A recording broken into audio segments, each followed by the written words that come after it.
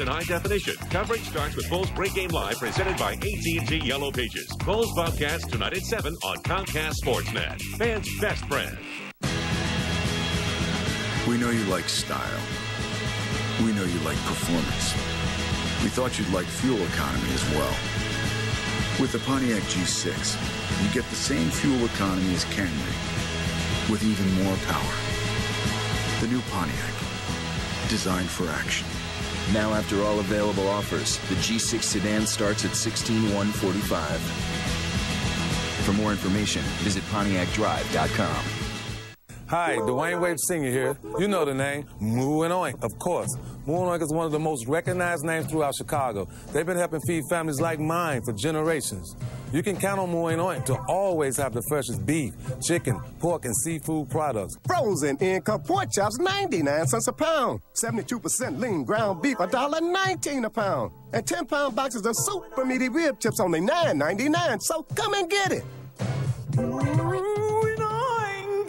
They're the teams you live for, the players you cheer for, and the events that make you stop everything. Whatever side you're on, whatever captures your interest most, there's one common bond that unites us all. We all share a passion for Chicago sports. That's why fans like you need a television home devoted solely to you.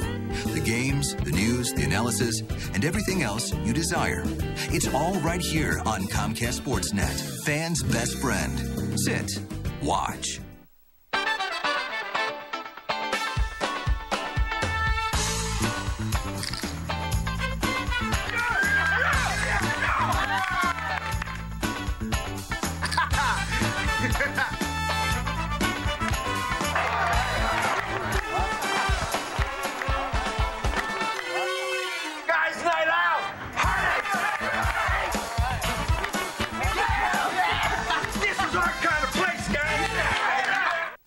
If ever you're not satisfied with one of our tires, please feel free to bring it back.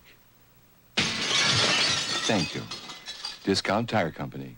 Low prices, more choices on the world's best brands, like Michelin and B.F. Goodrich.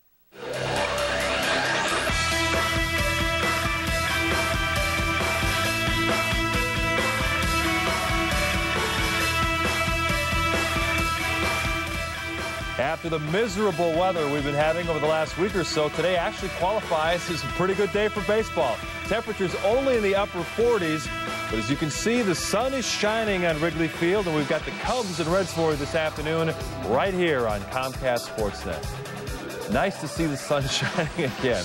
Good afternoon, everyone. Welcome into Verizon Wireless Cubs pregame live alongside our expert analyst, the all-star closer, Dan Plesac. I'm Mark Shanowski. After 2 days off, Lou Piniella sees the sun shining, comes to the ballpark, probably in a pretty good mood, and then he finds out two of his starters won't be able to go today. Well, unfortunately, and two big bats that have really started off the season really well. Aramis Ramirez really has looked like a different player the first week of the season. He's hustling, he's running the bases.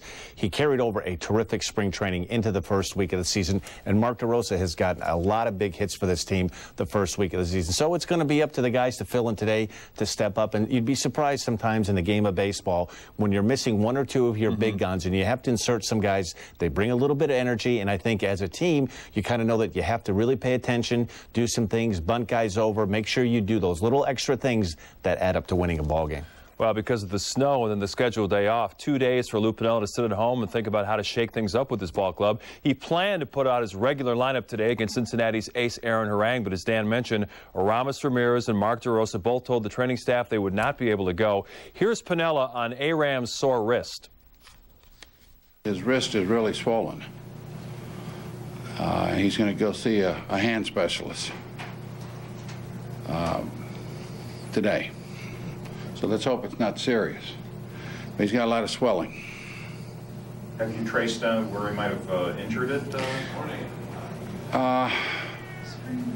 In spring training, early in the spring, going into second base, he sort of jammed it. So, it's been bothering him here lately, but anyway, it's swollen, and we'll know more a little later on this afternoon. And how about DeRosa? DeRosa has back locked up on him a couple days ago, and he's better today. and he can be used in an emergency. So we'll just give him one more day, and with Ramirez maybe being out for a few days, or better not take any chances. You can see the concern on the skipper's face because Aram, notoriously a slow starter in cold weather, he'd been tearing the cover off the ball, hits in all 8 games. He was 3rd in the National League, batting .406. You never want to lose your cleanup hitter at any point, but with the team scuffling to score right now, this is really a big blow. And it's really a big loss because now it really makes Derek Lee the focal point of this offense. And I think one thing they provided each other was a nice back-to-back tandem. If you wanted to pitch around Ramirez and pick your poison and pitch to Derek Lee, that wasn't really a recipe for success. And I think both of them kind of helped each other out, getting a little bit better pitches to hit. And so what I think you're going to see this afternoon is the Cincinnati Reds try to pitch around Derek Lee a little bit more without that big. And I think one of the big keys will be to see how Cliff Floyd, there's probably going to be some, he's going to come up with some runners in scoring position. He's going to get some good pitches to hit. And if he can deliver, that will certainly help. And Mark DeRosa, the new addition at second base, has also gotten some big hits for the Cubs so far. He will be missed in that lineup as well. Well, for more on the injuries and the lineup shuffle, we head out to the ballpark and welcome in Gail Fisher. Gail, we get the weather straightened out, but now injuries, exactly what the Cubs don't need right now.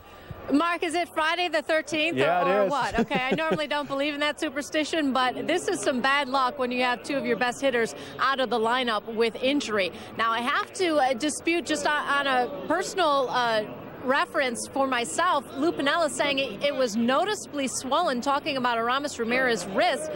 I have to admit, I interviewed Aramis and didn't see it at all.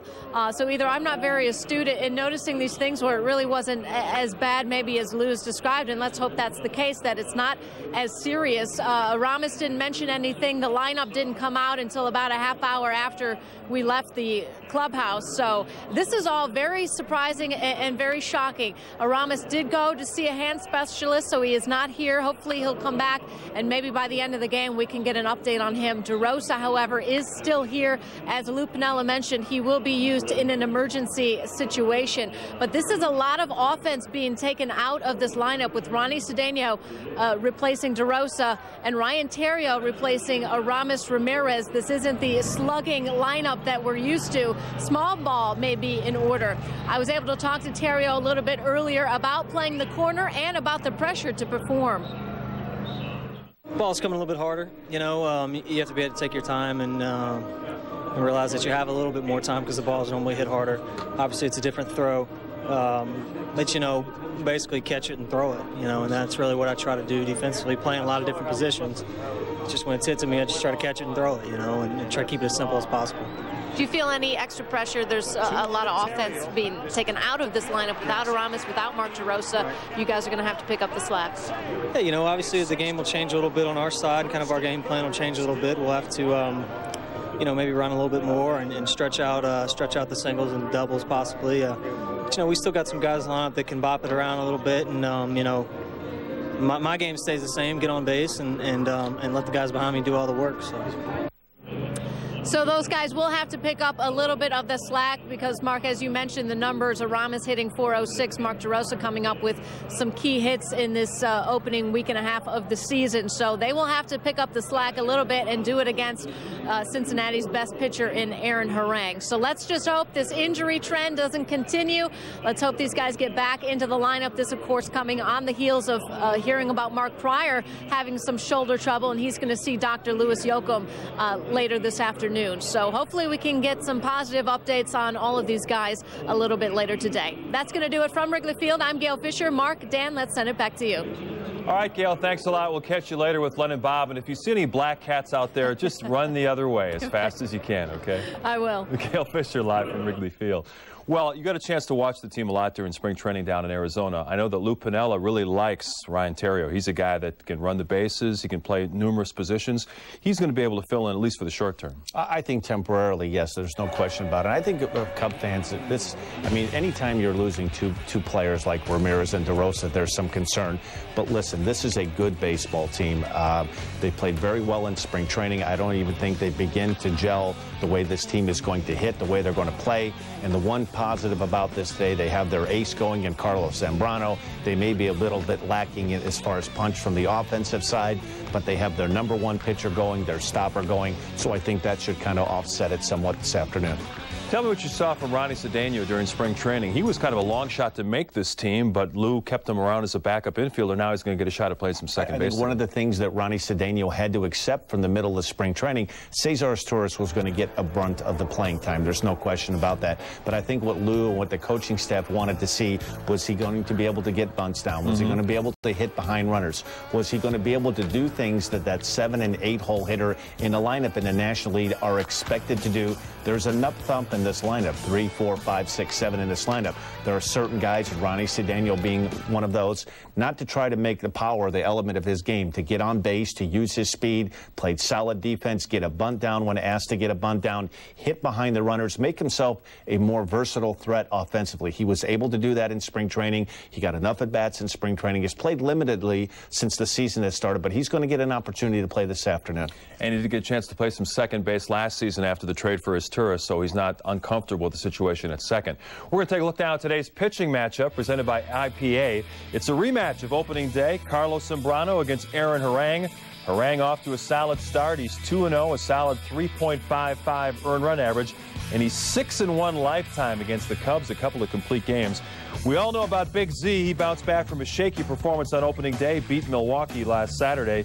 And, Dan, I know that Carlos, sometimes his emotions get the better of him. He's got to hit his spots against this Reds lineup. Well, he's got it, and this is a very good offensive team, the Cincinnati Reds team, and they run some big, strong left-handed bats. Adam Dunn, Ken Griffey Jr. This is a good offensive team, one of the better offenses in the National League. And one of the things Carlos is going to need to do is what we've talked about. The only bugaboo, the negative you could talk about Carlos' game, he's got to try to keep his pitch total down. His first start of the year, you know, if Carlos Zambrano is at that 75, 80 pitch limit going into the 6th and 7th inning, he's usually strong to be able to go deep into the ballgame. And one of the bugaboos has been the base on balls. If he can have command of the strike zone, use his good sinking fastball, run the ball on both sides of the plate, use that slider that he has in the split finger that's really been an effective pitch for him, I think you'll see him go deep into this game.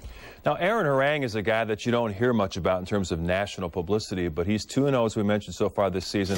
He's actually a pretty good pitcher. What did he do so effectively against the Cubs on opening day? He's a very good pitcher, and one of the things he does is he throws strikes. He's always near the top and least amount of walks per 9 innings. And one of the things you saw on opening day, he's not afraid to throw strike one. He has a very good fastball that he'll throw to the low to middle 90s. He can get it up there 93, 94 at times. And if he starts getting ahead strike one, he has a very good off-speed pitch. His breaking pitch is very good. It's really his strikeout type of pitch. So I think it's very important for the Cub hitters to go up there expecting that they're going to get a lot of strikes and be ready to hit right off the get-go. Yeah, he doesn't walk many guys. Only 3 walks in his first 2 starts of the season. We're just getting started here on Verizon Wireless Cubs pregame live. Coming up next, we'll take a closer look at the heart of that Reds batting order. You all know about Adam Dunn. He belted 2 homers off Big Z on opening day. And since 2001, he's hit 17 homers at Wrigley Field. That's more than any other Cubs opponent during that time. They're getting the field ready to go. We've got the game for you today here on Comcast Sportsnet.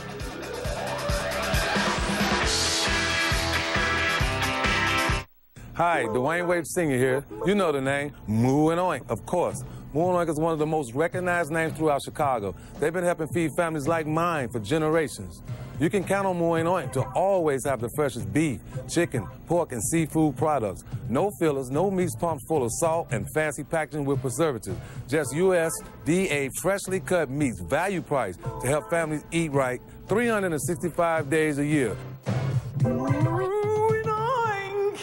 They're the teams you live for, the players you cheer for, and the events that make you stop everything. Whatever side you're on, whatever captures your interest most, there's one common bond that unites us all. We all share a passion for Chicago sports. That's why fans like you need a television home devoted solely to you. The games, the news, the analysis, and everything else you desire. It's all right here on Comcast Sportsnet, fans' best friend. Sit, watch. Quiet on the set, take 73. Hello out there in TV land. Save your false laughter. Very popular. Whoa, get your foot off the fogger.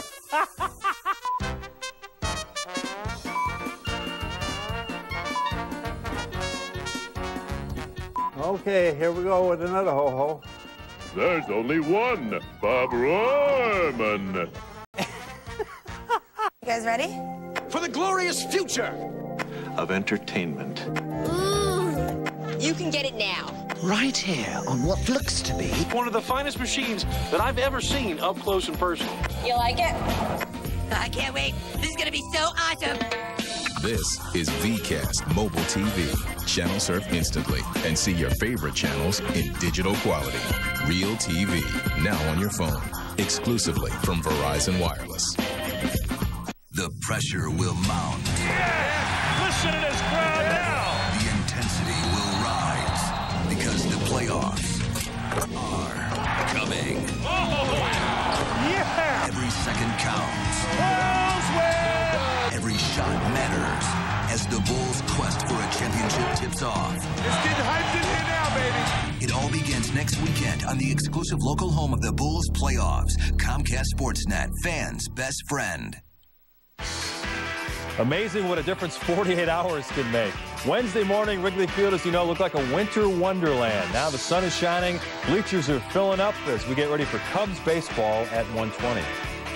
Welcome back to Verizon Wireless Cubs pregame live. Mark Shanowski and Dan Plesac with you this afternoon. We're going to take a closer look at that Cubs lineup. Of course, we mentioned at the top of the show, it has a completely different look because of the injury situation with Aramis Ramirez and Mark DeRosa. Alfonso Soriano is in his customary leadoff spot. Ryan Theriot will bat second and play third base. Then it's Jock Jones in the 3-hole. Derek Lee will bat cleanup, followed by Michael Barrett and Cliff Floyd. Ronnie Cedeno gets the start for DeRosa at second. Then it's Cesar Izturis and the pitcher, Carlos Zambrano. Could have Big Z batting seventh today, the way he can pound the ball. But the Cubs need to get Soriano going. He's batting 200, and looking at the stats, he doesn't have a home run or an RBI yet. I think as you see the weather's going to heat up, you look at his history, and that pretty much will tell you about what you're going to get from this guy. And sooner or later, he's going to start swinging the bat and start swinging the bat for some power. I think that some of it can be attributed signing with a new team, coming to a new ballpark, a new bunch of teammates, a different city. And anytime you're out of your comfort element, it takes you a while to get adjusted. But I think you're going to see him make the adjustment. And when he does start hitting, he's going to start hitting in bunches. On the other side of the coin, D. Lee is mashing the ball. Second in the National League and hitting. Great to see him making a strong comeback after the wrist injury. Oh, there's no question. I mean, this guy is a very important piece of where this team's going. One of the best players in the National League, and you could make a case, one of the best players in all of Major League Baseball. Plays a tremendous first base, runs the bases very well, and I think he's kind of the unsung, kind of quiet leader on this team. He's the guy that they look to. He's the guy that, as a Cub fan, you hope he comes up with the game on the line. He has a knack for delivering when he needs to deliver for his team. He's just an all-around solid player. Michael Barrett moves up to the 5-hole today. He struggled early in the season, but showed some signs in Houston that maybe his bat's coming around. You know, Michael Barrett is a very good offensive player, and one of the things he's getting a chance since he's joined this Cub team to get a chance to play every day. He moved around a little while early on in his career, a little bit of third base, dinkered a little bit in some outfield, but he's settling catching it. And really, there should not make any built-in excuses. This is still a very good lineup that they're throwing out this afternoon. You have some speed, you have some pop. When you're talking about Michael Barrett, Derek Lee, Jock Jones, Cliff Floyd. There's a lot of thump still in this lineup. There's enough speed in this lineup. I don't think with the absence of Ramirez, if this is going to be a good team, and I really believe this is a good team, they're going to have to learn to win without Ramirez, without Lee. Not for an extended period of time, but I think this lineup is still a very good lineup. And with the addition of guys like Cliff Floyd and Darrell Ward, that bench is a lot stronger than what we saw a year ago. We're going to check out Jerry Naren's lineup for the Cincinnati Reds today. Brandon Phillips leading off. He's playing second base. Then it's left-handed hitting Josh Hamilton, the youngster. A couple of home runs already this season. Adam Dunn and Ken Griffey in the middle, where you expect to find him. Edwin Encarnacion, who got benched for not hustling the other day. He's in the lineup, batting fifth. Then it's Scott Hatteberg. Jose Valentin's brother Javier doing the catching. Juan Castro is at shortstop, and the pitcher, Aaron Harang. And Dan, I would imagine that Lou Piniella would like to see Zambrano pitch around Adam Dunn in certain situations, but is that really in Big Z's makeup to avoid a guy like that? Well, you have to really be careful because he's going to have some protection in Ken Griffey Jr. Ken Griffey Jr. still can hit the ball out of the ballpark. He's still one of the best left-handed hitters in all of baseball. You know, as age, you know, there are some things that he can't quite physically do that he was able to do 4, 5, 6 years ago, but this is still a very good player. And this is a good lineup, and they're especially tough against right-handed pitching. When you have young Josh Hamilton, a great story on his comeback with the Cincinnati Reds, already has 2 home runs, hit one opposite field in Arizona the other night. I mean, this is a good team right now. This is a very good offensive team, and if they get any kind of pitching at all, I think they're going to be around in the Central Division for a long time. Josh Hamilton, of course, had all kinds of off-the-field problems. The Cubs actually selected him in the Rule 5 draft, but it was prearranged they would move him on to Cincinnati. He's an exciting young player for them. He's, you know, at one point, and Lou Piniella knows him very well because he was in the Tampa Bay Devil Ray organization. He's pretty much, if you talk to scouts around baseball, a 5-tool player. Hit for power, hit for speed, he can run, he can hit, he can throw. He can just do about everything. And hopefully he's gotten himself a second chance, and he's getting a chance to play for the Cincinnati Reds. And if he continues at this pace, there's no telling what kind of player he may still develop into being. And the Cubs have an exciting young player playing down in Iowa right now. Felix Piet is off to a good start with the Iowa team. He's hitting .400. I imagine we'll be seeing him at some point this season at Wrigley Field. All right, we put it off as long as we could, but being the pitching expert, I've got to ask you about the latest setback for Mark Pryor. He's going to see Dr. Louis Yoakum out in California today, pitch 2 innings in an extended spring training game against some minor leaguers, had to leave because of shoulder soreness. Do you think we're getting to the point that maybe surgery may be the next step for a Mark Pryor? Well, that's the million-dollar question right now, and I think one of the things that this team was built on, if Mark Pryor was going to be a part of this team, it was going to be an added bonus. But I think when you go out and you acquire guys like Ted Lilly and Jason Marquis, the development of Rich Hill, you have Carlos Zambrano, and I think that's what made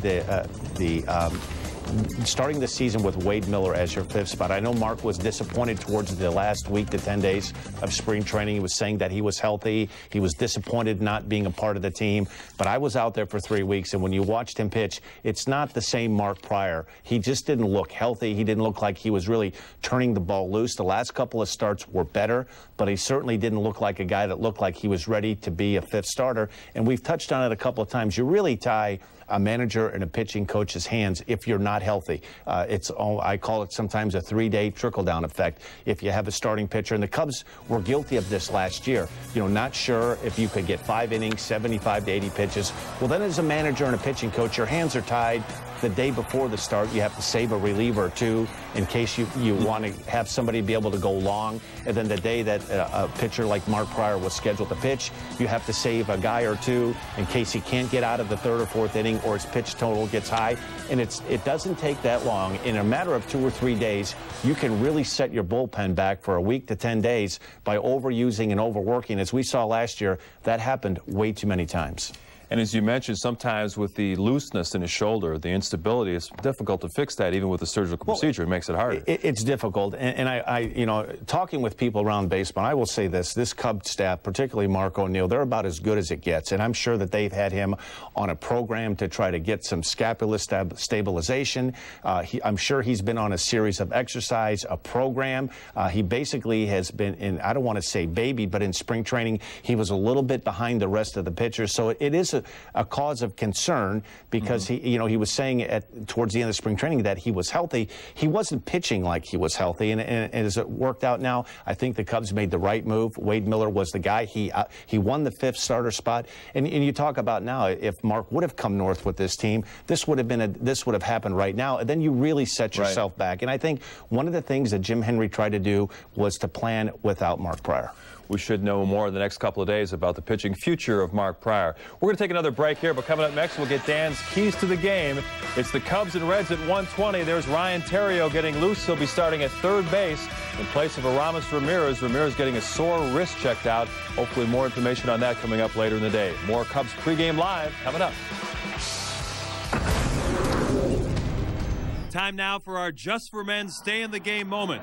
In the bottom of the 9th inning of Tuesday's game against the Astros, Mark DeRosa hits a 2-out RBI single up the middle, cutting Houston's lead to 4-2. That brought the winning run to the plate. Unfortunately, that would be the last run the Cubs would score as they lost their 3rd straight game. Stay in the game with Just for Men hair color. Hi, I'm Keith Hernandez. And I'm Walt Clyde Frazier. What a marvelous night for the action. Let's go to the play-by-play. Oh, there's Mr. Graybeard approaching Miss Hottie. Oh, no. Rejected. Clyde, that's gotta hurt. Yeah, no play for Mr. Gray. Get that man our Just for Men brush-in color gel. It's specially formulated to penetrate coarse facial hair and gets rid of gray in 5 easy minutes. Home run. Another win with Just for Men. They're the teams you live for, the players you cheer for, and the events that make you stop everything. Whatever side you're on, whatever captures your interest most, there's one common bond that unites us all. We all share a passion for Chicago sports. That's why fans like you need a television home devoted solely to you. The games, the news, the analysis, and everything else you desire. It's all right here on Comcast Sportsnet, fans' best friend. Sit, watch.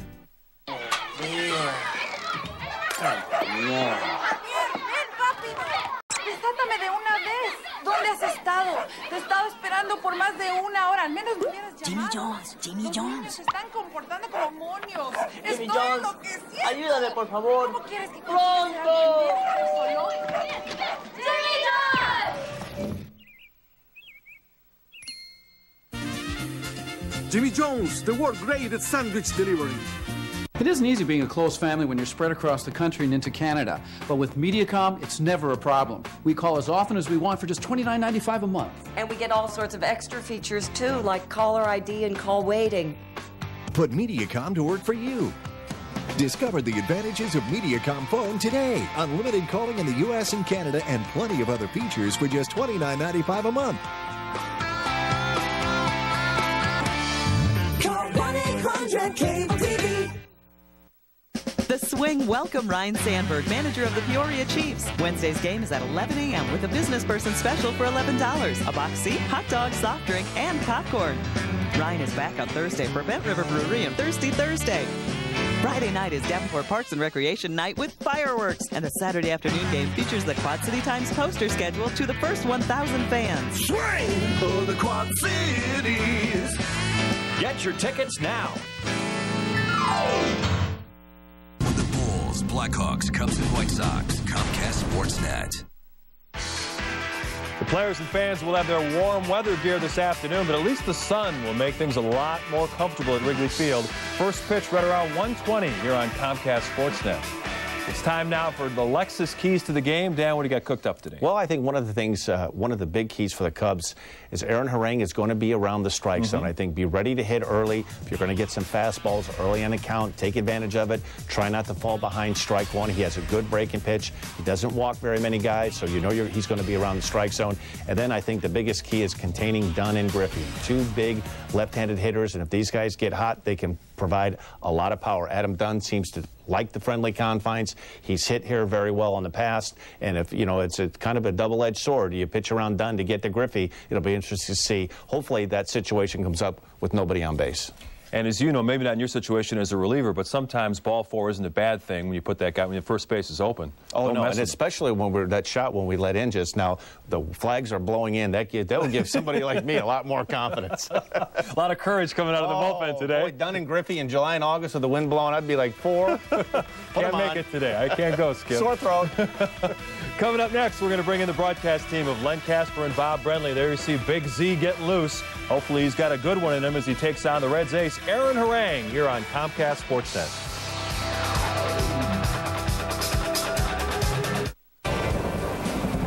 Introducing the all-new Chevy Silverado half-ton crew cab, a standard stability control system, and the safety and security of OnStar. No other pickup delivers both. No wonder it's the 2007 Motor Trend Truck of the Year, the all-new Chevy Silverado. Get this specially equipped 2007 Chevy Silverado half-ton crew cab starting at $27,095 after total cash back. That's right. Get this 07 Silverado half-ton starting at $27,095 after cash back. Tonight, Bulls basketball is on Comcast Sportsnet. Ben Gordon leads the Bulls charge against the Charlotte Bobcats in high definition. Coverage starts with Bulls Pregame Live presented by AT&T Yellow Pages. Bulls Bobcats tonight at 7 on Comcast Sportsnet. Fans' best friend. If ever you're not satisfied with one of our tires, please feel free to bring it back. Thank you. Discount Tire Company. Low prices, more choices on the world's best brands like Michelin and BF Goodrich. Chicagoans love their pizza. That's why you come to Giordano's, some for 30 years now. We use only the finest ingredients to make Giordano's famous stuffed pizza, our equally famous thin crust pizza, plus salads, pastas, sandwiches, and more. Come on into Giordano's and celebrate 30 great years with us. Giordano's famous stuffed pizza. We made it good. You made it famous. Every night, only one show brings you closer to the teams that matter most. Sports Night on Comcast Sportsnet. Highlights of the games you care about. Breaking news that has Chicago talking. Interviews with the biggest names. And the time to tell in-depth stories. If you're a fan of Chicago sports, then this is your show. Sports Night, every night at 6:30, 10, and midnight. Only on Comcast Sportsnet. Fans' best friend. It's where stars are born and legends play. Where the unforgettable happens and history is made. In the city where sports reign supreme, there is only one network capable of capturing it all. Comcast Sportsnet. Every season, every moment, every day, every night. Be here for what happens next. There's Cubs manager Lou Piniella. He's glad the snow is gone and the sun is shining, but not very happy about the fact his cleanup hitter, Aramis Ramirez, not available today because of a sore wrist. And with the Cubs already scuffling to score runs, Dan, I imagine they're going to really lean on their ace, Carlos Zambrano. He needs to be economical with his pitches and hopefully get him 7 good innings. Well, you know, when you're missing 2 big bats in that lineup, it's nice to have your ace going today. But we touched on a little bit earlier, this is still a good lineup. There's no excuses. This is a team that needs to start winning some games. They've got Zambrano on the mound. There's still enough thump. There's enough speed in this lineup for this Cub team to turn this 3-game losing streak around and get this season headed in the right direction. I like to hear that. That's going to do it for the studio portion of Verizon Wireless Cubs pregame live. We're going to head out now to Wrigley Field, bring in the broadcast team of Len Kasper and Bob Brenly. Guys, good to see the sun shining again. The key force for Cincinnati, though, Adam Dunn. Looking at the stats, he's hit 17 homers at Wrigley since the start of 01. Will Big Z be willing and able to pitch around him in key situations? Well, Mark, you would think so, considering that Carlos gave up 2 home runs to Dunn in Cincinnati. And, Bob, Adam Dunn's the kind of guy who can make this park seem even smaller if that's possible. He can make a lot of parks seem small. Incredible power to all parts of the field. And you talk about pitching around Adam Dunn. That's a possibility with Ken Griffey Jr. hitting behind him. Jr. off to a slow start, only 6 base hits on the season, all singles. He does have holes in his swing, but you better make sure you hit those holes. All right, Mark and Dan, we'll talk to you after the game. The injury's the big story, and we're going to hear from Lou Piniella in a second. But I like what Dan Plesac said. You've got your best pitcher on the mound today. This lineup should be good enough to get a win. Well, and you talk about playing small ball. This is a lineup that is conducive to playing small ball with Cedeno, Torres, and Terrio on the infield, Jock Jones in the outfield, or Alfonso Soriano in center. Maybe we'll see Lou push some buttons today, play a little more hit and run, get those runners in motion. All right, the Cubs have not had a lead at home. They did not have an advantage in the 2-game sweep against the Houston Astros. DeRosa out, his back locked up. Ramirez has a swollen right wrist. Let's hear from Lou Piniella first on why Ramirez is not in the lineup today. Oh, he's not benched. His wrist is really swollen. He's going to go see a hand specialist today. So let's hope it's not serious. But he's got a lot of swelling. Have you traced down where he might have injured it? In spring training, early in the spring, going into second base, he sort of jammed it. So, you know, it's been bothering him here lately, but anyway, it's swollen, and we'll know more a little later on this afternoon. And how about DeRosa? DeRosa has back locked up on him a couple days ago, and he's better today, and he can be used in an emergency. So we'll just give him one more day, and with Ramirez maybe being out for a few days, or better not take any chances.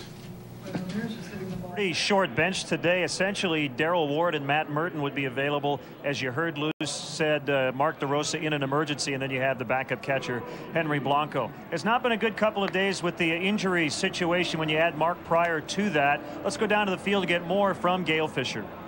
All right, Len, I guess Friday the 13th is in effect for the Cubs today, running into some bad luck with those injuries. Like you said, Mark Pryor, we found out about yesterday, and now a couple of position players. I talked to Ryan Terrio, who will be filling in for Aramis Ramirez, and he said he played plenty of third base in spring training, so he's comfortable at the corner, and he also knows he has to pick up some of the offensive slack because of the fact that Aramis was hitting so well, 406, that is third in the National League. So he and Ronnie Cedeno will have to pick up some of that offensive slack. I also talked to General Manager Jim Hendry, who is trying to remain positive despite the bad news. Yeah, well, you have to get through things. Obviously, hopefully the Ramirez thing is just going to be a day or so. I think he jammed it a little bit in spring training and obviously been playing very well through it, and got up today and had some swelling in the area where he had originally kind of nicked it in Arizona. So hopefully it's just a day, no more than two. We'll have somebody see him today, a hand specialist, just to make sure. But he's been playing awfully well, so you'd like to think it's not serious and swinging the bat well. So if it's just a day or so, then that's okay. That's part of it. Everybody has their tough times and miss a day here or there. So.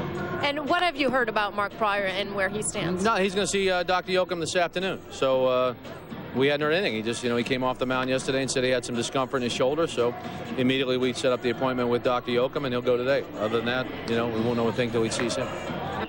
So there could be some updates later on this afternoon, not only for Mark Pryor and his visit to Dr. Yoakum, but also Aramis Ramirez, and we'll see if we can get an update on him later as well. Mark DeRosa, though, Lou Piniella said he will be able to use him in an emergency situation, so he will be still available. Hopefully all of these injuries are minor and we can get these guys back in the lineup. For now, let's go back upstairs to Len and Bob. Gail, thank you. Last thing, and of course the wind can change in the next 10 minutes or so, but it's blowing from left to right. So we mentioned Dunn and Griffey, but with Jones and Floyd, maybe this will be a good offensive day for those left-handed hitters. Yeah, this is the kind of day for a right-handed pitcher. You check those flags, and you really want to pitch carefully. The left-handed hitter should really give a boost to balls hit that direction. Great pitching matchup. More on that as we return. Aaron Harang will face Carlos Zambrano. Reds and Cubs, game one of this series coming up. Try Arby's new Market Fresh Tuscan Turkey Sandwich. Freshly sliced turkey, thick-cut pepper bacon, and sun-dried tomato spread on our 3-cheese focaccia. So good, it'll have you saying, I'm thinking Arby's. They're the teams you live for, the players you cheer for, and the events that make you stop everything. Whatever side you're on, whatever captures your interest most, there's one common bond that unites us all. We all share a passion for Chicago sports. That's why fans like you need a television home devoted solely to you. The games, the news, the analysis, and everything else you desire. It's all right here on Comcast Sportsnet, fans' best friend. Sit, watch. When you look at this club at the beginning of the season, its attitude, its form. Scoring! There is the second goal by Chicago. Try shot and a goal! Right down the middle after picking the pocket of Amado Guevara and scoring!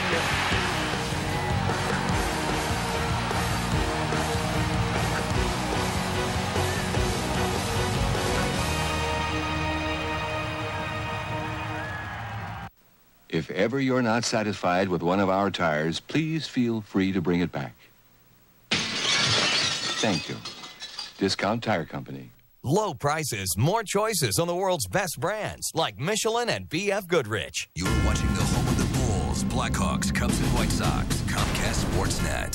When the subject is trucks, you've got to know how to work it. Quad City Spring is all over that. When you need organizing systems for pickups and vans, and Adrian Steel custom setups are your mandatory upgrades, Quad City Spring gets the call. Ladder racks, toolboxes, towing, and truck accessories, we've got you covered. When the subject is trucks, Quad City Spring knows how you want to get it done. Got a truck? Work it, baby. Quad City Spring, 34th Street and River Drive, Moline.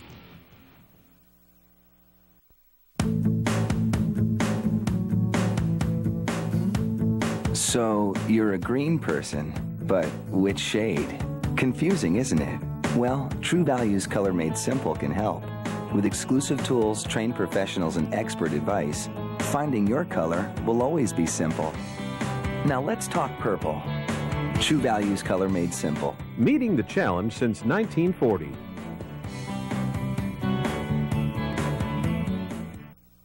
Weeknights at 5:30 on Comcast Sportsnet. Sunny skies above and no snow on the ground. It's great to see. The high should get up around 50 degrees today and feels pretty good in the sun as the Cubs seek their first home victory of the 2007 season.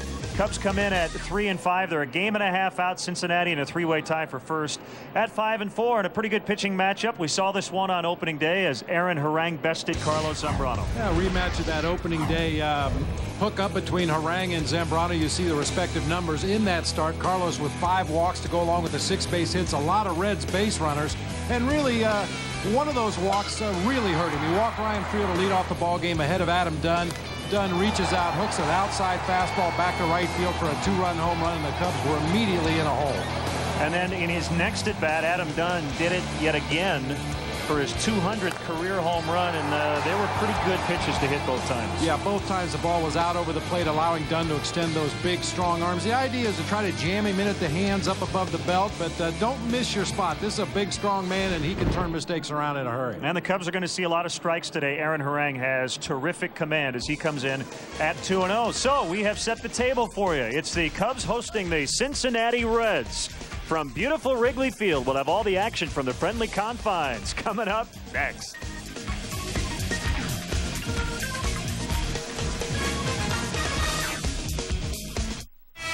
Cubs Pregame Live is presented to you by Verizon Wireless. It's the network. I must say, this is going to be interesting. I advise you to open your eyes for an amazing surprise. What can I say? It's the future, right? I hear it's wonderful. I bet you've never seen anything like this before. There's something going on here. In the palm of my hand! Yes, sir. VCast Mobile TV. Channel surf instantly. See all of your favorite channels in digital quality. Real TV, now on your phone. Exclusively from Verizon Wireless. Tonight, Bulls basketball is on Comcast Sportsnet. Ben Gordon leads the Bulls charge against the Charlotte Bobcats in high definition. Coverage starts with Bulls Pregame Live presented by AT&T Yellow Pages. Bulls Bobcats tonight at 7 on Comcast Sportsnet. Fans' best friend. Hey, Chicagoland, I'm Robin Earl. I've always been part of a winning team as a former Chicago Bear and now with International Profit Associates. International Profit Associates is the nation's leader in management consulting for small and medium-sized companies. IPA had another winning year and is now hiring appointment setters and inside sales representatives. IPA employees are building careers. The 800 employees at the Northwest Suburban office love working at IPA because of the unlimited income potential. Call IPA at 800-531-2542. Tell them you're looking for a change. Lots has changed over 4 generations, but one thing that's remained the same is the great taste of Rosani's Pizza. For 40 years, the Rosani family secret recipes have kept people coming back for more. Authentic pizzas are made by hand, always with the freshest homemade sauce and ingredients. Deep dish, thin crust, there's something for everyone. Or dive into the cheap, delicious Italian beef with melted mozzarella. Rosani's Pizza, a tradition of quality for 4 generations. Log on to myrosanis.com to find the location near you. Your age doesn't matter. Your race doesn't matter. Man or woman? Tall or small? Doesn't matter. One organ donor can save up to 25 lives. I want you to join together with the band. Boys can save girls. Cubs fans can even save Sox fans. And Card fans. Doesn't matter who you are. What matters is... What matters is... will you help? Will you help? Will you help? Will you help? Sports Night, every night, only on Comcast Sportsnet. Fans' best friend.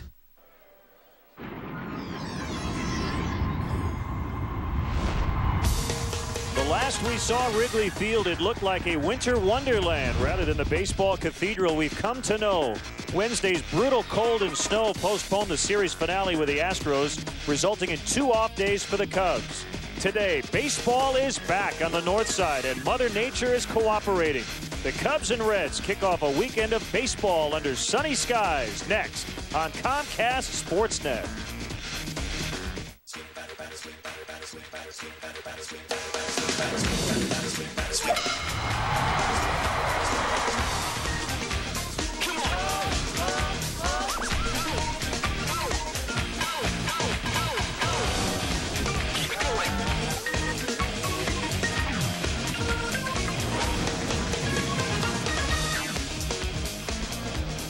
great to see the sun out here on the north side. It's been a very slow start to the home portion of the schedule for the Cubs. After losing a snow-shortened series, losing both games against the Astros, they're back to work today. It's a weekend series, Friday the 13th. Maybe it'll be lucky for the Cubs today as they take on the Reds here on Comcast Sportsnet. Welcome inside the friendly confines. Bob Brenly and Len Casper with you. The injuries, the big story today. Aramis Ramirez out for maybe a couple of days, maybe more than that, hopefully not. He has a swollen right wrist. Mark DeRosa's back locked up the other day, so a different lineup. We'll talk about that a little later. And when you look at what's gone on here lately, the Cubs have dropped 3 in a row, Bob, and they're giving up runs early and not scoring enough early. Yeah, and I think that's been a huge key, especially with the conditions at Wrigley being so bitterly cold. And as Lou Piniella has mentioned, this is a team that's built to thump. And when you fall behind early in ball games and can't thump because of the weather or whatever, it's going to make it tough to win ball games. You see, they've allowed 9 runs before the 4th inning. The Cubs have not scored before the 4th inning. And the Cubs need to get better at home. The last 2 years, they have been under 500 here. This is a unique setting for baseball, and you really would like to take advantage of that. You'd love to take advantage of the enthusiastic crowd that's here on a daily basis, and the fact that the visiting teams that come into Chicago on occasion will enjoy themselves a little bit too much the night before the ball game. First pitch coming up, but let's go down to the field now. Our national anthem today, St. Ignatius College Prep with the duties. And now, ladies and gentlemen, to honor America, we ask that you all please rise and kindly remove your caps and join along St. Ignatius College Prep Band in leading us in our national anthem.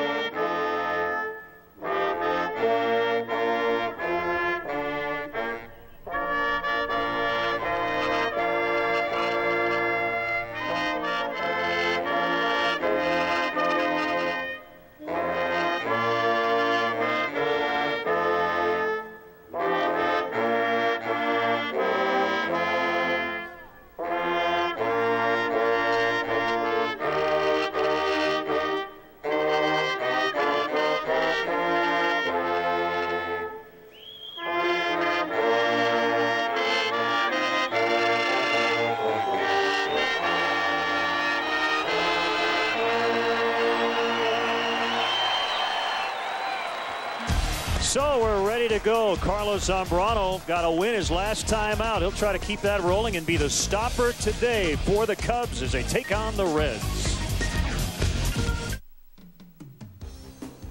What is it, Doc? It's Steelitis. It's time to get the Arlington Acura in Palatine.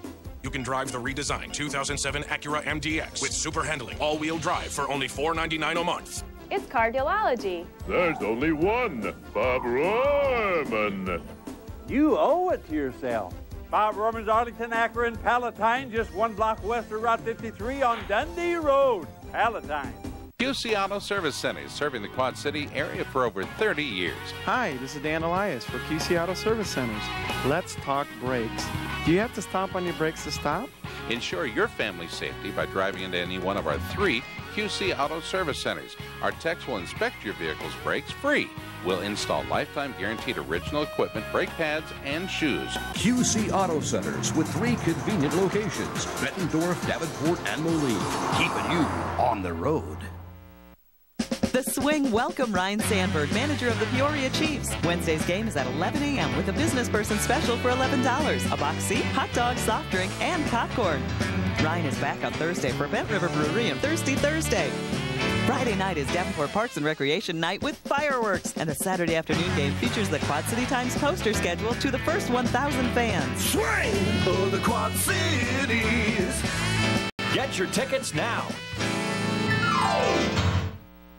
Cubs baseball on Comcast Sportsnet is brought to you in part by Chevy. Log on now to ChevyDriveChicago.com. Check us out today at ChevyDriveChicago.com. Walgreens, the pharmacy of the Chicago Cubs, your local area Lexus dealer, who invites you to test drive a Lexus today.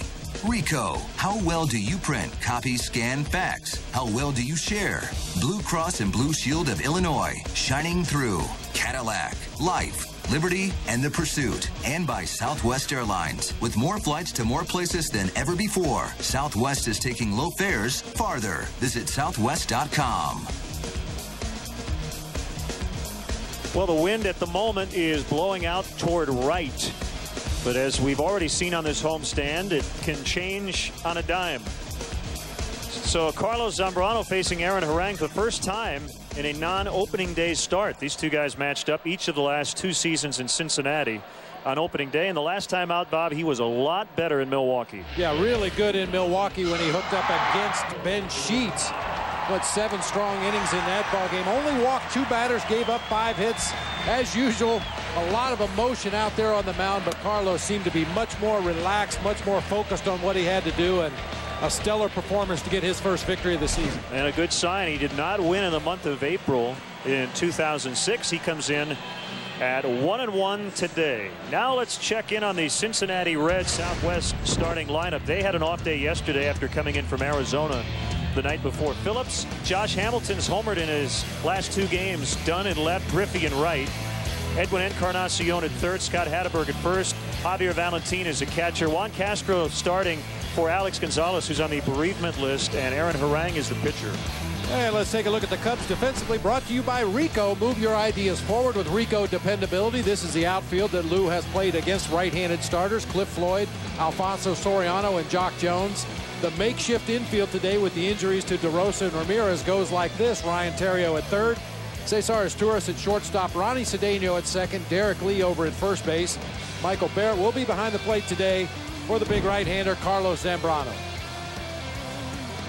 See his numbers on this season. We documented his first start of the year against this Cincinnati Reds ball club. Needs to pound that strike zone with more regularity. Be careful of Adam Dunn.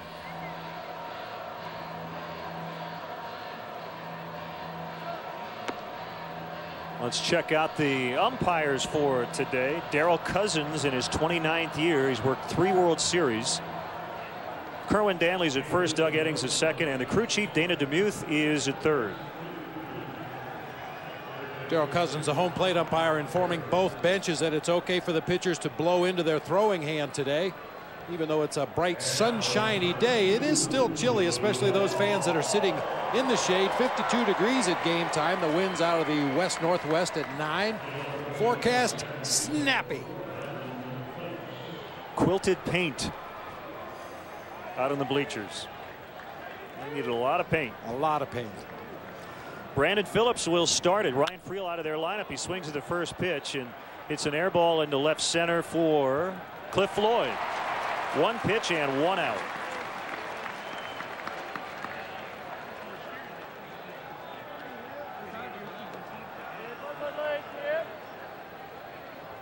And here comes Josh Hamilton, who's playing in center, making his 3rd consecutive start. He has hit a homer in each of his first 2 starts of the year, Tuesday and Wednesday in Arizona.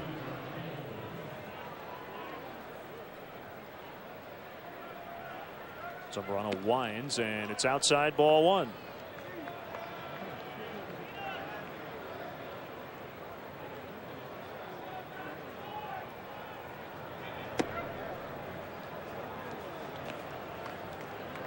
Two and 0 on Hamilton, and he starts a parade of lefties: Hamilton, Dunn, and Griffey. And the right-handed hitting Edwin Encarnacion back to a lefty and a switch hitter in Javier Valentin.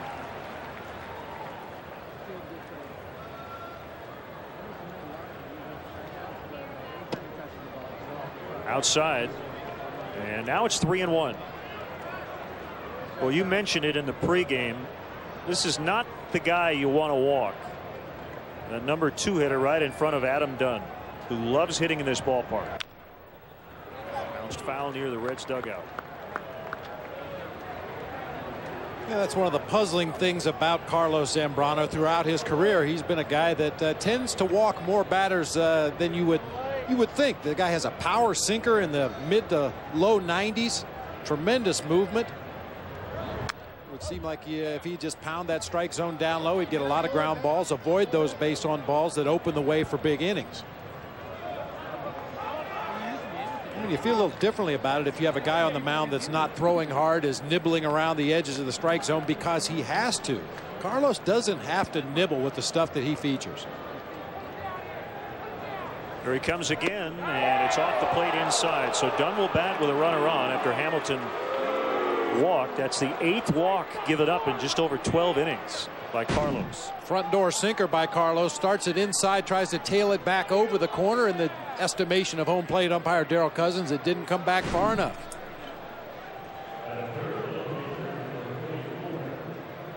So here's Dunn. 6 of his 10 career hits against Carlos have left the building. He has 4 home runs on the year, 2 on opening day. His tour is playing almost behind second base. Different look on the infield today. Terrio at third for the injured Ramirez. Cedeno at second for the hobbled Mark DeRosa. A back problem for Mark. He would be available in an emergency. And Ramos Ramirez getting his right wrist looked at by a hand specialist. It's amazing to think about the start that Ramirez has gotten off to this season. The entire time apparently has been troubled by that right wrist. Certainly wouldn't have known it by the way he was swinging the bat early. Swing and a miss, and it's 1-2 on Dunn. Seems like we haven't been here in a while. Well, you get back-to-back off days during a major league season, and it's not the All-Star break. It seems like a long respite. And a bit too long for the Cubs' tastes. They have dropped 3 straight. And I'm sure they were chomping at the bit to get back out on the diamond today. 2-2.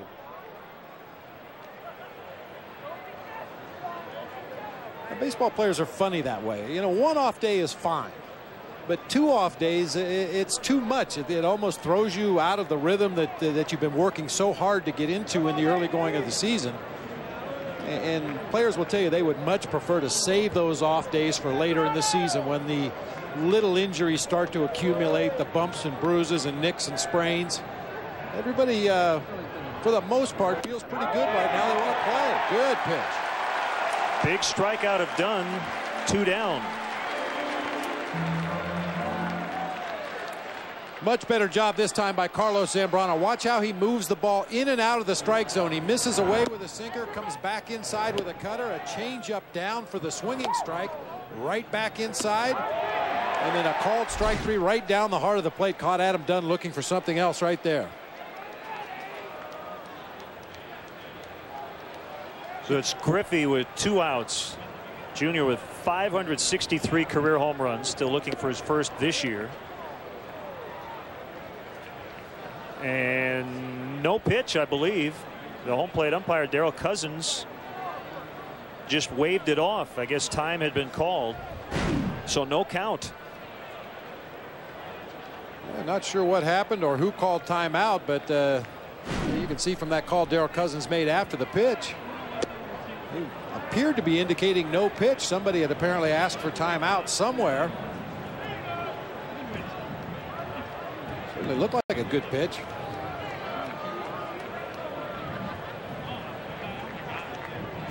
So it's 1 ball, no strikes on Griffey. And a quick check on Hamilton. He's back in head first. Good sinker to first base to Derek Lee. See how Derek caught that ball over there at first, almost turned his glove around trying to corral that pickoff throw. Here he comes on the slide step. Well, he's getting close, but not called a strike. And Carlos needs a second. He snapped the glove around the ball as he received the return throw from Barrett. And we know Carlos well enough to know that he wanted that last pitch. He'll just need to take a few extra seconds to regroup, get his concentration back, focus on what he needs to do now. Ground ball base hit into right. Hamilton's going to easily get to third as Jones comes up with it and tosses it back in. First and third. That's their first hit, and it'll bring up the third baseman Edwin Encarnacion, who was in the headlines the other day. Ken Griffey Jr. taking advantage of that hole in the right side of the infield. Has always been a real good low ball hitter. Gets a pitch down on the inside part of the plate right by Derek Lee, who was holding on Josh Hamilton at first base. Encarnacion on Wednesday was pulled by Jerry Narron after not running out a pop fly to second in his first at bat. It was an isolated incident, but Narron simply is not going to tolerate guys not hustling. And he put Encarnacion right back in the lineup today. Well, in his defense, Encarnacion, and I saw that ball game and I saw a replay of that particular play. He didn't know where the ball went. He took a swing and thought he fouled it back behind home plate. Was looking up trying to find the baseball, and by the time he realized that it was hit into play, he was still standing in the batter's box when the out was recorded. Well, he got a good look at that one, and it is foul, and it is out of play.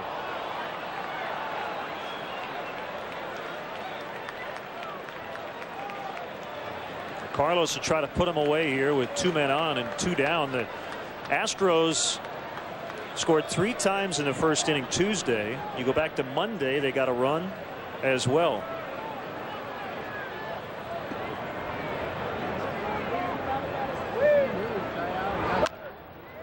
High chopper to his Tourist. He'll get the short out at second base. So a good job by Zambrano to get out of it. Cubs coming up when we come back.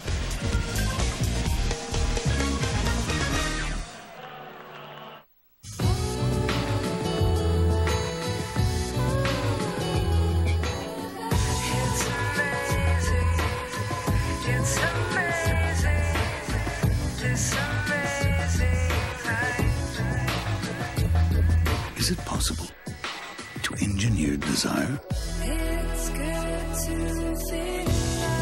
The ES from Lexus. At your Chicago area and Northwest Indiana Lexus dealer.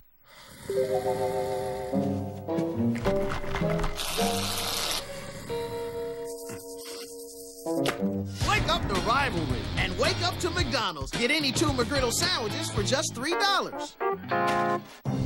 Grubs. Their mission? Destroy your lawn. Now there's Bear Advanced Season-Long Grub Control with Merit. Its exclusive 2-in-1 formula stops grubs all season. Plus, it revitalizes your lawn, guaranteed. Bear Advanced. We know you like style. We know you like performance. We thought you'd like fuel economy as well. With the Pontiac G6, you get the same fuel economy as Camry, with even more power. The new Pontiac, designed for action. Now, after all available offers, the G6 sedan starts at $16,145. For more information, visit PontiacDrive.com. Sun is out today, and the Cubs bats hope to get hot. Let's check out the Cubs Southwest starting lineup. Soriano, Terrio at third. Jones batting third with Ramirez out. Lee moves down a spot. Barrett, Floyd, Cedeno is Torres, and Zambrano rounded out.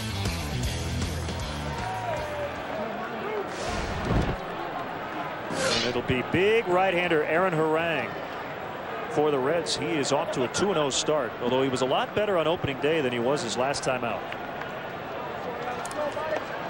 Set the Reds defense here momentarily. And the first pitch to Soriano came out of hacking and fouled it back. Now, Soriano has always been a very aggressive hitter, not your typical leadoff hitter that's going to go up there and fake bunts and try to work a deep count. He's going to hack at the first thing he sees in that strike zone, and had a real good pass at that first pitch. Here comes the 0-1. Missed it that time.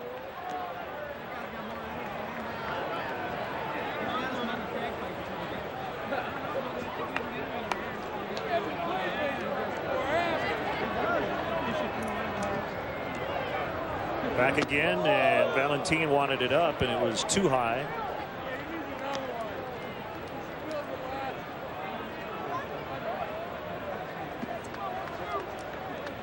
Cubs averaging just under 4 runs per game. They've hit just 4 home runs in the first 8 contests. Lou the other day said you got to score 5 runs a game. I mean, that's where you at the baseline need to be. That's kind of the magic number in Major League Baseball. If you can average 5 runs a ball game and your pitching staff is anywhere close to what you expect them to be, that should be good enough over the course of a season to win a lot of ball games. And Soriano strikes out. Well, he didn't need the defense on that particular at bat, but let's look at the Reds behind Aaron Harang. Adam Dunn in left, Josh Hamilton in center, Ken Griffey Jr. in right field, Edwin Encarnacion at third base, Juan Castro filling in for Alex Gonzalez. We'll talk about him in a moment. Brandon Phillips at second base, Scott Hatteberg over at first. Javier Valentin getting the start behind the plate today. He'll be catching the right-hander Aaron Harang. Now he faces Ryan Theriot. Top 2 spots in the order have been problematic. It's still very, very early. But Alfonso Soriano came in with a .243 on base percentage, a number 2 hitter, under 300. And the number 3 and 4 hitters up until today, Lee and Ramirez, on base over 400, slugging over 500. So the top 2 guys, that's a big, big key part of the order. 1-2 Ontario. Well, one thing it does right away, Len, if you can either get the leadoff or number 2 hitter on base ahead of the big guys, it puts the pitcher into a stretch right away. And most guys will tell you they much prefer to throw out of the windup.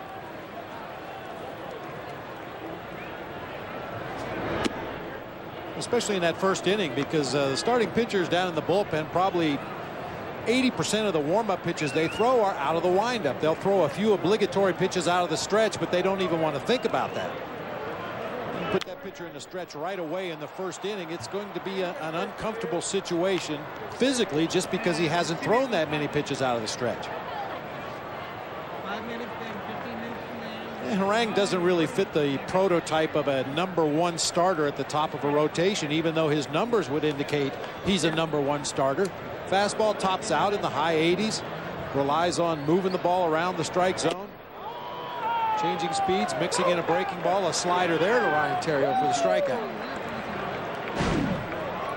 Very late breaking slider.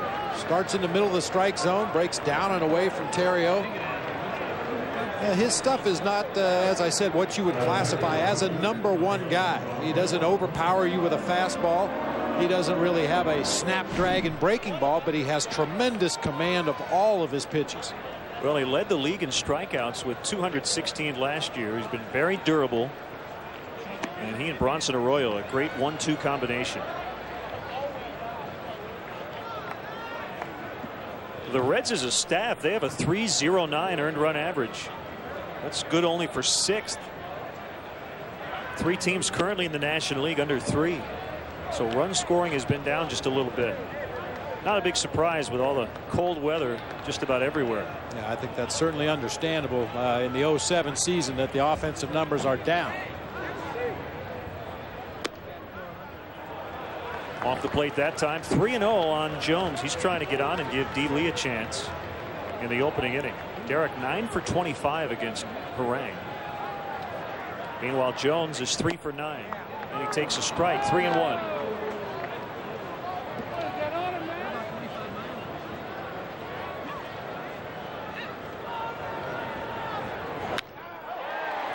The other way for a base hit. So Jock with a 6-game hitting streak.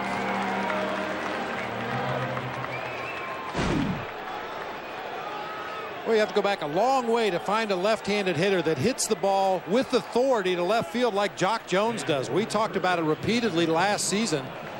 Not only hitting line drives that direction, tremendous power to left field. Back to my playing days, the Reds had a player by the name of Cal Daniels who had tremendous opposite field power for a left-handed hitter. Good cut by Lee, who has hit 23 career home runs against the Reds, the most against any opponent.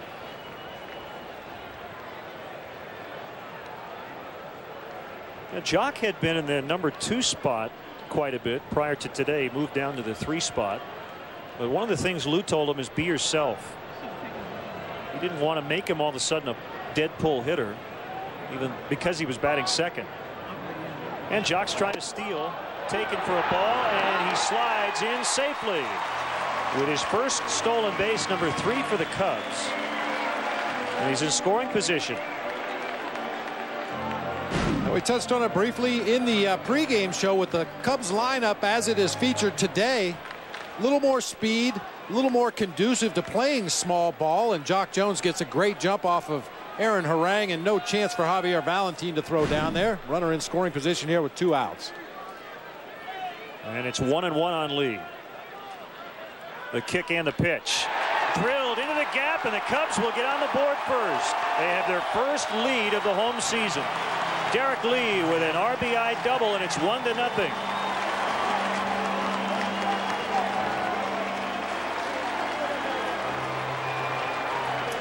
Fifth RBI for Lee, and his 4th double of the year. Huge base hit by Derek Lee for a number of reasons. Psychologically, even though they don't want to dwell on it, the Cubs know they've had trouble scoring runs early in the ball game. Number 2, facing the other team's ace, and we've talked about this many times in the past. If you allow them to settle in out there on the mound, a guy like Aaron Harang can be very tough to get to as the game progresses. So take advantage in the early going, cash in every opportunity you get.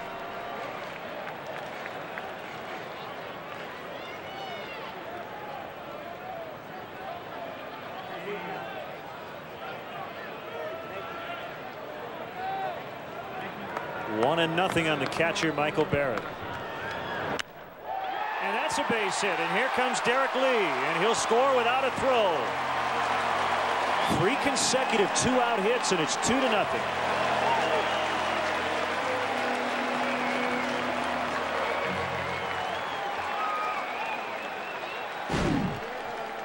Nice piece of hitting by Michael Barrett. Stays on that slider. It was headed for the outside corner.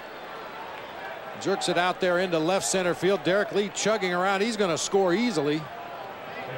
Actually, that was Jock Jones on the Derek Lee hit. Got so many runs scoring, we can't figure out who they are. Guys all over that plate early. Good to see the offense string something together. This lineup has been constructed to bang. It will hit. It has been very inconsistent early on, but it's way too early to panic.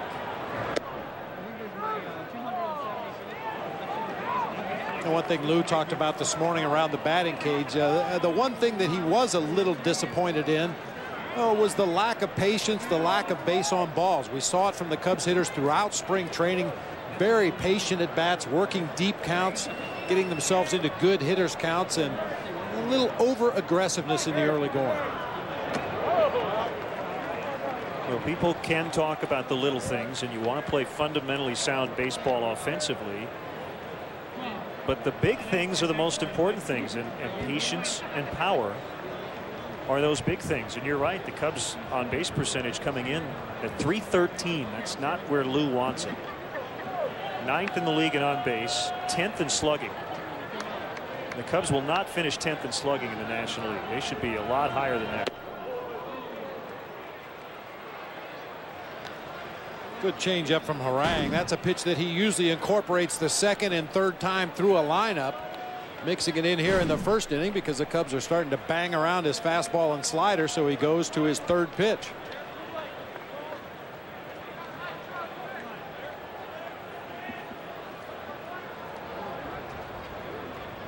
There's also been talk about the outfield defense, and nobody has claimed that the Cubs are going to have a Gold Glover in their outfield.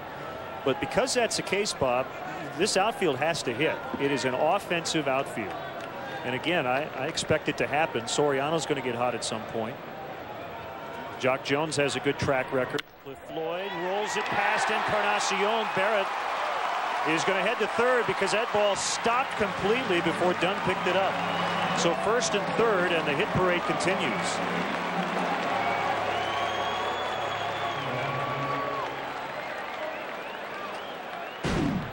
Well, you have to like the approach against Aaron Harang. This is a pitch on the outside corner, a little bit up. He just stays with it, drives it right past Encarnacion, who was shaded a little bit toward that shortstop hole. Gets it by him into left field, and then the ball just hit the brakes Michael Barrett had slowed around second base, but when he saw that ball dying in the outfield grass, he moved to third easily. Well, Michael Barrett is not a real adventurous base runner. At that point, it looked like he was going to be content to stop at second. When he saw that ball pull up well short of Adam Dunn in left field, he advanced on to third, which that's a big base. Normally with 2 outs, that's not such a big deal. You're already in scoring position at second base. But with Javier Valentin behind the plate today, probably the weakest defensive catcher of the 3 the Reds have on their roster. So getting to third base is bigger today than it would be normally. Busted bat, ground ball to short. Castro to Phillips to get the final out. But the Cubs get 2, so for the first time at home, they have an advantage. On to the second.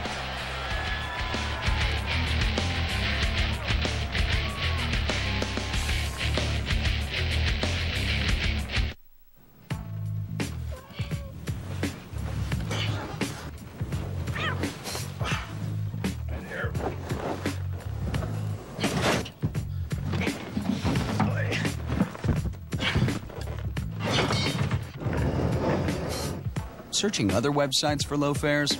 Better get comfortable. Fly one of Southwest Airlines' 7 daily nonstops from Chicago Midway to Long Island for just $39 one way. You are now free to move about the country. Hey, boss. Do we have Aflac? Nah, we have something else. But if you're hurt and miss work, does it pay cash like Aflac does? Nah. Or let you spend it any way you want, like for gas and groceries? Nah. Or help with everyday bills like Aflac does? Nah. There's only one Aflac. Ask about it at work. Nah. Aflac! The pressure will mount. Yeah! Listen to this crowd now! The intensity will rise because the playoffs are coming. Oh, wow! Yeah! Every second counts. Bulls win! Every shot matters as the Bulls' quest for a championship tips off. It's getting hyped in here now, baby. It all begins next weekend on the exclusive local home of the Bulls playoffs. Comcast Sportsnet, fans' best friend. We want to welcome all the men and women around the globe serving our country, watching today on the Armed Forces Network. And I also wanted to thank everybody at the Jesse Brown VA Medical Center here in Chicago. I visited in December, thanks to all the veterans and those who are still serving our country here and abroad. Scott Hatteberg starts the second, and Carlos working with a 2-0 lead. He's 8-6 in his career against the Cincinnati Reds. He has the most wins, 65, of any major league pitcher, currently 25 or younger. Dontrell Willis has 60, Jake Peavy with 58. Now Rich Hill was supposed to start Wednesday, the game that was snowed out against Houston. Rich is going to pitch tomorrow, and Carlos working on his 5th day and a leadoff walk in the second.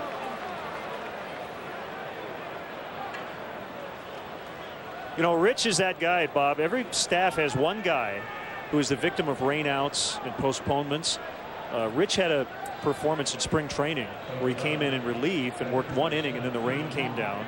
He just hasn't been able to get on any sort of regular routine, but it didn't bother him in his first start. A possible career for him after he's done playing baseball. He could be the rainmaker, go to drought areas, and you know, let the precipitation fall. We'll have tomorrow's game right here on Comcast Sportsnet. Carlos going to have to get back in that strike zone, and in a hurry. Team has spotted him to a 2-run lead. Already 1 walk in the first inning, a leadoff walk to Hatteberg here in the second.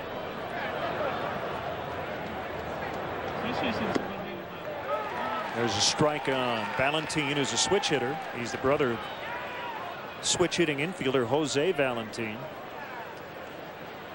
And this guy can hit. I mentioned the Reds carry 3 catchers. David Ross was the starting catcher. He's had some real struggles offensively. Terrio, the nice play. He's going to throw to first to get the out there. Got his pants a little dirty, got up, spun, and fired a strike over to 6'5" Derek Lee. What a shock. Ryan Theriot got his pants dirty. I'm surprised it took this long. Valentin going the other way, a two-hopper. Theriot actually fields that ball well behind himself. Does the slide on the leg to gather his momentum, get his body turned toward first base, and throws on for the easy out. A high throw, so it really wasn't a strike, but Derek Lee can handle that throw.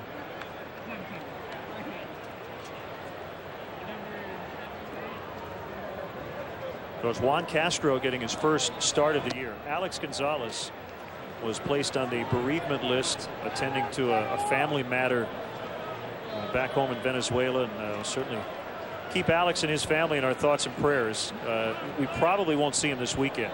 You have to be on the bereavement list for a minimum of 3 days and a maximum of 7.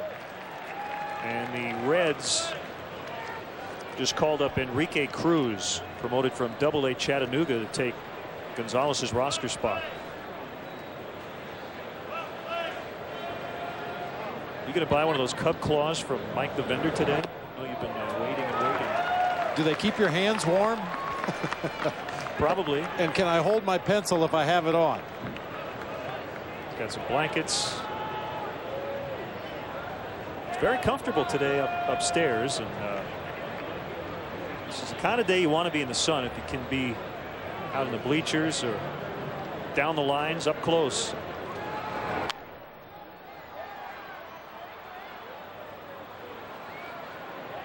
Hey kids, want to be a Walgreens Celebrity Bat Kid? Then send your name, age, address, phone number, gender, and a parent or guardian signature to WGN Radio. You'll be able to meet the players, get autographs, and have your picture taken with your favorite Cubs. Good luck.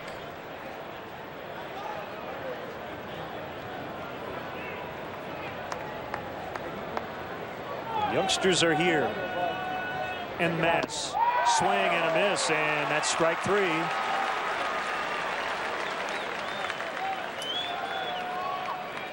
Two away, and it's a light hitting Aaron Harang coming up.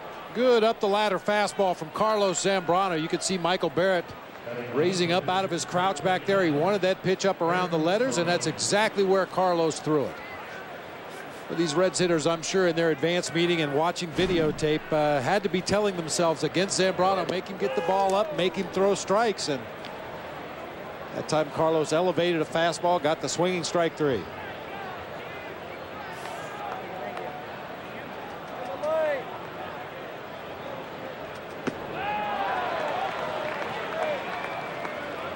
Aaron Harang has walked once in his big league career. He has struck out 124 times, so he has a good walks to strikeout ratio both sides as a pitcher and a hitter.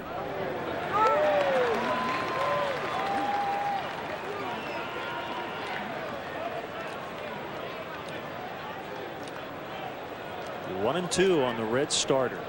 Runner at second is Hatteberg. He began the inning with a walk. Slider misses low and outside.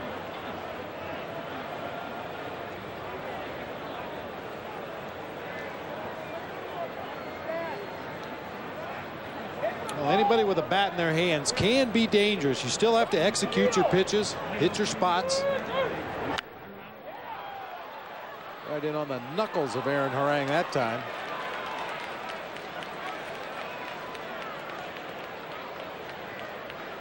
That's why you bring your glove. Your first baseman's mitt. Well, he's playing on that side of the field. That stands to reason. Yeah.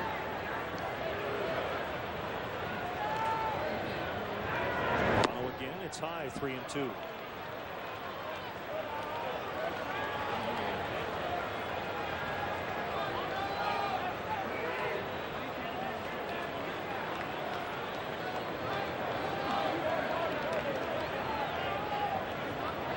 Payoff pitch, topped off the plate toward first. Zambrano will field, and he'll just take it and step on first. One unassisted to end the Reds' second. 2-zip Cubs.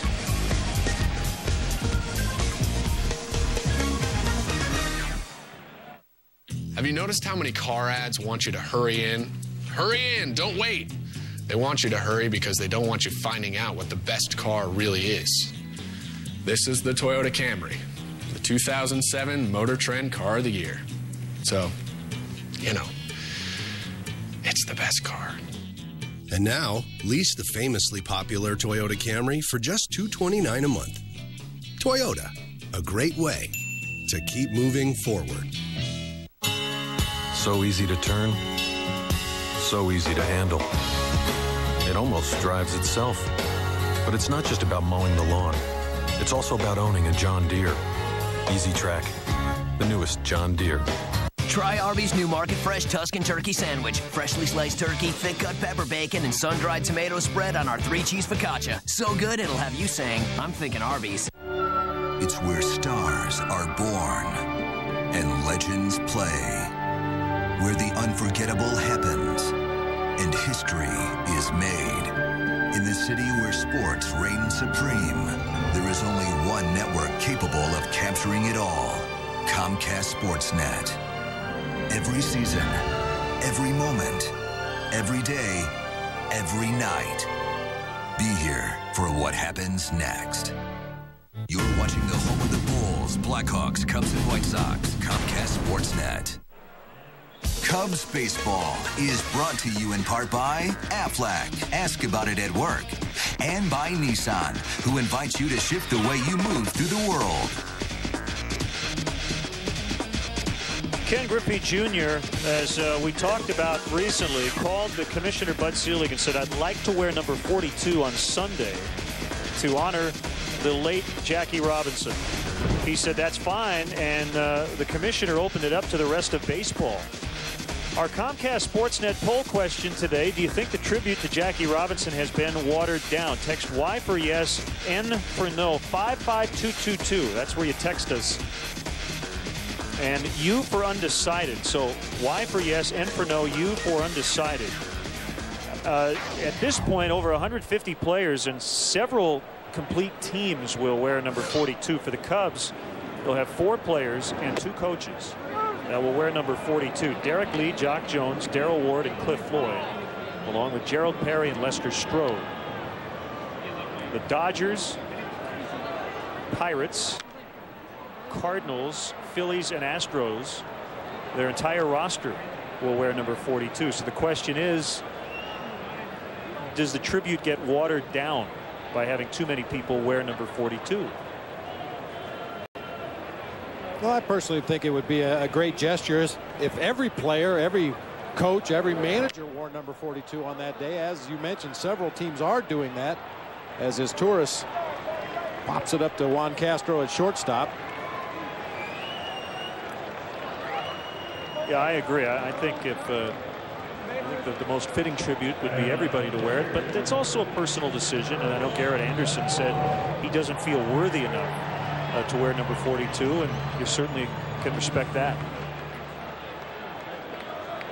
Broke the color barrier in baseball 60 years ago this Sunday, April 15th. Zambrano laces it fair down into the left field corner. And Carlos is now 2 out of 6 to start the year at the plate.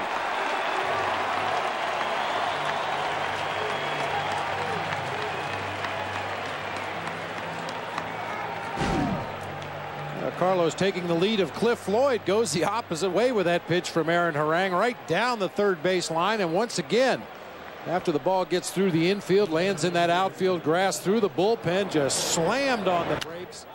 Dunn had to run all the way over to the bricks to retrieve that ball. Yeah, good to see Carlos just chugging into second base there with the stand-up double. No thoughts about heading for third. I'm sure he had thoughts about heading for third, but fortunately he didn't try it. So 5 hits in the early going against Aaron Harang, who came in 2-0. Alfonso without a home run, without an RBI.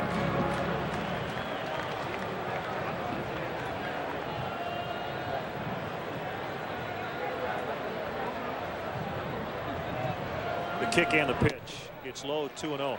Read a great article on baseballprospectus.com this week about not overreacting to such a small sample size early on in a season. And the writer actually took Phil Garner the Astros manager to task for making the change at the closer spot. We could, I suppose, debate that. But the bigger question and issue is the guys with track records are going to hit and are going to pitch. There may be a few surprises as far as disappointments and guys who are all-stars who haven't been in their careers, but Alfonso Soriano is going to hit. And it's such a long season when you have 650 to 700 plate appearances. I understand that fans are going to get a little anxious when your team loses 3 straight and comes into today at 3-5, but there's a long way to go. Well, I agree with the gist of that column, but the part about the closer and then taking Phil Garner to task about hooking his closer so early in the season. We were on the receiving end in Arizona in 04 of 5 or 6 blown saves in the first 2 weeks of the season, and that is a debilitating loss when not only do the fans lose faith in the closer, but when your own team loses faith in their own closer. Certainly Brad Lidge is one of the elite closers in the game and probably will be again at some point this season, but I find it hard to criticize a manager for pulling the plug on a closer early in the season, using him in less stressful situations to get him back in the strike zone, start getting guys out more consistently, and then make the change back to closer. But I'll tell you, those games you lose in the 9th inning early in the season really take their toll early in the season. We almost saw Lidge on Tuesday. Ground ball to third. That's going to keep Zambrano at second. So Soriano 0 for 2. And now 0 for 5 on the season with runners in scoring position. Batting leadoff, he's not going to get as many opportunities as a guy that hits, say, 3, 4, 5 in the middle of the lineup to bat with runners in scoring position. But with Carlos pitching on a given day, Jason Marquis pitching on a given day, and depending on how those guys at the bottom of the order are at getting on base, he will have opportunities, and unfortunately didn't come through that time.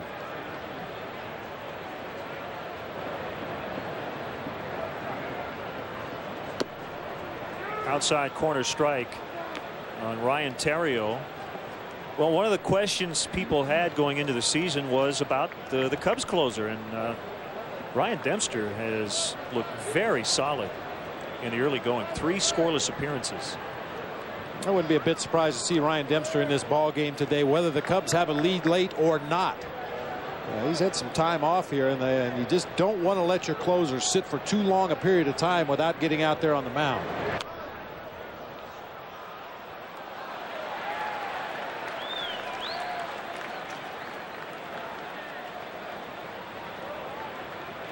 Well, it's Friday the 13th. The Cubs looking to even their all-time record on Friday the 13th. Ed Hardick telling us the Cubs are 43-44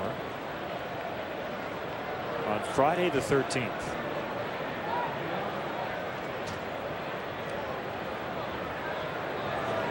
To Theriot into right, and Griffey's going to play it on the bounce. Zambrano's going to come around and score standing. Wasn't sure if that ball was going to hang up for Griffey to get over there. It dropped in front of him, and Theriot knocks in a 2-out run. So all 3 Cubs tallies have been with 2 outs. Boy, what a difference it makes to your lineup when you have a pitcher running the bases who's an athlete. With 2 outs, as soon as that ball was put into play, Zambrano was off and running from second base. He sees that ball off the bat of Ryan Theriot. He's motoring as hard as he can run to third base, depending on Mike Quaddy, the coach, to let him know what to do, and scores without a throw. Nice job. Cubs are 3 for 5 with men in scoring position and have a 3-0 lead. I'll look for Theriot to be on the move over there early in this sequence to Jock Jones.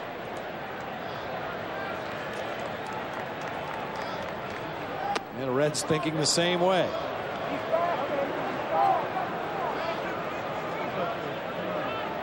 Touch briefly on the Reds catching situation. David Ross was considered the regular catcher. He struggled offensively. Javier Valentin considered to be the best offensive player of the 3, and Chad Moeller has been in 3 ball games already this year. Theriot is safe. Got a good jump and beat the throw. His second steal of the year. Cubs have doubled their stolen base total. They came in 2 for 4, and they're 2 for 2. And the small ball lineup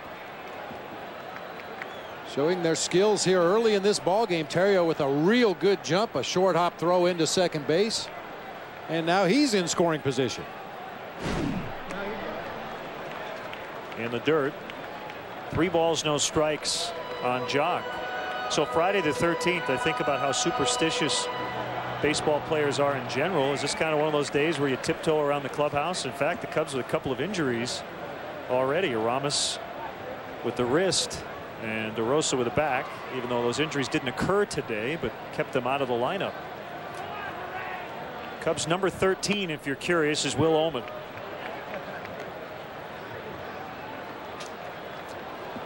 The funny thing about baseball players, as superstitious as they are about a lot of things, a lot of guys probably don't realize today is even Friday. You know, you get into the rhythm of the season, and you know, every day is just like the day before and just like the next day. I bet a lot of guys don't even know it is Friday. So Harang with his first walk. And Lee bats with 2 men on. Coming into today, Aaron Harang with 82 consecutive starts without walking more than 3. It has not been his day early on. He's allowed 6 hits already. Over him, and Phillips backhands and steps on second to Forrest Jones. Cubs had another 2-out run, and it's now 3-0.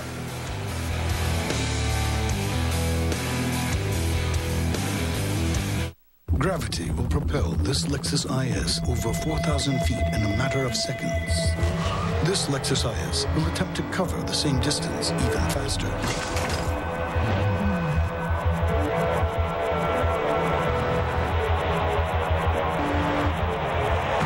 The 306 horsepower Lexus IS 350.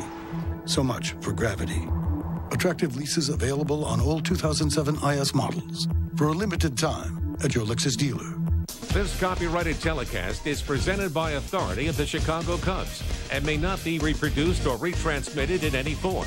And the accounts and descriptions of this game may not be disseminated without the express written consent of the Chicago Cubs. If you need to tow it, Quad City Spring has it. Quad City Spring is the area's suspension, spring, truck accessory, and towing experts. From goosenecks and fifth wheels to every kind of hitch imaginable, including blue ox base plates and tow bars, strong as an ox. And Quad City Spring installs and services everything they sell. So tow it right. Get your ride to Quad City Spring.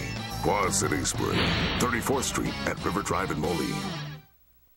Quality products for low prices, Menards. Bruce laminate flooring from Armstrong features easy glueless installation and a wood strip design with a classic look of real hardwood flooring. $229 a square foot.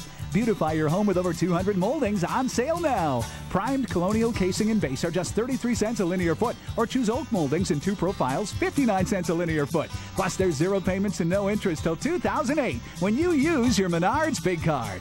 Save big money at Menards. Great day, you know, the natural light, which is nice. Say pizza. Cubs lead by 3. Top of the order for the Reds: Phillips, Hamilton, and Dunn.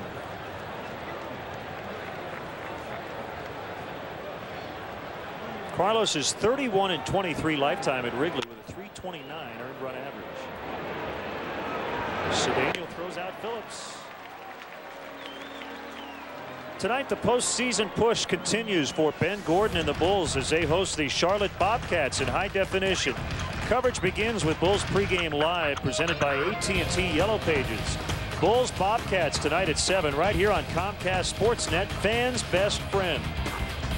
Wouldn't be surprised if Carlos heads over there. He's as big a Bulls fan as you'll find.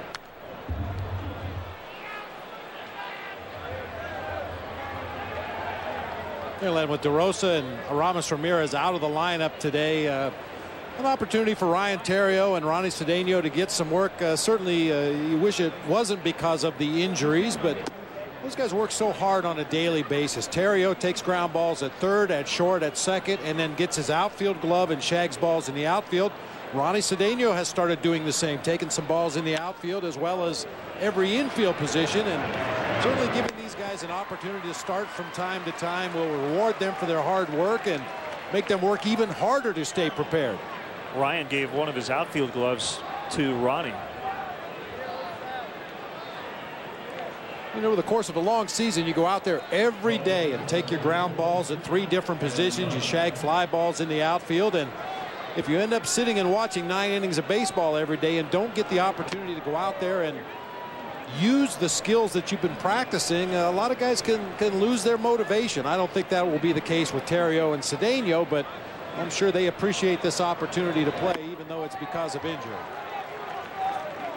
By the way, with a new coaching staff, Alan Trammell handling the infield instruction, assisted by Ivan De Jesus, Cubs special assistant.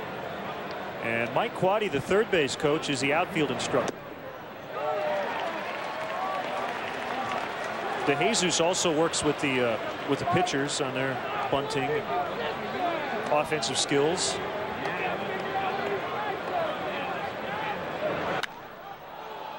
High drive to left, fairly deep, but Cliff will haul it in just with his heels on the warning track as he backpedals. Nice 1-2-3 inning for Zambrano.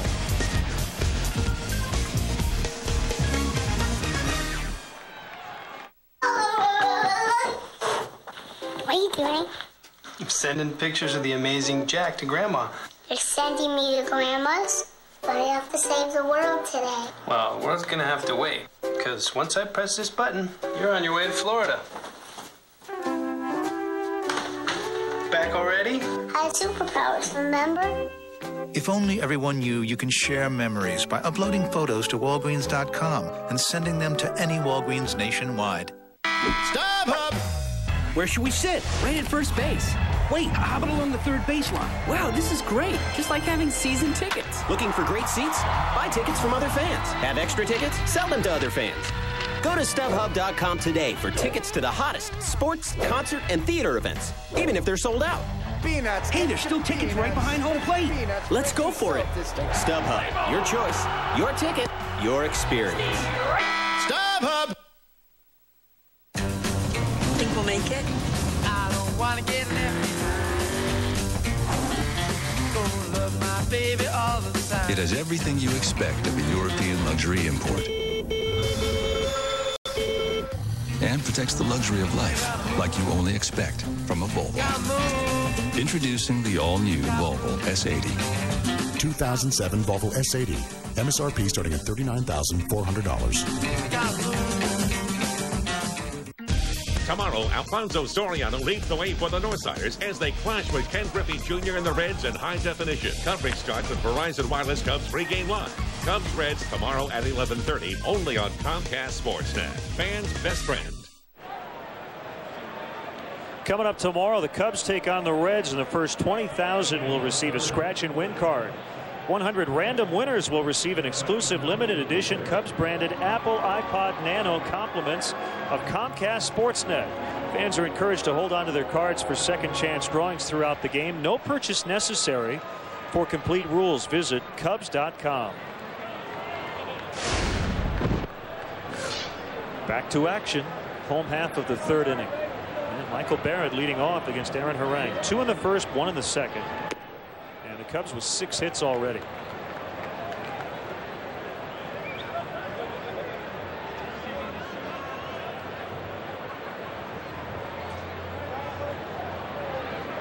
.67 righty deals low.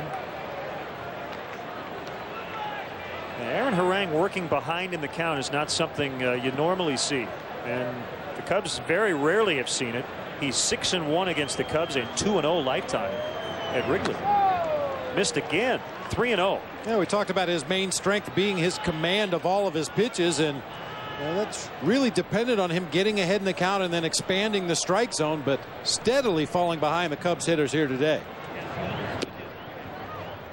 Ball 4, leadoff walk.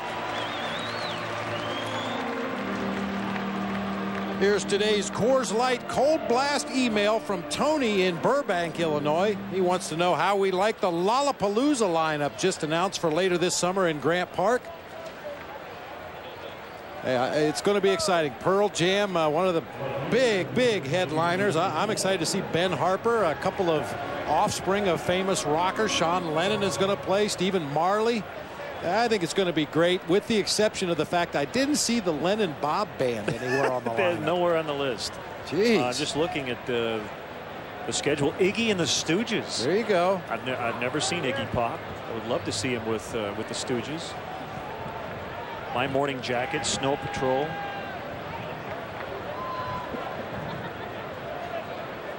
Spoon is here.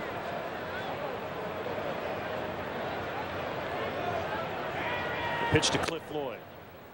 Off the corner. The Police with back-to-back shows here in the friendly confines in July.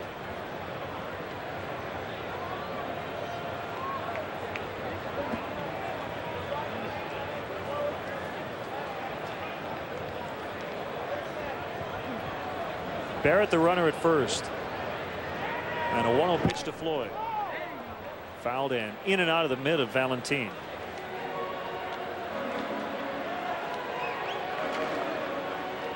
Big night tonight in Peoria. The Chiefs with their home opener. So Ryan Sandberg will have his first home game as the Chiefs manager.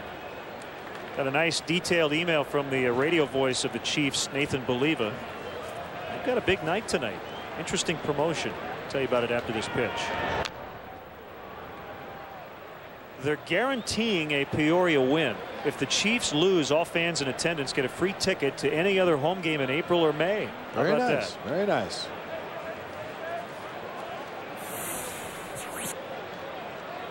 I saw their 3-game winning streak end as they were swept in a doubleheader at the Quad Cities. So they'll go into their home opener against Burlington 3-2.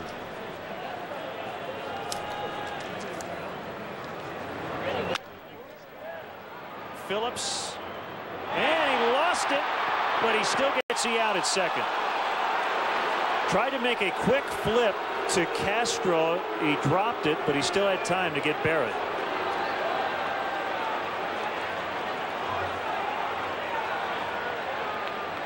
I'm not quite sure if Michael Barrett may have slowed up there to avoid a potential tag. That ball chopped over the mound towards second base. Yeah, Phillips just lost the ball completely there as he tried to make that backflip to second base. Here you'll see Michael Barrett. You're taught as a runner, don't run into a tag play at second base. So Michael held up thinking Phillips might try to tag him on his way to second base, and unfortunately that cost the Cubs an out at second.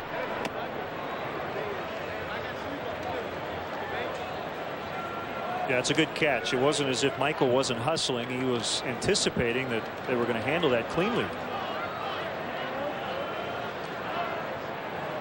When Floyd hit it, I was thinking it was going to be a double play. Kind of an awkward spot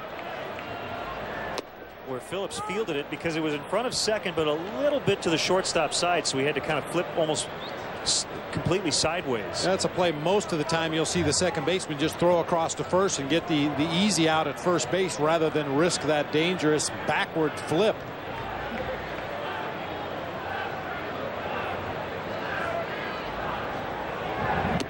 Swing and a miss.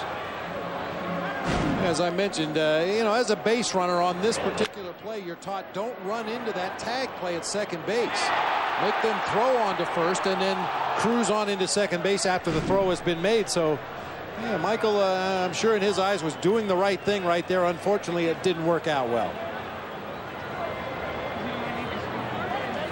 Ronnie with the only home run in the Cubs lineup today.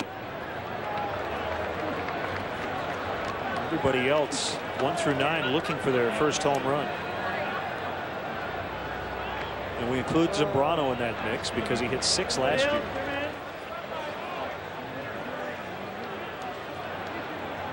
Well, he doubled and scored in the second. One bouncer, Phillips. Castro. And a bad throw.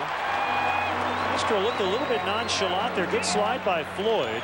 And Castro could not get a good throw off. So it ends up being a fielder's choice. Well, that looked like another easy double play off the bat. Phillips got in front of that ball, got rid of it quickly, to the shortstop covering the bag at second. I mean, that's a hard hit, one hopper right at the second baseman. Castro just casually comes across the bag, throws on the move, and the throw is a bad one in the dirt, off balance, allowing Ronnie to hustle down that line and beat the relay throw.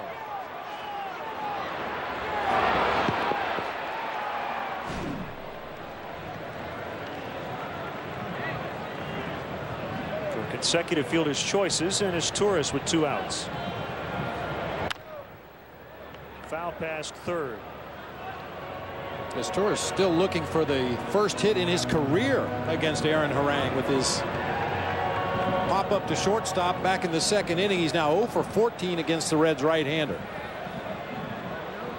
Cesar trying to put Tuesday's defensive performance behind him as he committed a career-high 3 errors. Runner goes, pitches a strike, and another bounce throw by Valentin. The Cubs 3 for 3 today.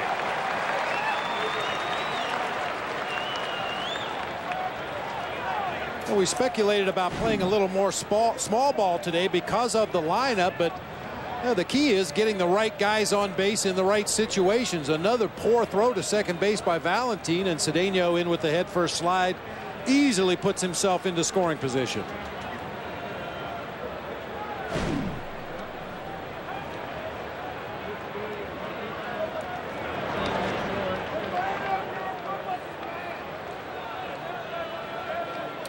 Low jack caught stealing numbers for Javier Valentin behind the plate. 5 stolen bases, has yet to catch a runner at second base. And as always, some of the blame has to go to the pitcher on the mound for not holding the runner closely enough, not getting rid of the ball quickly enough. But as we've seen in this game, Valentin has throwing problems as well. Flared into left, Dunn coming in, and he hasn't. Belti made the catch, and for the first time through 3, the Cubs failed to score, but they lead 3-0.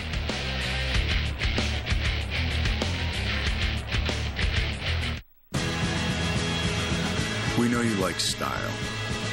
We know you like performance. We thought you'd like fuel economy as well. With the Pontiac G6, you get the same fuel economy as Camry, with even more power. The new Pontiac, designed for action. Now, after all available offers, the G6 sedan starts at $16,145. For more information, visit PontiacDrive.com. I am your idea. I gotta fly. I gotta move. I'm out of the box and in the network. In the zone and on your mind. Don't stop me now. Give me Rico. Rico's always ready to move me. Send me. Here, there, everywhere.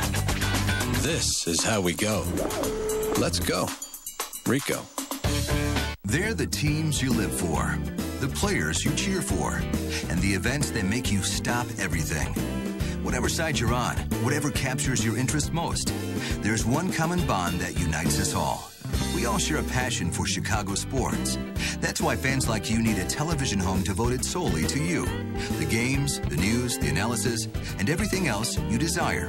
It's all right here on Comcast Sportsnet, fans' best friend. Sit, watch. Tonight, Bulls basketball is on Comcast Sportsnet. Ben Gordon leads the Bulls charge against the Charlotte Bobcats in high definition. Coverage starts with Bulls Pregame Live, presented by AT&T Yellow Pages. Bulls Bobcats tonight at 7 on Comcast Sportsnet. Fans' best friend. Time for our Aflac trivia question. On this date in 1963, Pete Rose collected his first career hit. Can you name the Pirates pitcher? The guy he faced. He gave up that first hit. Pete Rose has his 66th birthday tomorrow. 1-0 on Ken Griffey Jr. We're in the 4th from Wrigley.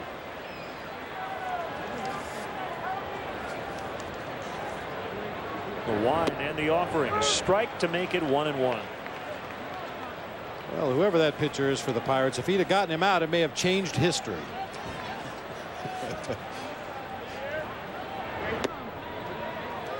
In there again, 1-2.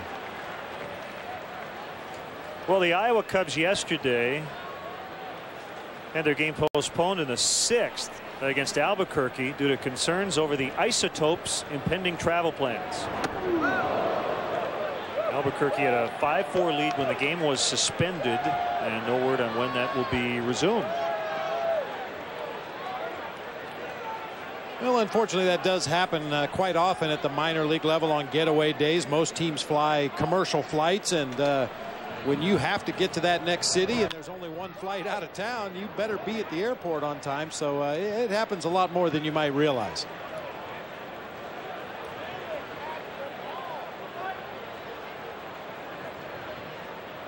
I'm sure Cubs traveling secretary Jimmy Bank can relate to that. Although I don't know if he's ever told the Cubs, you got to end in the 6th because we need to get out of here. Terrios circling and making the catch. Well, you can meet Jimmy and the rest of the club. The 6th annual Meet the Team Have a Ball is Tuesday, May 29th at 2:30. Your chance to walk on the outfield grass at Wrigley Field and to meet the 2007 Chicago Cubs. Tickets are $300 each, and all proceeds benefit Cubs Care. To purchase tickets, visit Cubs.com or call 773-404-CUBS. Inside, almost caught a piece of Encarnacion. Felix P.A. leads the Pacific Coast League with 13 runs. Scored a couple times yesterday. Iowa off to a 3-4 start. Tennessee at Double-A 2-5.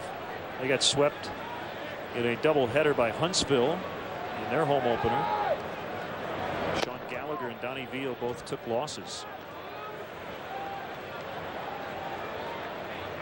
Jeff Samardzija with an outing for Daytona. 5 innings, 2 runs. He got a no decision. Tyler Colvin with his first home run, a triple short of the cycle.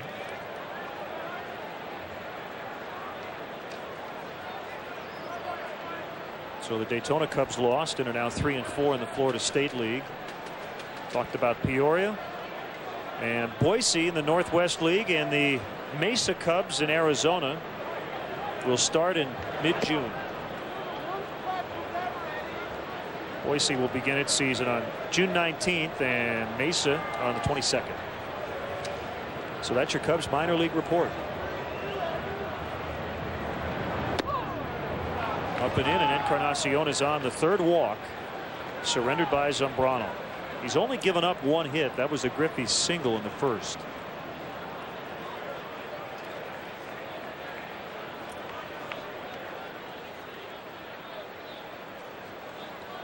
Again, Rich Hill will pitch tomorrow, Ted Lilly on Sunday, and then a quick 2-game series to end the homestand Monday and Tuesday against San Diego. It'll be Jason Marquis Monday and the 5th starter Wade Miller on Tuesday, and Miller is available in the bullpen the next couple of days.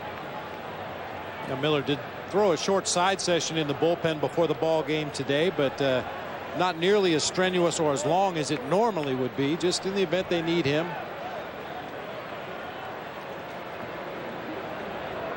I looked at the Padres schedule. If it holds up, Clay Hensley would start Monday and Greg Maddux Tuesday.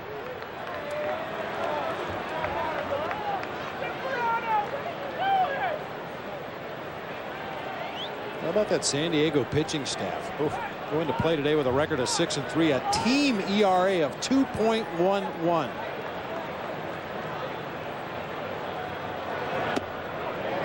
Fastball strike.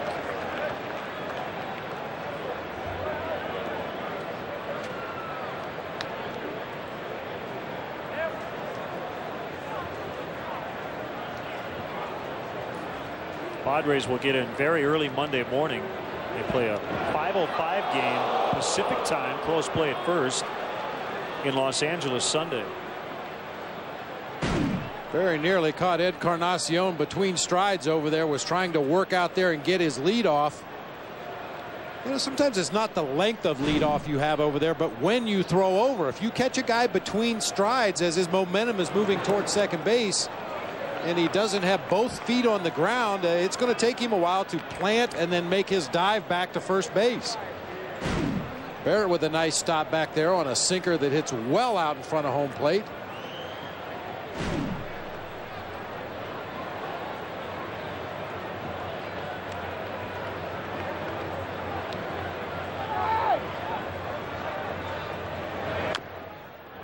foul near the opposing dugout. Scott Hatteberg throughout his career has been known as a gap-to-gap hitter. He does have home run power, but it doesn't really try to hit a lot of home runs. But with the runner at first base, you'll see him try to roll over some pitches, try to hit that hole on the right side of the infield. Now with 2 strikes, he's just going to do battle and try to put the ball in play anywhere. The 3-2, then Encarnacion running, bounced. Oh, what a play by Lee, and he'll step on first. That gets over the head of a lot of first basemen, except for the Derek Lees and the Richie Sextons. That's where that basketball background comes in handy. Bounces off the bag after holding on the runner. Goes high up the ladder, right in the very webbing of that first base mitt. Perhaps saving a run. Encarnacion was on the move. If that ball gets down into the right field corner, there's a chance the Reds score a run right there.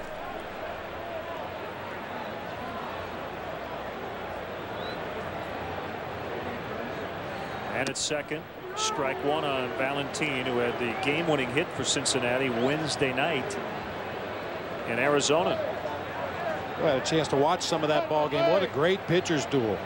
Micah Owings from the Arizona Diamondbacks, Matt Belisle from the Reds, really hooked up in a good pitcher's duel. It was a 2-run pinch hit double for Valentin. And Cedeno made the catch for the out. So Valentin lines out to end the inning. Only 1 hit allowed by Zambrano, 3-0.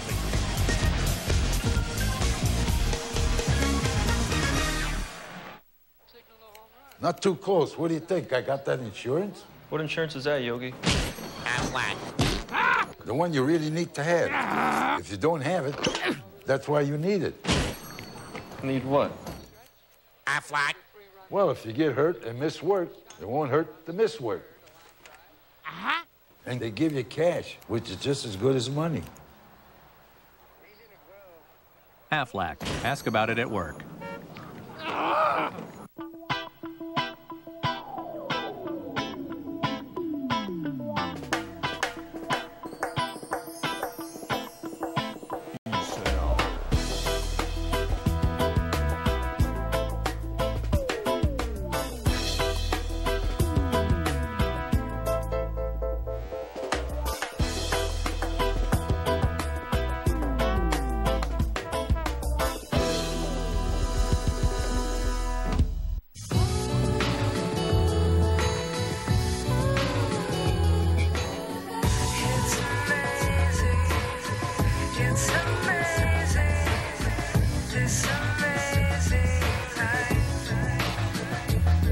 Is it possible to engineer desire?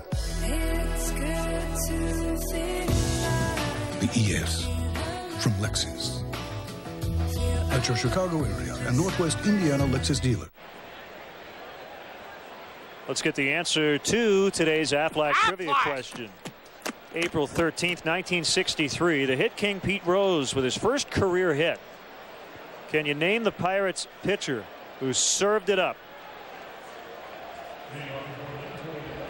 I have no idea. Your guess is as good as mine. I'm going to go with Bob Friend. There you go. Oh, yeah, just a guess. It was a triple. You think he slid head first into third base? Yeah. Probably so. His first of 135 triples and 4,256 hits.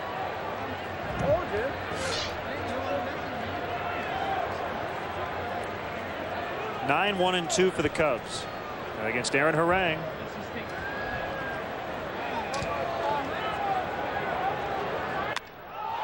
High drive, deep left center, well hit by Zambrano, and it's gone into the basket. So he's on the board with his first home run. That's why I included him in the list of Cubs who had not yet homered. He's halfway to the cycle. Well, that old cliche about pitchers helping themselves at the plate. Carlos has had 2 at-bats. He's had a double, a home run, scored twice, and driven in a run. He didn't do much more than that. Gets a hanging breaking ball, a Heineken home run replay. Carlos Zambrano's first home run of the season, leading off the bottom of the 4th inning. Soriano To center, and it drops. Josh Hamilton had no idea where it was. Lost it in the sun. That'll be a double for Soriano.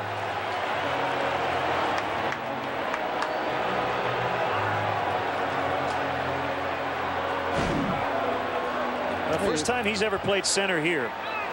Trying to battle that sun. Not only that, but that ball goes up and you lose it in the sun. With the way the wind blows here at Wrigley Field most of the time, not only do you lose it, but then the ball moves while it's out of your sight. And that time Hamilton thought he was where the ball was going to come down, came up a little bit short. Well, the last 3 Zambrano home runs have come against the Cincinnati Reds. He now has 11 in his career. Well, even with a 4-run lead here in the 4th inning, look for Ryan Theriot to try to move that ball to the right side of the field and advance Soriano on to third base.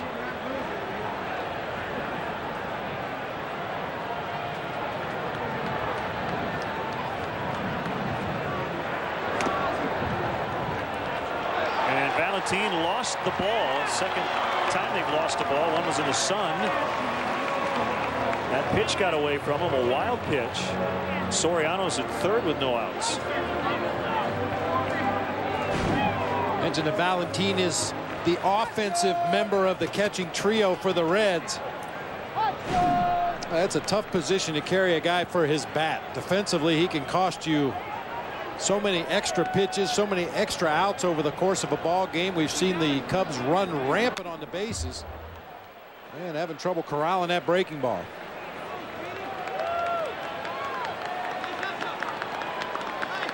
That's one thing that's changed, over the course of time in baseball. It used to be the catcher, second baseman, shortstop, and center fielder were in the lineup for their gloves. 4 positions where it's imperative that you have good defenders. But as the game has evolved in more of an offensive game, you're seeing guys like Javier Valentin getting more and more playing time based on what they do with the bat.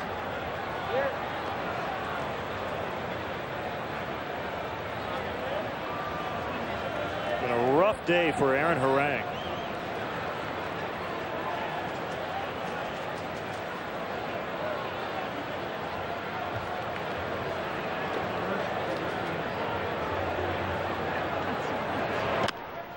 Comebacker base hit. Soriano will score. Top 2 guys now getting into the action. Second hit of the day for Theriot. And it's 5-0. Boy, for a contact hitter like Ryan Theriot, you bring that infield in at the cut of the grass and you just find a hole and punch the ball through. Ryan Theriot is a guy that can make contact with just about anything that comes up there with that quick swing. Slightly choked up on the bat. You see how far the Reds infielders are drawn in. But you get that ball by the pitcher. That's an RBI and a base hit.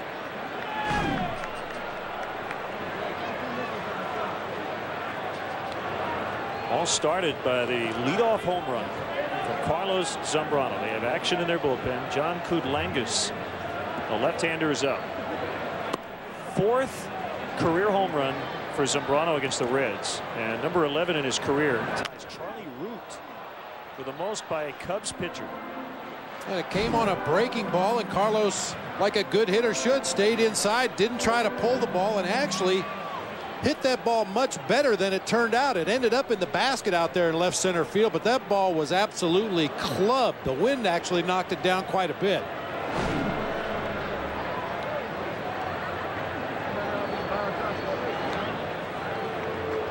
Boy, because of the success the Cubs have had early in this ballgame stealing bases, Harang now paying a lot of attention to Ryan Theriot over there at first base. That's when a guy gets distracted and starts to make mistakes at home plate.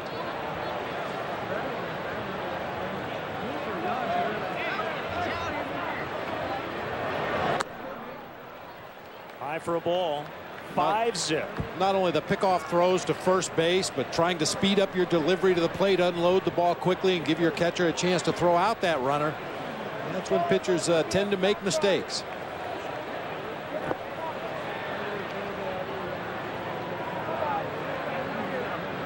The 1-1 with Theriot on the move. Swing and a miss and no throw. Second steal of the day for Ryan.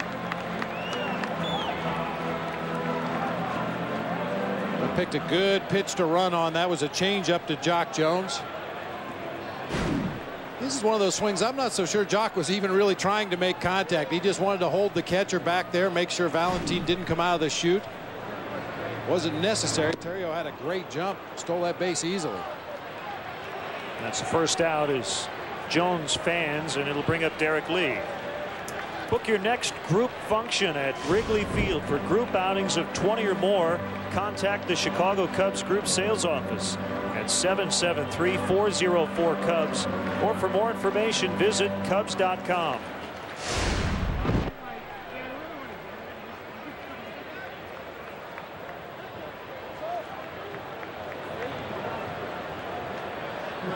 Two more here in the fourth. And the Cubs with a comfortable lead at the moment.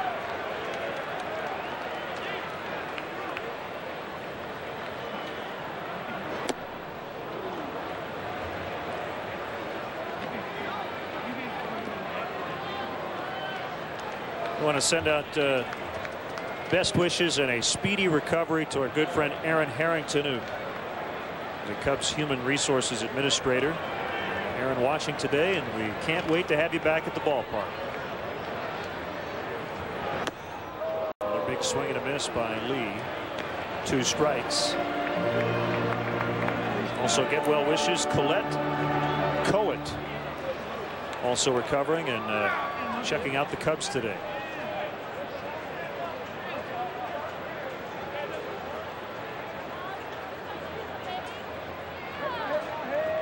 Kick and a 2-strike pitch. It's low. 1-2 on Lee. Also like to send condolences to the family of Herman Hanna in Dearborn, Michigan. Longtime San Francisco Giants scout. Passed away yesterday. Herman Hanna was the scout that signed me out of Ohio University. Outside. And it's 2-2. Barrett on deck. If you just joined us, Aramis Ramirez with a swollen right wrist flared up and not in the lineup today. He was going to have it looked at by a hand specialist. And Mark DeRosa with a sore back also out of the lineup.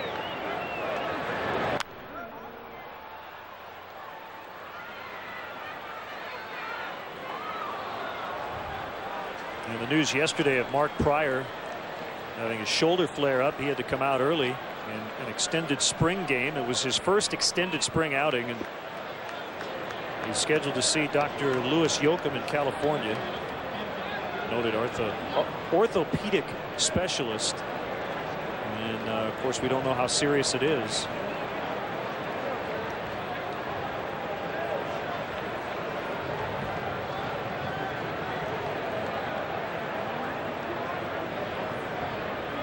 Two and two on Lee. Terrio the runner at second. Here's the pitch. Ground ball right side. Phillips throws him out. 2 down, runner at third.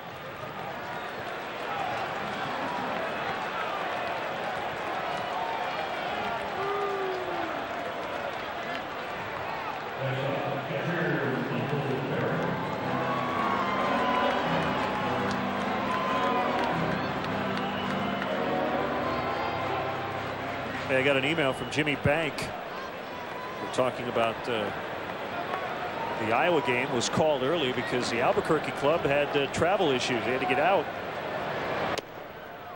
So I've not had to speed up or cancel a game, but I have had to empty a clubhouse in 10 minutes, held flights up, raced for airports, and even put the team on 3 different flights after missing the scheduled flight.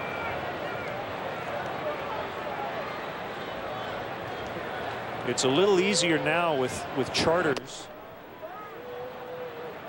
Do you remember what year that everything kind of changed? I guess it was a process where a couple teams started to charter flights and then more teams began to do it. Well, I'm not sure exactly when it happened, but I specifically remember early in my career we flew commercial, and you know, they put the team in the back of the commercial flight.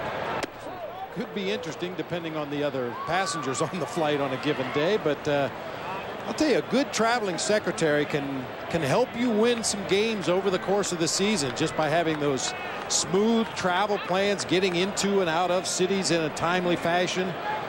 I mean, there's a lot of times a ball club will arrive in the middle of the night as it is, and you run into any speed bumps or problems at all, you're in trouble. Good play by Juan Castro to get the out and save Harang another run. But they get two. First one supplied by the starting pitcher, Big Z, with his 11th career home run. And it's now 5-zip Cubs.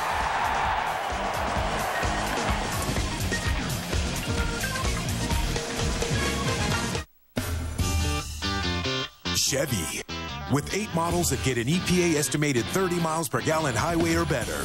And we're so confident of our quality, everyone is backed by something no one else has. The best coverage in America, including the GM 100,000-mile warranty. Get a 2007 Chevy Cobalt Sedan LS starting at $13,590 after cash back. That's an 07 Cobalt Sedan LS starting at $13,590 after cash back. When the subject is trucks, you've got to know how to work it. Quad City Spring is all over that. When you need organizing systems for pickups and vans, and Adrian Steel custom setups are your mandatory upgrades, Quad City Spring gets the call. Ladder racks, toolboxes, towing, and truck accessories, we've got you covered. When the subject is trucks, Quad City Spring knows how you want to get it done. Got a truck? Work it, baby. Quad City Spring, 34th Street and River Drive, Moline.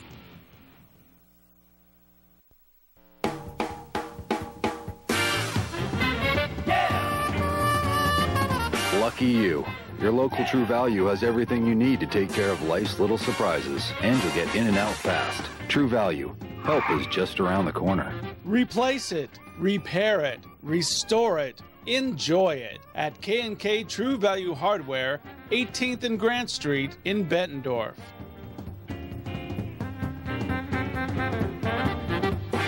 Live weeknights at 5:30 on Comcast Sportsnet. Cubs baseball is brought to you in part by Midas. Visit Midas for brakes, expert auto maintenance, and tires.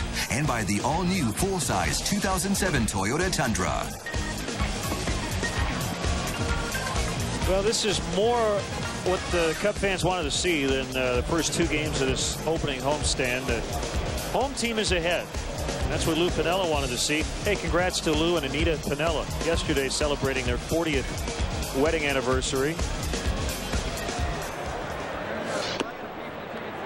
And a first pitch strike as we begin the 5th.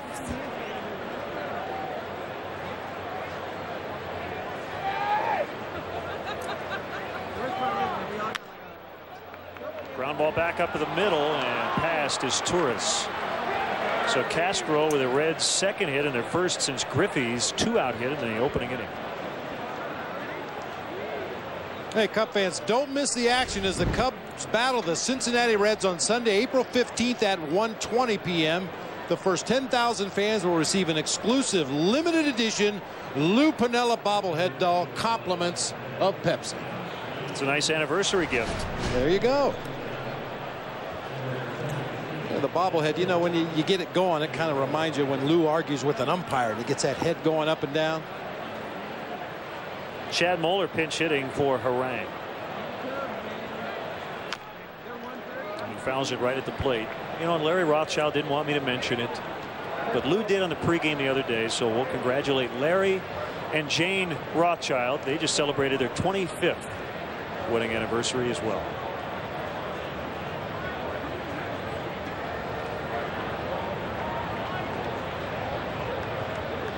How many years now for you and Joan?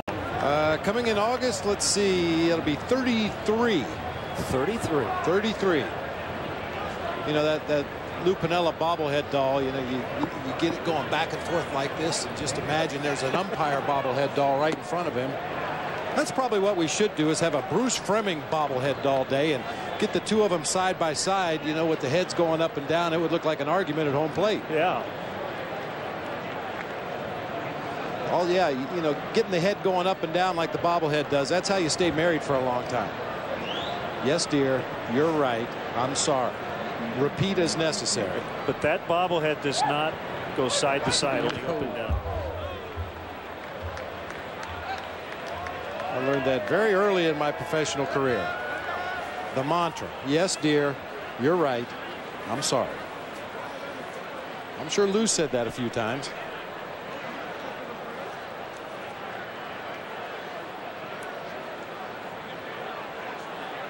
2 strikes on Moeller. High pop fly. Soriano went back, now coming in. Almost they collide. It could have been a lot worse, as Cedeno kind of took out the legs of Soriano, and the Reds have 2 on. Alfonso had a couple of balls he misjudged the other day against Houston. He went back on this one. The wind's not doing anything right now. You see, just took 1 step back, and boy, that could have been a lot worse. And I think Ronnie actually kind of peeled off at the last second to avoid what would have been a nasty collision. It looked like Soriano almost had his glove in a good position. You wonder about his left arm there. Ball just ticked off the webbing of his glove, but then lands hard. You see the glove come off. The arm kind of rolls underneath. I think Soriano froze momentarily. You know, we saw Josh Hamilton have trouble with the ball in the sun earlier in the ball game, and you can tell from the shadows Soriano looking straight up into the sun as he came in after that pop-up.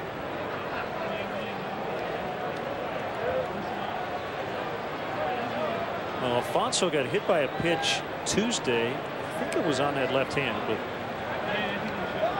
he's all right. The 0-1. Now 2 strikes on Phillips. Well, just keep an eye on that left arm. The ball just ticks off the webbing of the glove. He gets his feet swept out from under him by Ronnie Cedeno, and then lands hard on that left arm.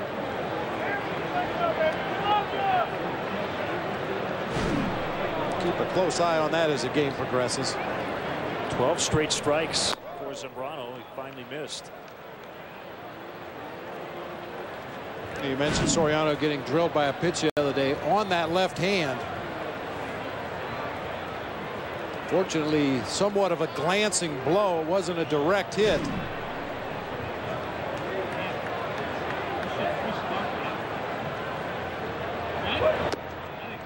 Wide for ball 2. 2-2 on Phillips.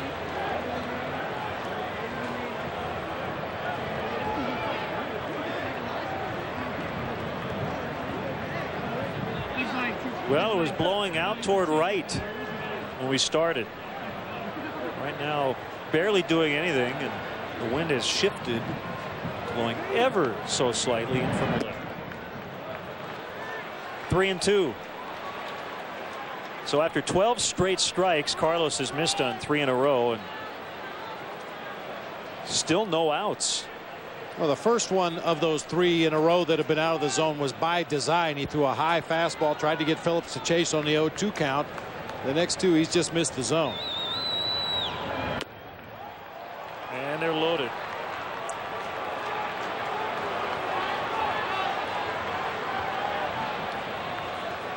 The worst part of this is you have Hamilton, Dunn, and Griffey due up. So here comes Larry. Sign up for a subscription to Vineline, the official monthly magazine of the Chicago Cubs. Vineline offers exclusive player features, team analysis, Wrigley Field news, and Cubs minor league coverage. Subscriptions start at just $24.95. Call 1-800-248-9467 or visit Cubs.com to order Vineline today. There'll be a lot of firsts this year for Josh Hamilton. This is his first at bat with the bases loaded in his major league career.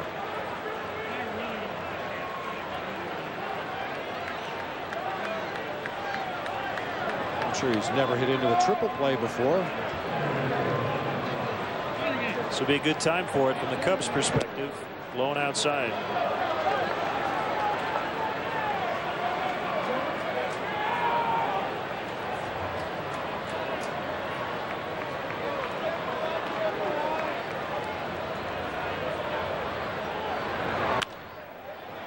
Past lead, past Cedeno, and the Reds are going to get 2. And Josh Hamilton may just stay in the Reds lineup. 3rd career start, a home run in each of his first 2, and a 2-run single today. So it's 5-2. Well, the curse of a sinker ball pitcher. That pitch was up just below the belt, but gets Hamilton to swing over the top of it. Hit a ground ball. Unfortunately, that ground ball finds a hole in the right side of the infield.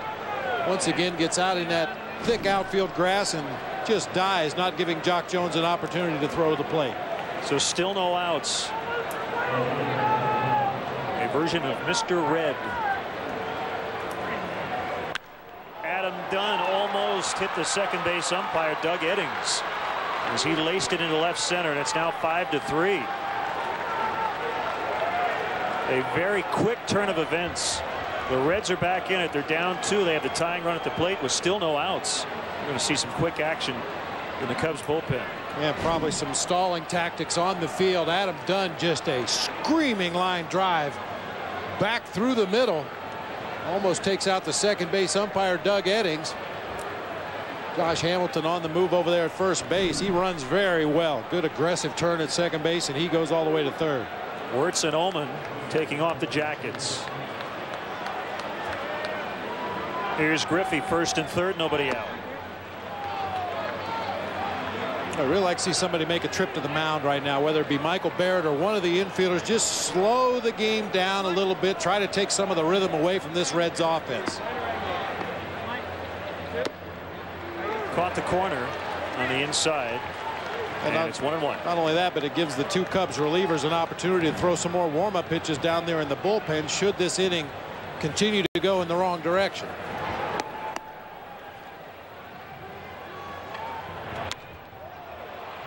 Hook toward right, and it's 5-4. Dunn to third. Griffey with a double as Hamilton scores, and this thing really getting away from Carlos.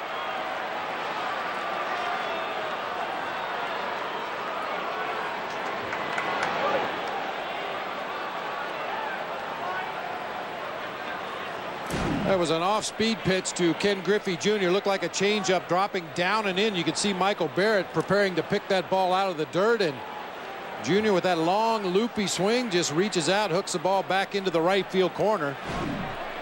I'll tell you what, this is our third year together. I have not seen things change this quickly against Zambrano. Now he should have had an out on the bloop single by Moeller.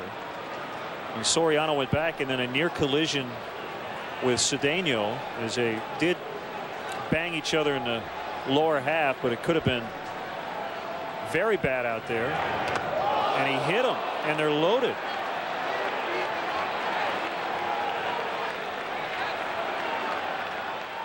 Boy, oh boy, this thing has really gone south on Zambrano. Well, you could clearly see Michael Barrett sitting up high behind the plate. He wanted a ball up and over the plate, but it just continued to run in and caught Encarnacion on that left arm, and I think that's going to do it. So Zambrano, who really was cruising, he had walked 3 through 4, but had a 5-0 lead. He hit a home run, 2 for 2 at the plate, but he'll exit with the bases loaded and no outs in the 5th.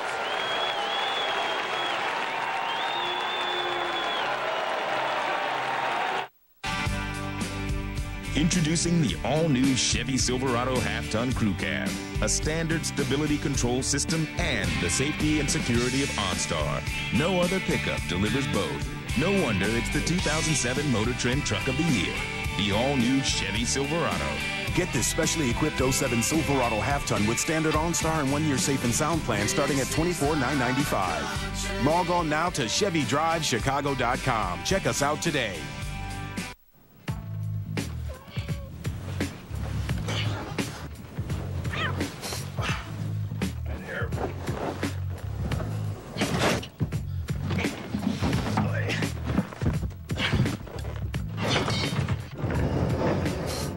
Searching other websites for low fares? Better get comfortable. Fly one of Southwest Airlines' 7 daily nonstops from Chicago Midway to Long Island for just $39 one way. You are now free to move about the country.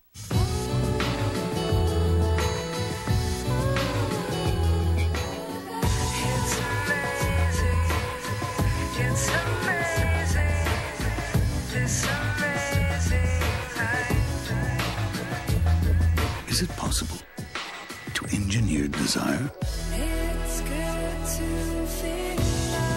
The ES from Lexus. At your Chicago area and Northwest Indiana Lexus dealer. Will Oman called upon to stop the bleeding. The Cubs still actually lead, but it's 5-4, 3 on, no outs, and ball 1 on Scott Hatteberg. I'll amend what I said. I don't think I've seen it happen to any starting pitcher that fast with such a huge lead. Zambrano did not get an out facing 7 here in the 5th.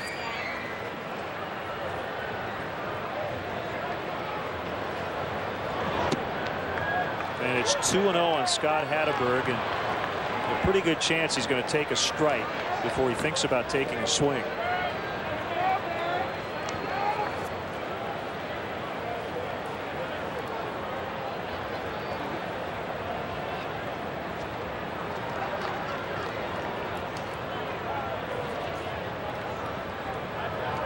Oman steps off.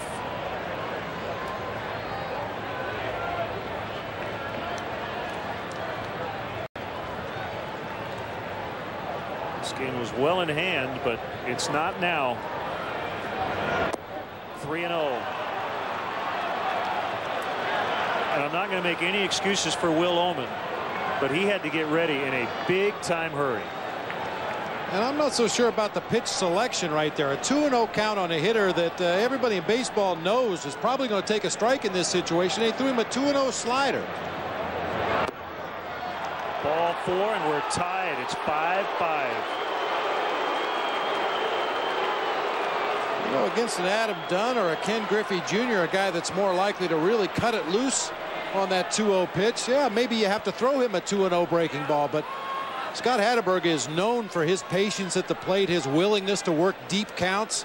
There's no way in the world he was going to swing at that 2-0 pitch with the bases loaded. Oman had not yet thrown a strike.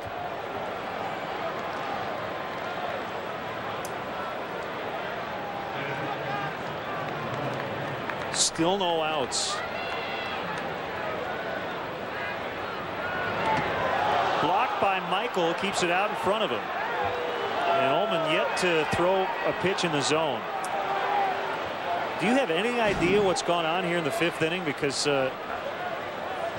this is surreal. Friday the 13th, I guess. Yeah. I don't know. You talk about the wheels falling off, the doors, the fenders, the roof, everything has fallen off here in this inning. And all the manager and pitching coach can do is hope Oman can get a ball over and maybe get a double play. The corner men are in. They want 2 up the middle. In fact, they just want an out. Any way to get an out. There's a strike. And the Bronx cheer from the north side crowd.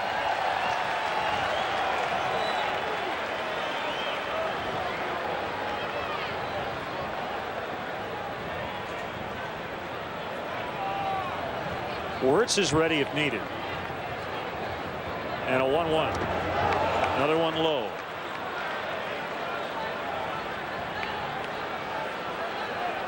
Barrett's been very busy behind the plate in this inning. Will Oman with another breaking ball in the dirt. Yeah, you mentioned the possibility that perhaps Will Oman isn't quite as loose as he should have been when he came into this ball game. And you may remember we were calling for stalling tactics as Carlos started to show some signs of losing it out there on the mound.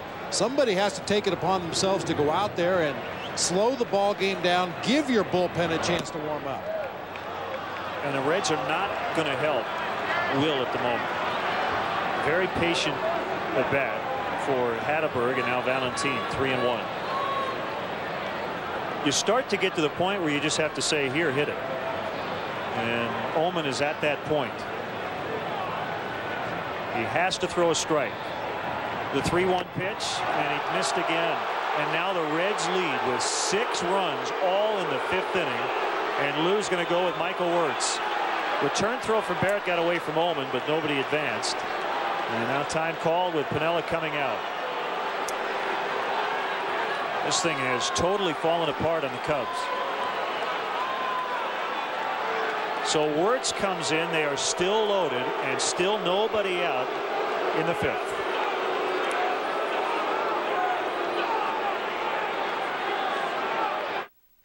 Great design separates Pontiac from its competition.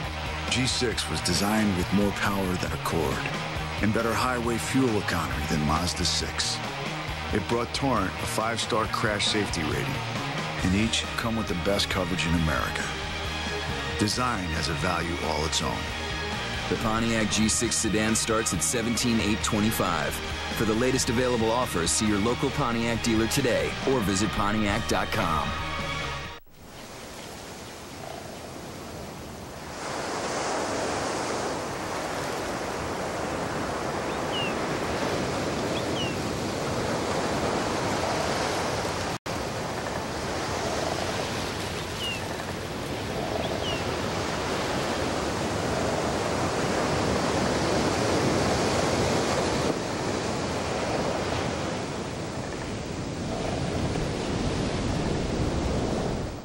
Have you noticed how many car ads want you to hurry in? Hurry in, don't wait. They want you to hurry because they don't want you finding out what the best car really is. This is the Toyota Camry, the 2007 Motor Trend Car of the Year. So, you know, it's the best car. And now, lease the famously popular Toyota Camry for just $229 a month. Toyota, a great way to keep moving forward.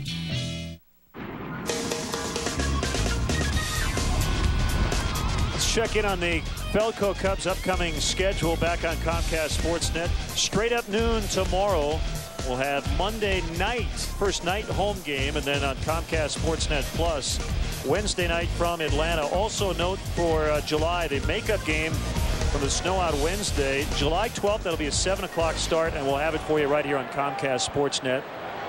Swing and a miss as we resume action. The game on the 13th of July will be on WGN starting at 1 o'clock.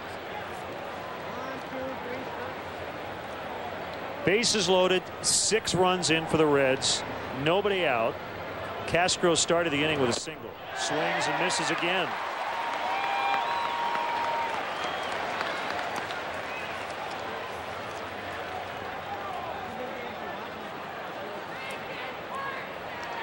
Neil Kotz is up in the bullpen. We've already seen 3 Cubs pitchers in this 5th inning. Zambrano, Ullman, and now Wirtz. Check swing. He went around. There's the first out. Well, Michael came in the other day in a big spot and got out of it. Monday against Houston, he came in with 2 men on and no outs and escaped with no damage. Boy, good morning, good afternoon, good night. 3 sliders, 2 of them on the outside corner, 1 of them off the plate away. Gets the check swing and call from Juan Castro. Now this is one of those interesting scoring things as Neil Kotz is throwing. Chad Moeller was a pinch hitter when he entered the game, but right now he's nothing. He doesn't have a position and he's not a pinch hitter. And he gets his second at bat of the 5th.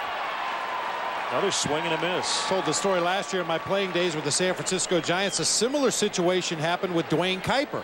Came in as a pinch hitter. We hit around. He had a second at bat in the inning, took the lead in the ball game, and he facetiously argued with the official scorer that he should be the winning pitcher since he was hitting in the pitcher spot. Right. Of course, that didn't work. Kick in the 0-1. Boy, Wirtz coming in, firing that slider and missing a lot of bats.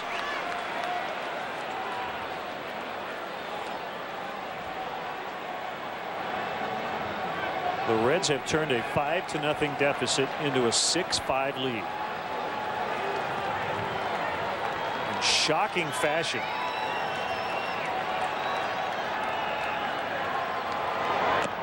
Low and outside. Good block by Barrett.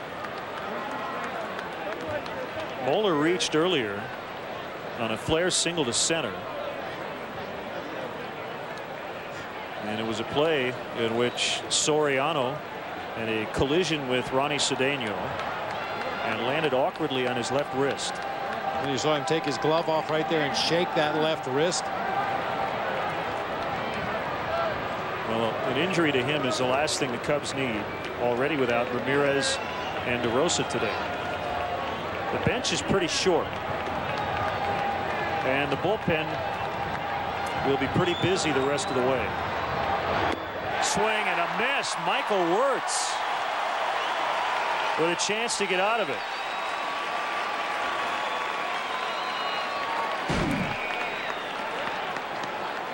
Very similar to the bat of Juan Castro. Slider, slider, slider. Yeah, Moeller even saw it out of his hand, tried to stay back there and shoot that ball to the opposite field, but swings right through it as that ball dips down and away.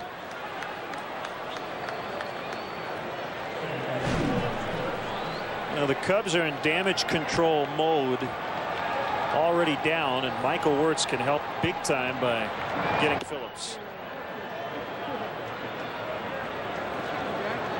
And I think his standing, if he can get out of it, is going to go up quite a bit in Lou Piniella's eyes after that big escape job Monday against Houston.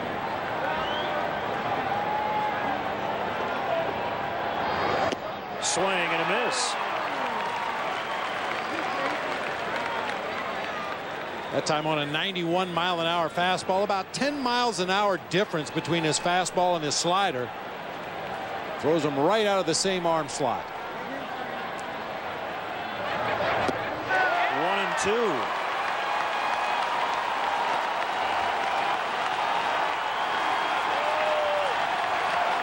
And the fans are back into it now. I want to see Wirtz strike out all three. He struck him out swinging. A great ending to an awful inning for the Cubs. They get 6 runs, but it could have been a lot worse. Michael Wirtz struck out all three he faced, and the offense back to work.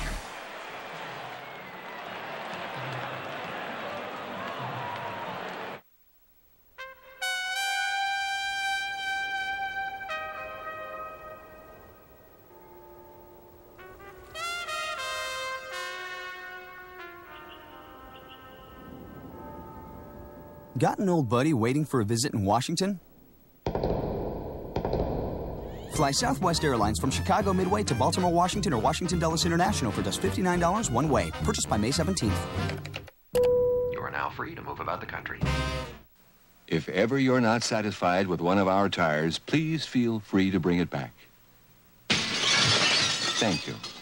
Discount Tire Company. Low prices, more choices on the world's best brands like Michelin and B.F. Goodrich. So easy to turn, so easy to handle. It almost drives itself. But it's not just about mowing the lawn. It's also about owning a John Deere. Easy Track, the newest John Deere. They're the teams you live for, the players you cheer for, and the events that make you stop everything. Whatever side you're on, whatever captures your interest most, there's one common bond that unites us all. We all share a passion for Chicago sports. That's why fans like you need a television home devoted solely to you. The games, the news, the analysis, and everything else you desire. It's all right here on Comcast Sportsnet, fans' best friend. Sit, watch. Time now for a GMC Sports Update. Mark Shanowski back in our Comcast Sportsnet studio. The Bulls wrap up their regular season home schedule tonight. They're hosting the Charlotte Bobcats. Bulls, of course, trying to hang on to that number 2 seed for the upcoming Eastern Conference playoffs. We'll preview the game starting at 5:30 on Chicago Tribune Live, and then again on Sportsnet at 6:30. Join us for Bulls pregame live as well at 7. So now let's head back to the ballpark, rejoin Len and Bob. Mark, thank you. No do-overs in this sport. So now you just have to try to keep the offense going, and it'll be against the Reds bullpen after the visitors scored 6 times in the last half inning. Left-hander John Kudlangas takes over for Aaron Harang. Neither starter can get a win because neither guy went 5 innings, and Zambrano had a 5-0 lead. Could be on the hook for the loss. Kudlangas pitched most of the season last year in Chattanooga in the Southern League Double-A ball for the Reds. 63 innings pitched, gave up only 40 base hits. First pitch strike on Cliff Floyd.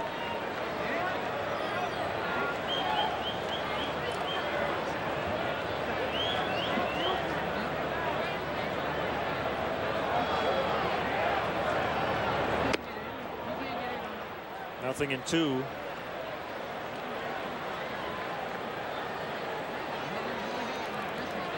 Well, just when you think you've seen everything. The thing about Zambrano's outing today was there really was no indication But that was going to happen, and give the Reds offense a lot of the credit as Floyd strikes out.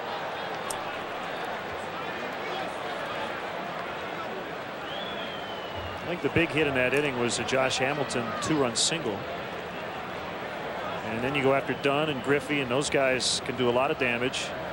And great work by Michael Wirtz to get out of it, striking out 3.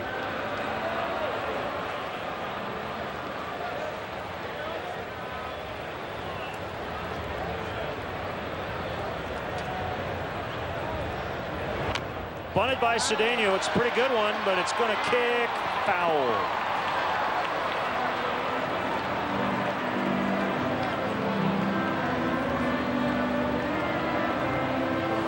Nice idea. Ronnie waits till the last instant to show bunt. Caught everybody by surprise. Unfortunately, that ball hugging the third base line and just trickles into foul territory.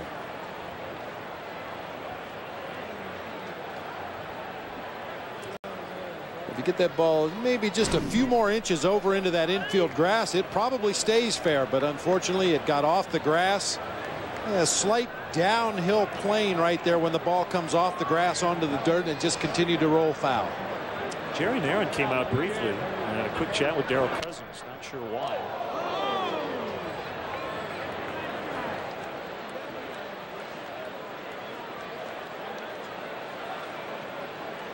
Two strikes on Cedeno.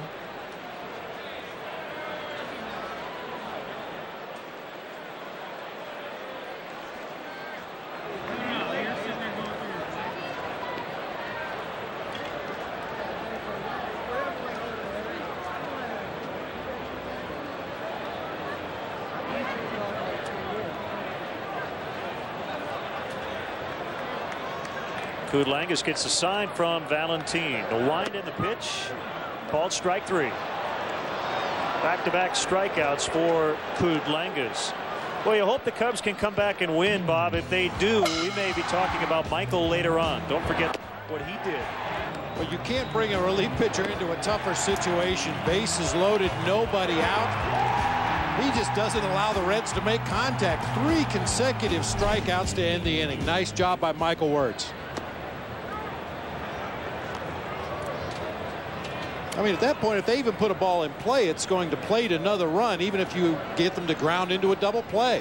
Hit a sac fly to the outfield. They're going to score a run if they make contact, and Michael just didn't let it happen.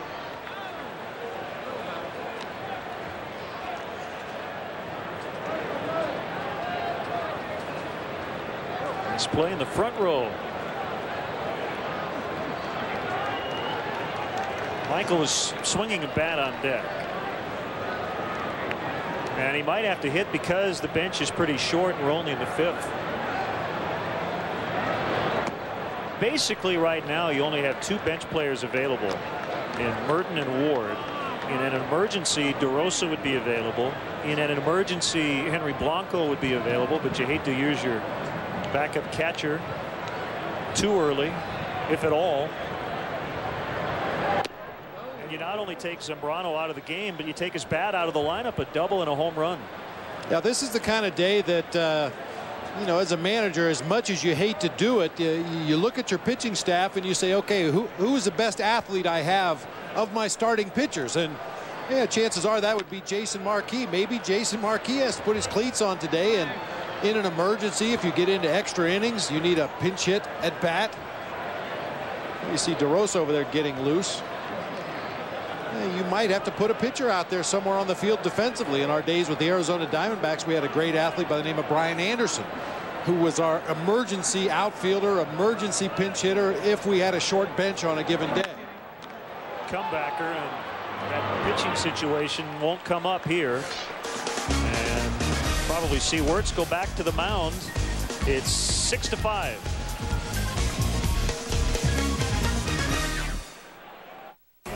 My truck better have room for all my gear. My tools better be big inside. Comfortable inside. Keep me organized. Guys who use trucks help build the all-new Tundra Crew Max, Toyota's biggest and roomiest yet, with the most front and rear legroom in its class, slide and recline rear seat, and the only one in its class with a power vertical sliding rear window. The new 2007 Tundra Crew Max, built in Indiana and Texas. The truck that's changing it all. Get one with 3.9 APR financing.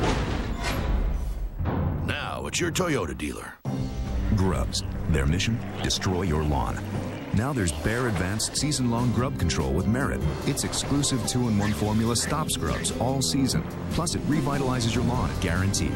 Bear Advanced.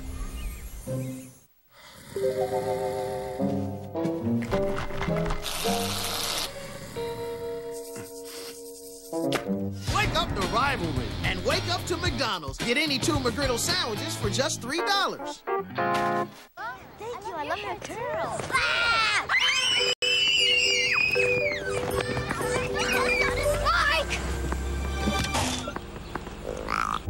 Who's counting on your brakes today?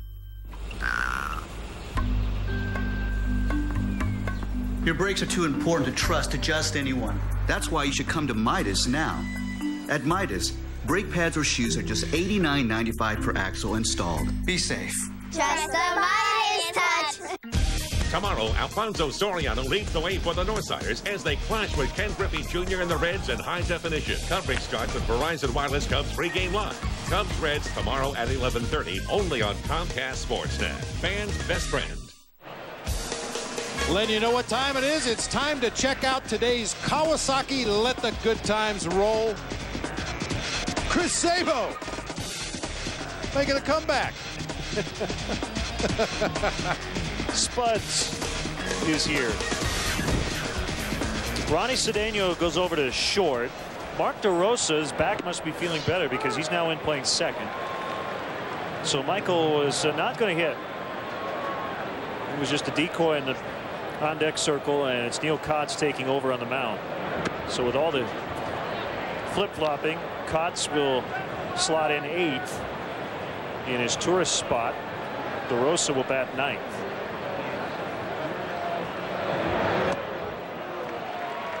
And it certainly makes sense to have the lefty in this inning with Hamilton, Dunn, and Griffey due up.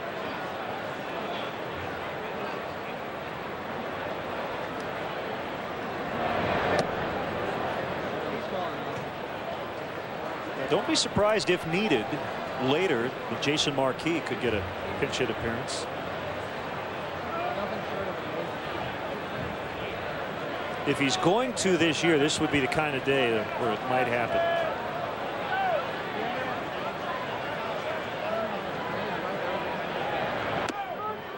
Got him, called strike 3 for the first down. 4 straight strikeouts for the Cubs bullpen.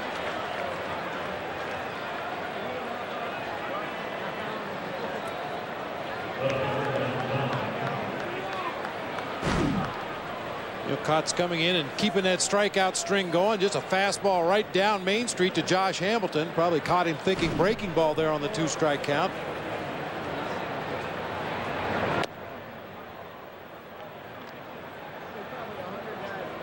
You talk about a manager putting players in a position where they have the best possible chance to succeed, and this is an example of it right here. Would have been very easy to send Michael Wirtz back out to the mound this inning, but he would have been facing 3 very tough left-handed hitters, and that slider is not nearly as effective against lefties as it is against righties. So makes the double switch, brings Neil Kotz into this ball game, and now Neil Kotz facing those left-handed hitters.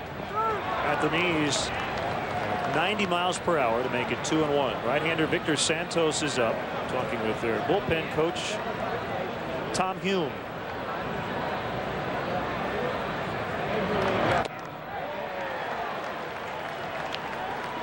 Two now on Dunn. They have the pull shift on against him.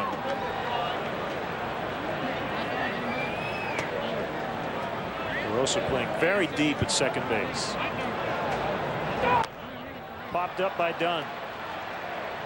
Barrett and Lee converging, and it's a catcher to put it away.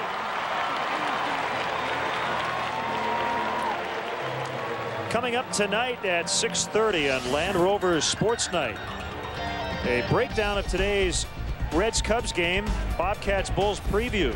Join Pat Boyle for Land Rover Sports Night tonight at 6:30 only on Comcast Sportsnet. Fans' best friend.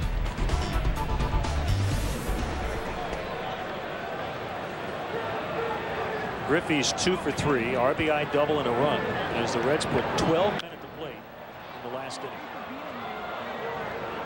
Con starts him with that big sweeping slider. I think you really have to be careful throwing breaking balls and off-speed pitches to Ken Griffey Jr. at this stage of his career. I mean, he can still hit a fastball, don't get me wrong. He can crush a fastball if it's a situation where he's looking for a fastball. But if he's waiting to react to what he sees, I think you can rush him inside with good fastballs, throw the breaking balls off the plate away. Popped him up, short right. DeRosa with a beat on it, and he gloves it. So Kotz goes 1, 2, 3. 6-5 Cincinnati.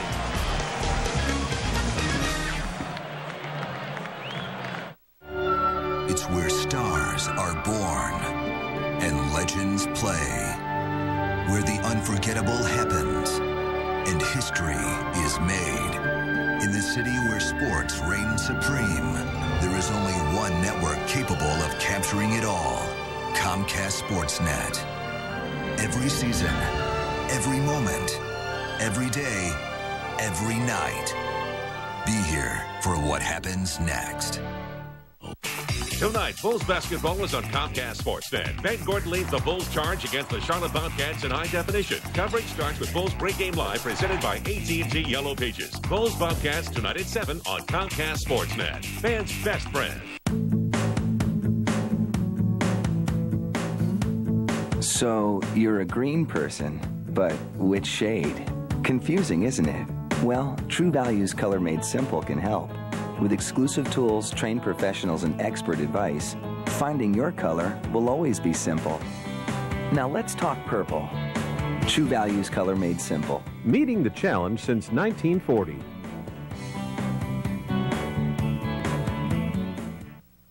QC Auto Service Centers, serving the Quad City area for over 30 years. Hi, this is Dan Elias for QC Auto Service Centers. Let's talk brakes. Do you have to stomp on your brakes to stop? Ensure your family's safety by driving into any one of our 3 QC Auto Service Centers. Our techs will inspect your vehicle's brakes free. We'll install lifetime guaranteed original equipment, brake pads, and shoes. QC Auto Centers with 3 convenient locations: Bettendorf, Davenport, and Moline, keeping you on the road. Bulls, Blackhawks, Cubs, and White Sox. Comcast Sportsnet. Let's go back to our Nissan's drive of the game back in the 4th inning. Carlos Zambrano touching up Red starter Aaron Harang for his first home run of the season into the basket in left center field. The Nissan went downhill after that, but that's our Nissan drive of the game. Victor Santos takes over on the mound for the Reds. He'll face Mark DeRosa. He gets his first at bat. Mark with some back problems, and that's why he was not in the starting lineup. But well enough to go and get in as part of a double switch in the top of the inning. Don't want to see the offense slow down. It was such a good start. 2 in the first, 1 in the second, 2 more in the 4th. And that was all against the tough right-hander Aaron Harang. But now into the Reds bullpen, they came in with a 188 bullpen earned run average. So even though they have not officially designated a closer, and it would probably be David Weathers in the 9th inning, the Reds bullpen as a whole has done a nice job. Weathers, a former Cub, with 3 saves. And part of the reason I think for the success of that Reds bullpen, and we've talked about it with the Cubs as well, is the fact that they've been able to use their bullpen in an orderly fashion. Their starters have been getting them around 6 or 7 innings every outing. That way you can set that bullpen up the way you want, bring the guys in for the matchups, put them in a position to be successful.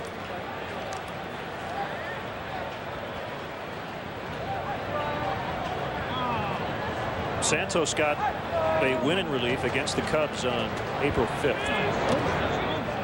In the dirt, 2-2.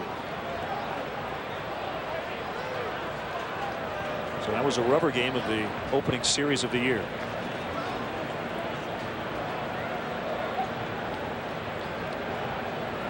Nice job by Neil Kotz, following up Michael Wirtz. Will Ullman walked the only 2 he faced, but not charged with any runs. All 6 on the record of Carlos Zambrano.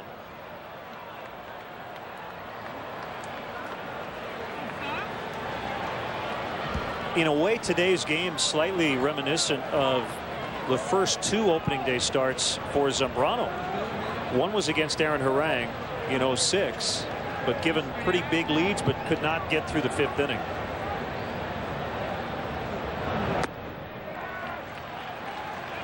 And I feel at some point Carlos will figure it out. And usually your ace of your staff, your horse of your pitching staff, if you give them a lead early, they're going to find a way to bring it home.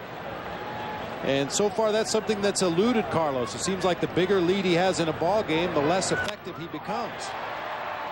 Sky to right, and Griffey coming in makes a catch as he makes that transition from center to right here in 07.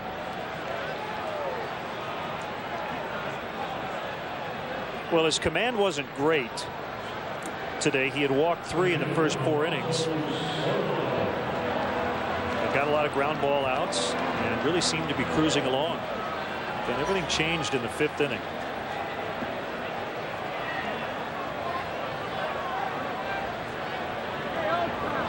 First at bat for Soriano since he had that collision with Cedeno. That was minor as it was, it could have been major.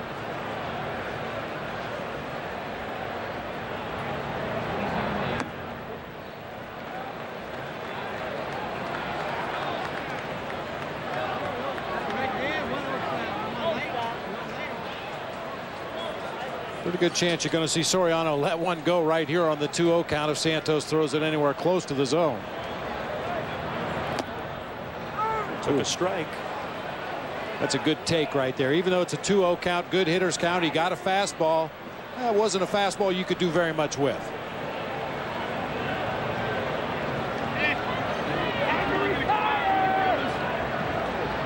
Here comes Santos again. And he looked at ball 3. 3 balls and a strike to count. Todd Coffey is a right-hander. Real Cormier, the southpaw.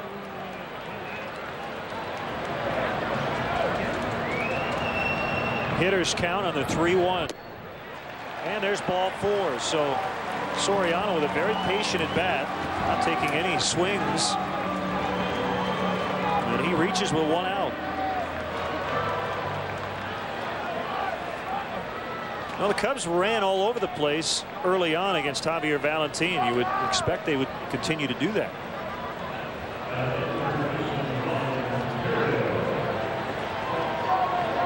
Four steals and 4 tries. And if that indeed is the case, look for Ryan Theriot to take a couple of pitches here to give Soriano an opportunity to get down there to second base, put himself in scoring position. Got him. Soriano picked off. And Matt Sinatro going to have a word with Kerwin Danley. So Soriano picked off for the 2nd time. Boy, just slow reacting back to the bag there. I don't believe that tag was applied before Soriano got his hand on the bag. But the ball clearly beat him over there. And you could see from the first shot we showed you, Soriano was just frozen over there as Santos whipped that throw to Scott Hatteberg at first base. Theriot shoots it into left center. You can play what if all you want. As it is, he's at first with 2 outs in. Now watch once again. Soriano takes his lead over there at first base. He's standing stationary. He's not leaning towards second. He still hasn't moved. Without really knowing for sure, that looked to be one of those times where Soriano was perhaps peering in, trying to steal the catcher's signs. Sometimes the good base stealers will get out there in such a position that they can see the pitch that the catcher is calling for and try to pick an off-speed pitch to steal second base. And just judging from Soriano's reaction, that may have been the case right there. Jerry Naren's going to play matchup in the 6th. He's going to bring Cormier in to face the left-handed swinging Jock Jones.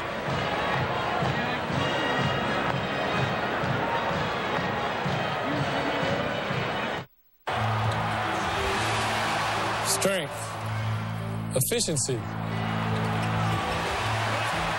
power to change the game. That's how professionals dominate on the court and on the road. There's nothing like a game-winning 3. Now get a 2007 Acadia SLE with the GM 100,000-mile warranty, starting at just $29,495. For more information, visit gmcdrive.com today. Hey, Chicagoland, looking for a career change? International Profit Associates is the nation's leader in management consulting for small and medium-sized companies. IPA had another winning year and is now hiring appointment setters and inside sales representatives. IPA employees are building careers. The 600 employees at the Northwest Suburban office love working at IPA because of unlimited income potential. Create your own promotion. Call IPA at 800-531-2542, weekdays between 7 and 5. Tell them you're looking for a change. Think we'll make it? I don't want to get left behind. Gonna love my baby all the time. It has everything you expect of a European luxury import. And protects the luxury of life like you only expect from a Volvo. Introducing the all-new Volvo S80. 2007 Volvo S80. MSRP starting at $39,400.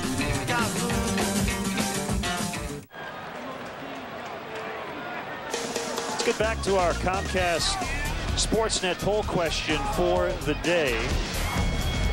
Do you think a tribute to Jackie Robinson has been watered down? Well, it's a tie. 49% said yes, 49% said no, and 2% undecided. Not everybody's going to wear 42, but a significant number of Major League players will wear number 42. The original idea was Ken Griffey Jr.'s. And that'll be on Sunday, April 15th. So it's Cormier against Jones. Runner at first, 2 outs. Cubs trail by a run. Kick and the pitch. Ground ball back to Cormier. He'll fire to first. And that's that for the Cubs as they strand 1. We'll go to the 7th, 6-5 Cincinnati.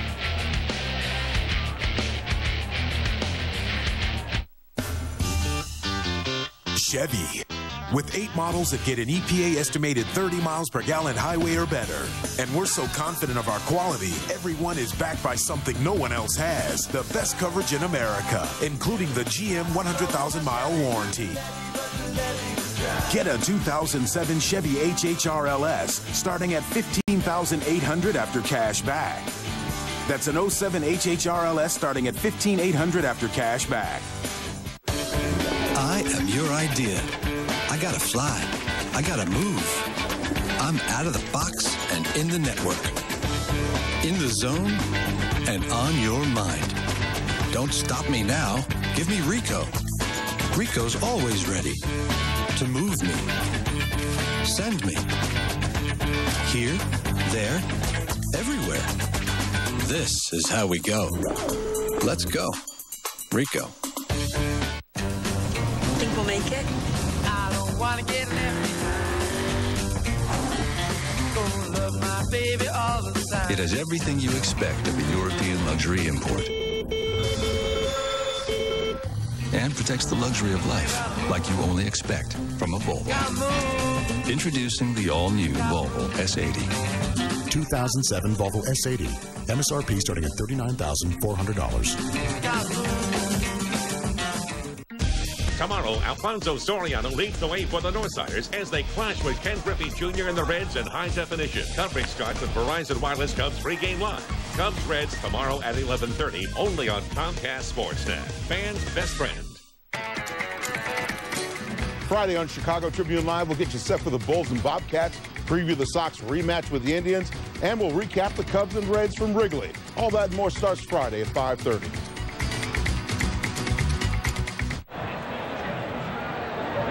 Neil Cott still working. Folks, is a swing and a miss from Edwin Encarnacion.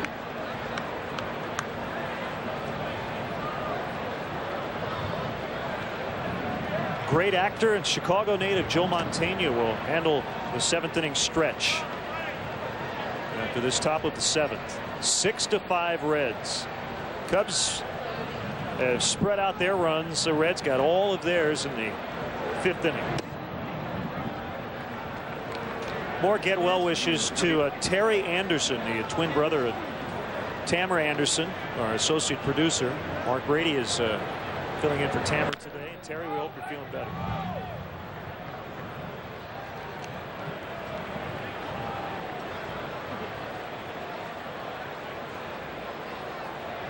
Encarnacion officially 0 for 1. Reached on a walk in the 4th and was hit by a pitch in the 5th. Fouled that one off himself.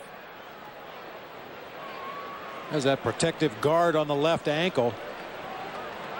You see a lot of guys who open up and uppercut the ball tend to foul that ball down off that front leg. Encarnacion does that quite often.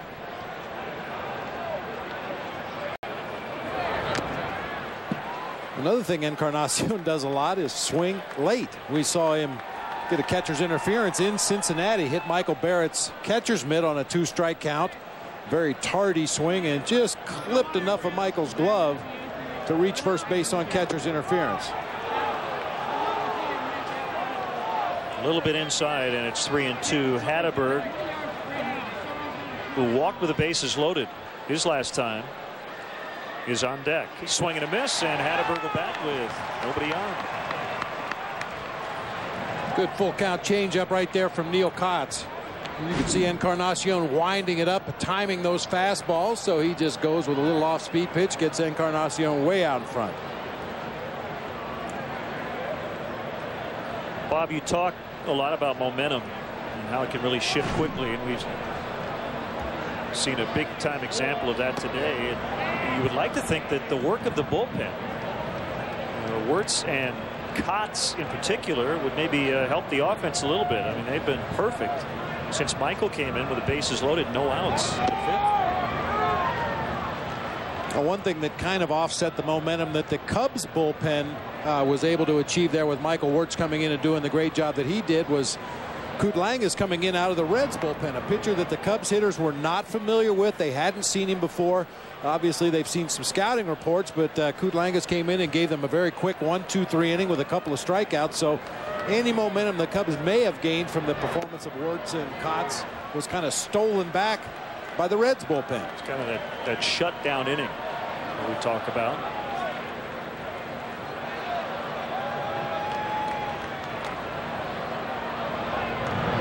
Well, I don't mean to belabor the point, but you could really feel that inning slipping away from Carlos. And we mentioned at the time, somebody needs to go out to the mound and slow down for 2 different reasons. Number 1, to try to slow down the Reds offense. And number 2, to give Will Oman and Michael Wirtz an opportunity to throw some more warm-up pitches in the bullpen. That did not happen, and you can't always rely on your pitching coach to be the guy to make the trip to the mound. Somebody on the field, whether it be Michael Barrett, one of the infielders, somebody needed to make a trip to the mound there to stall for some time. And Z tends to want to work quickly no matter if he's pitching well or struggling. He very rarely becomes deliberate. 2 outs. I've told this story before, I believe, Len. Sorry to interrupt. At Candlestick Park, the bullpens were on the field down the warning tracks. And as a bullpen coach, and even before that as a bullpen catcher with the Giants, I always had an extra baseball in my back pocket. And if things started to come unglued quickly, I'd take a quick peek over my shoulder, and if the umpires weren't looking, I'd fire that ball out in the right center field gap. Now, for all they know, it just came loose from the bullpen. But that would give our relief pitcher an opportunity to throw several more warm-up pitches. It would put a dead stop to the ball game for 15 seconds or 30 seconds, and sometimes that's all you need to get that momentum back on your side.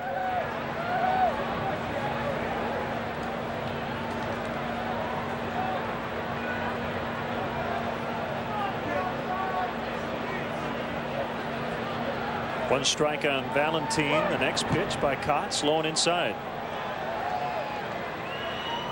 Well, Joe Montaigne is going to handle the stretch, and maybe he can change that momentum back toward the Cubs. It is Friday the 13th. It was a bizarre half inning to say the least. Good breaking ball in there.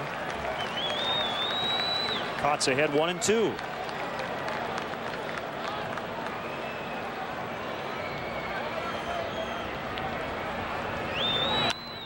Fly ball right center, and Jock Jones with the easy play. Here comes Joe Montaigne.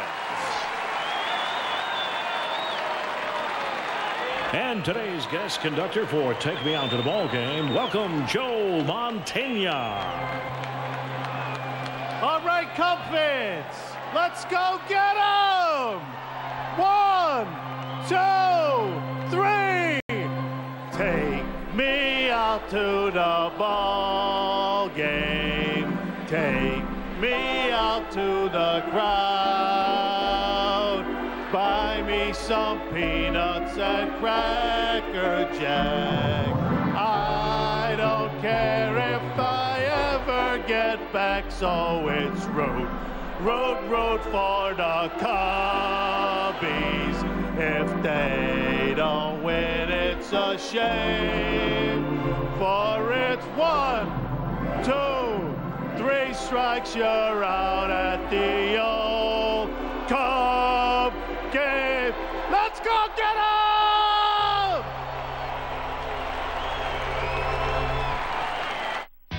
Welcome to California. We cruise. We fly. We run. We go with the flow. We let go. And we believe one simple thing. That every day in California is your lucky day. Is your lucky day. So there's just one thing you have to ask yourself. How fast can you get here? Find yourself in California. Southwest Airlines is taking low fares farther with more than 90 daily flights from Chicago Midway to these cities. You are now free to move about the country. Ricky, hey, for the Go Green sales event, we want you to race over a hot bed of coals wearing this. I don't think so. You're right. Terrible idea. You're fired. Lots of other great ideas. The Kawasaki Go Green sales event is on. Save big with low payments on new Kawasaki vehicles. See your dealer today. Highlights, breaking news, interviews, and more time to tell in-depth stories is all on Sports Night. Every night only on Comcast Sportsnet. Fans' best friend. Still time, lots of time. 9 outs to play with, and the Cubs are only down a run. And a new battery for the Reds. So David Ross is in. We've seen all 3 of their catchers today. And Todd Coffey is now on the mound. Now, during the 7th inning stretch, Joe Mantegna hopefully was not distracted because Coffey did that sprint that he does from the bullpen, but it wasn't a very long run. But you were focused, weren't you, Joe? Oh, I was very focused. How you doing? Good to see you. I'm doing great. Thank you. Thank you. Got to get this thing turned around here. You're the good luck charm today. Boy, I hope so. I mean, I was lucky enough to be here. I sang the 7th inning stretch when Kerry Wood struck out the 20 guys to tie the Major League record. So hasn't quite panned out quite like that today, but we're hoping for at least a win. Derek Lee starting the inning. And Michael Barrett and then Cliff Floyd for the Cubs. Pitch by Coffey is just outside. I know you stopped by the radio booth before you come over here. How's Ron doing? He was not looking good after that 5th inning. Yeah, Ron was a little upset. Ron was a little upset, but you know, I told him, I says, Ronnie, you know, don't worry about it. When we finally win it all, we're going to all give up baseball and take up soccer like the rest of the world, and we can just get rid of this sport completely, because why go on? Right. We'll win the championship, and that should take care of baseball. And as many Cub fans know, you narrated the great documentary This Old Cub featuring Ron. Yeah, that was a real honor. I mean, he's one of my childhood heroes. Him and Ernie Banks were it for me. So a called 3rd strike, and Lee is out. Let's see where this pitch was. Yeah, borderline corner pitch. David Ross had moved way out there onto the outside corner, trying to stay away from the power of Derek Lee, and caught it right in front of his body, so he gets a call from Darryl Cousins behind a plate. Here's Michael. RBI single in the 1st, walked in the 3rd, and retired on a very good defensive play by the shortstop Castro his last time. That was not caught. It was picked off the dirt by Encarnacion, but he threw on to first, and half the bat ended up almost into the outfield grass. Well, how about that concentration? Not only does he come in and make a nice play on that little line drive, but the barrel of the bat didn't miss him by much down there. Ooh. Wow. Whew. How do you keep your focus on the baseball with that lawn dart heading your way? Man. 2 quick outs, Joe. I know it's been a busy 2007 for you. Yeah, it's been great. I was in Australia at the end of 2006 and shot a mini-series called The Starter Wife, which will be on the end of May with Deborah Messing. We've got our restaurant, Taste Chicago, out in Burbank, California, which allows us to provide Chicago kind of food for all our Chicago Cub fans and all ex-Chicagoans, especially out there in California, and heading to Toronto to start a movie at the end of this month.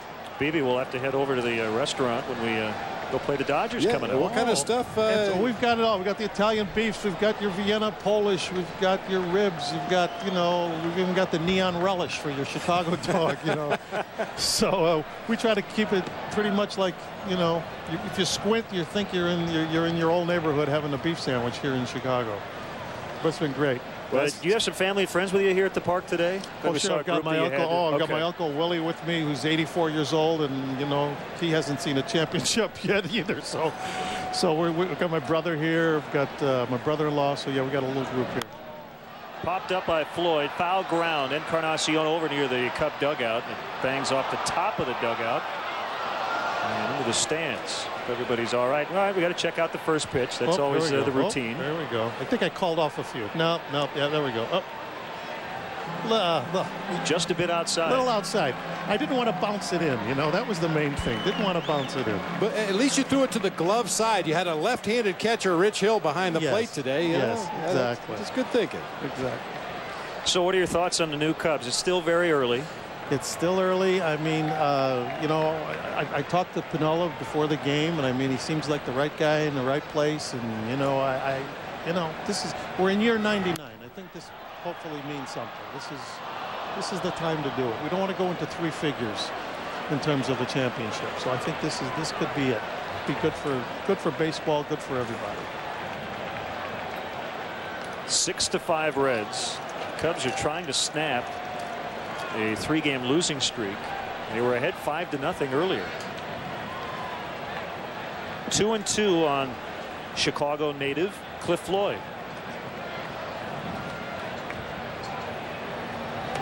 Outside 3-2.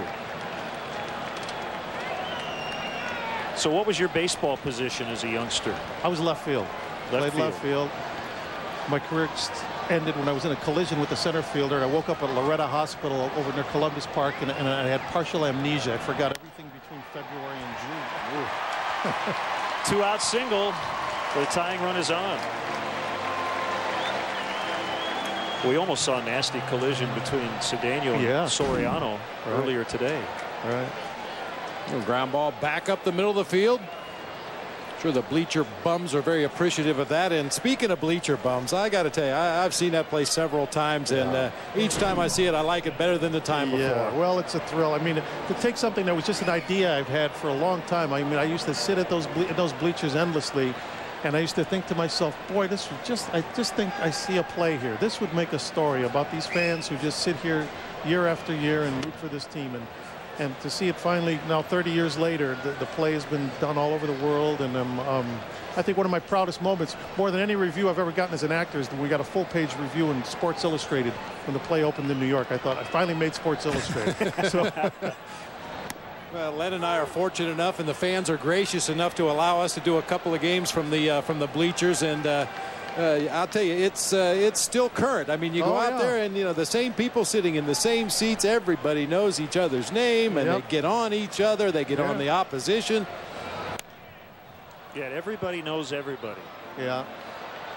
Oh yeah, it's like a family. It's I based it on a lot of the different characters that I used to sit with out there back in the mid 70s, and you know the faces and names have changed, but I would imagine the spirit is still the same. Yeah, the vibe is still there. Bleachers redone last year. Yeah, the park looks great. Park looks beautiful. Cedeno deep toward the left field corner, and he pulled it too much. Hey, you received an award yesterday, right? The National Italian American Foundation. Nice. Yeah, we had a big gala last night. We had Chaz Palminteri was there, and Dennis Farina and myself, Ernest Borgnine, Gina Lola Brigida. A lot of people whose names ended in vowels last night. But it was a wonderful, wonderful event. I was very honored to you know, it seems like yesterday I was a kid in the bleachers, and now they're giving me Lifetime Achievement Awards. I mean, I don't know. It gives you an idea of how quickly it all goes, but it's great. It's been a wonderful week here. So. Well deserved, Joe. Well, we told you this last year. One of our favorite actors, and you're one of those guys really where, and I know Bob's the same way. If we're flipping around and we see a movie with you in it, I'll definitely stop and watch. Well, thank you so much.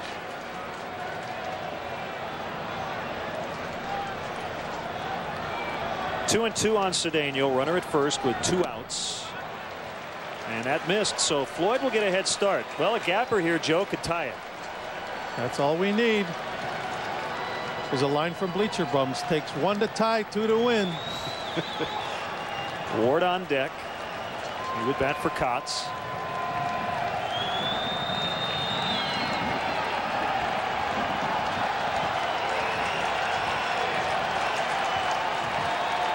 We're getting into it out in the bleachers as Floyd goes, and Ronnie, ouch, fouled that one off his foot.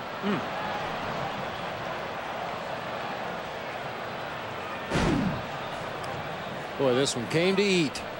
Oh, got him up on the ankle. Oh, Ronnie hops all the way to the on-deck circle. Doesn't want to put any weight on that left leg until he absolutely has to. Well, and again, you have a situation here, Bob. As Torres is out. DeRosa in the ball game. Ramirez with the wrist not available today. I think at this point you'd probably see Matt Merton make his debut in the infield if that became necessary. Well, Ronnie's going to soldier on.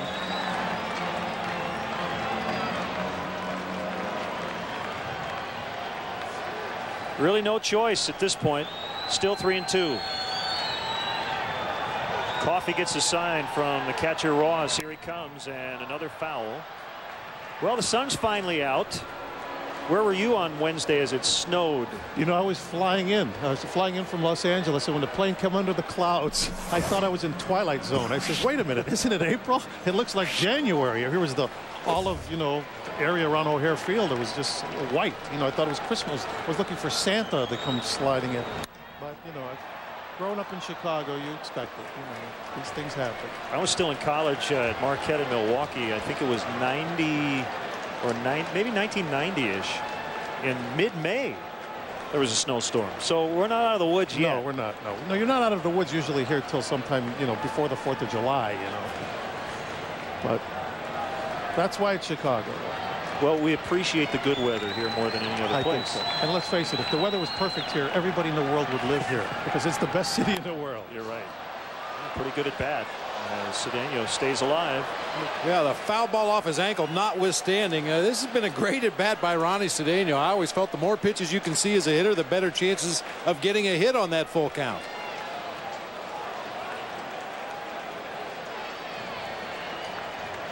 Floyd not being held on by Hatteberg.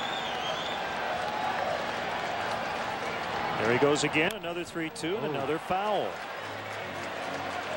Well, Joey, I haven't talked to Jeff Santo about this, but what we're hoping is next year or the year after, when Ron does get in the Hall of Fame, that you do the, you know, the half hour or the hour sequel to this old Cup. Absolutely. I would like nothing better. And it's so well deserved. I mean, it's just got to happen. I mean, it's I feel that it's in the stars. I think Ronnie's, you know, is due, and it's going to happen. And high fly to right. Griffey now coming in, makes a catch. Joe Mantegna, always a pleasure, and make this an annual event here. But don't be a stranger. Come back up here during the season. We'd love to see you. Pleasure's mine. Thank you, fellas.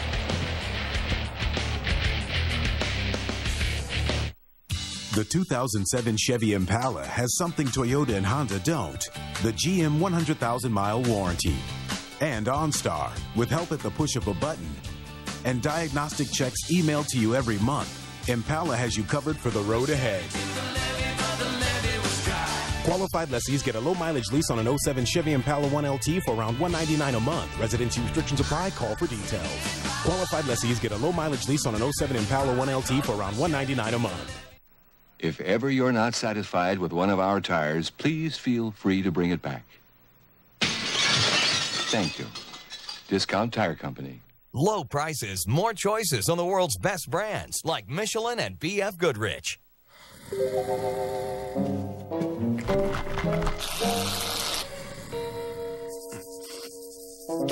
Wake up to rivalry and wake up to McDonald's. Get any 2 McGriddle sandwiches for just $3. They're the teams you live for. the players you cheer for, and the events that make you stop everything.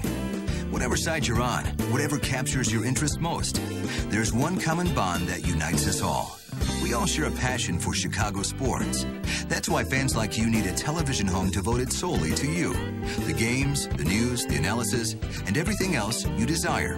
It's all right here on Comcast Sportsnet, fans' best friend. Sit, watch. After the game, stick around for Cubs postgame live. Get highlights of all the action. Analysis from Dan Plesac. Plus, check in on Lou Piniella's postgame remarks. Don't miss Cubs postgame live immediately following the contest right here on Comcast Sportsnet, fans' best friend.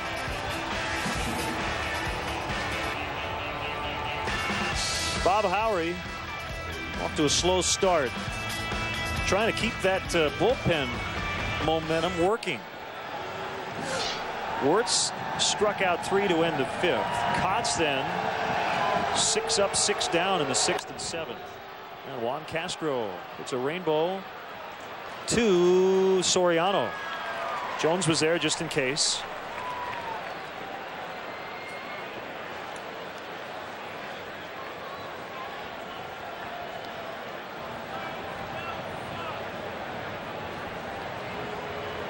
And it's David Ross with his first at bat after entering in the bottom of the 7th. I mentioned that Ross started the season behind the plate for the Reds and figured to be their starting catcher for most of the season, but yeah, like a lot of other players around baseball, off to a dreadfully slow start. Only 1 for his first 17. 0.59 batting average.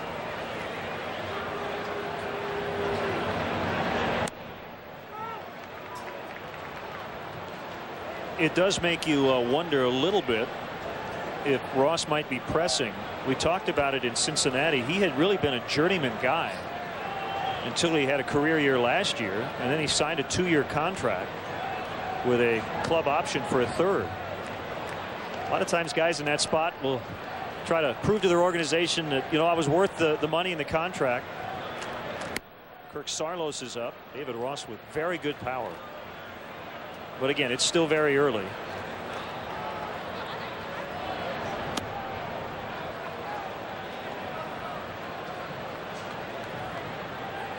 Ask Mark Grace what kind of power David Ross has. Oh, yeah, his first career home run. First career home run came against Mark Grace, who had to mop up for us, unfortunately, one evening in a blowout ball game, and David Ross took him way back at Bank One Ballpark in Arizona.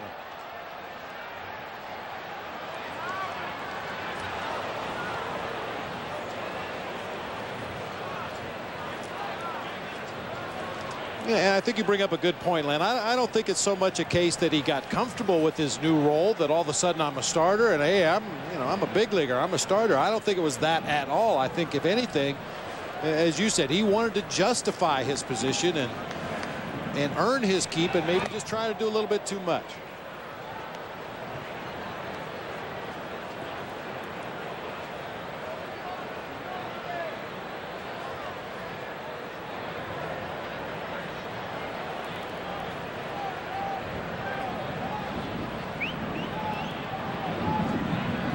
On the way, and cranked foul and way out of the ballpark, and I hope your car is not sitting where that ball's going to land.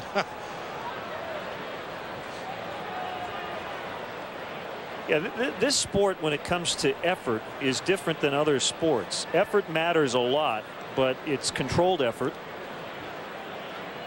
And for a hitter, trying harder doesn't mean going up and swinging at everything as hard as you can. And for a pitcher, it doesn't mean throwing as hard as you can. Eric Lee coming in. 2 down. The Cubs strongly encourage the use of public transportation. The CTA Red Line stops directly at Wrigley Field at the Addison Station. For drivers, DeVry University offers remote parking and bus service for just $6. For more details, visit Cubs.com or call the CTA hotline at 773-836-7000. The one part of effort we all agree on is the hustle part, when you're on the bases and playing defense. Another pop-up, this time by Phillips. Well, it's been a strange game, hasn't it? Reds offense hasn't done anything except for a 6-run fifth. Soriano coming up as the Cubs try to get something going offensively. Want more than just the score? Then log on to ComcastSportsNet.com. Read analysis from Comcast Sportsnet's experts that you can't find anywhere else. Get up to the second news headlines. See the day's programming lineup. Check out talent bios and watch video clips featuring the latest info on your teams. Plus, sign up for Sports Extra and Sports Blast email alerts that make you the first to know about breaking news. So what are you waiting for? Log on to ComcastSportsNet.com right now. Kick off your weekends at the Mark of the Quad Cities. Exciting Steam Wheelers Arena Football 2 action returns Friday, April 13th. The Wheelers take on the Boise Burn at 7:30 p.m. Tickets on sale now at Ticketmaster or the Mark box office, starting at $10 for adults and $5 for kids. Reserve your seats today. Like a lot of people, my days are filled up. Family, work, chores, TV. My prime time is whenever I can make it. With Stars and HBO On Demand, I watch what I want whenever I want, anytime. Mediacom? Works for me. Upgrade to Digital 2-Star with Stars and HBO with On Demand for only $14.95 a month for 12 months. And catch new episodes of The Sopranos. Just $14.95 a month for 12 months. Call today. Call 1-800-CABLE-TV. Kick off your weekends at the Mark of the Quad Cities. Exciting Steam Wheelers Arena Football 2 action returns Friday, April 13th. The Wheelers take on the Boise Burn at 7:30 p.m. Tickets on sale now at Ticketmaster or the Mark box office, starting at $10 for adults and $5 for kids. Reserve your seats today. Every morning on Comcast Sportsnet, fans' best friend. Time now for a Cadillac Sports Update. Mark Shanowski back in our downtown studio. A very busy day here on Comcast Sportsnet. The Bulls host the Bobcats this evening. Norm Van Leer and Kendall Gill join me for Bulls pregame live at 7. Meanwhile, the White Sox begin a 3-game series against the Indians in Cleveland tonight. Javier Vazquez gets the start for the Sox. You can catch that game on Comcast Sportsnet Plus, which is CLTV in most areas, starting at 5:30. Now let's head back out to Wrigley Field and rejoin Len and Bob. Guys, time to score some runs. You're absolutely right, Mark. The Cincinnati Reds today, in their first 8 innings, have 1 hit in 7 of those innings. But then there's the 5th. They brought 12 men to the plate and scored 6 runs. Pinch hitter time, Darrell Ward leading off the.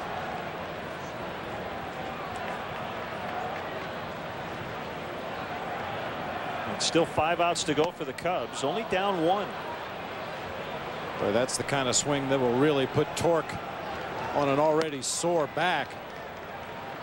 Mark DeRosa, I'm sure, received treatments throughout the morning and the early part of this ball game before declaring himself good to go, and Lou Piniella brought him in the ball game as part of a double switch back in the 6th inning. He doesn't look comfortable at all. No, just dropped his bat and looks very stiff as he walks back to the dugout.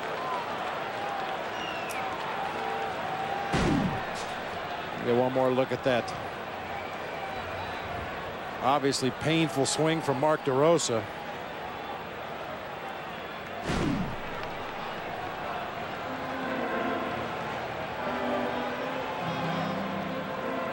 Well, you know, it was bizarre when it happened, Len, but looking back at the scorebook, it doesn't get any less bizarre. That 5th inning, base hit, walk. Base hit, double, hit by pitch, walk, and then 3 consecutive strikeouts to end the inning.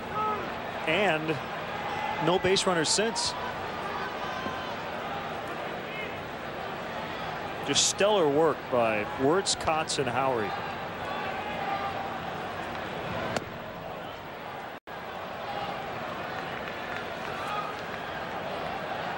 And Soriano continues to work that left hand.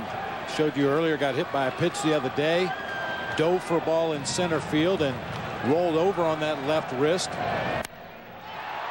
In the air deep, but Griffey is going to have plenty of room.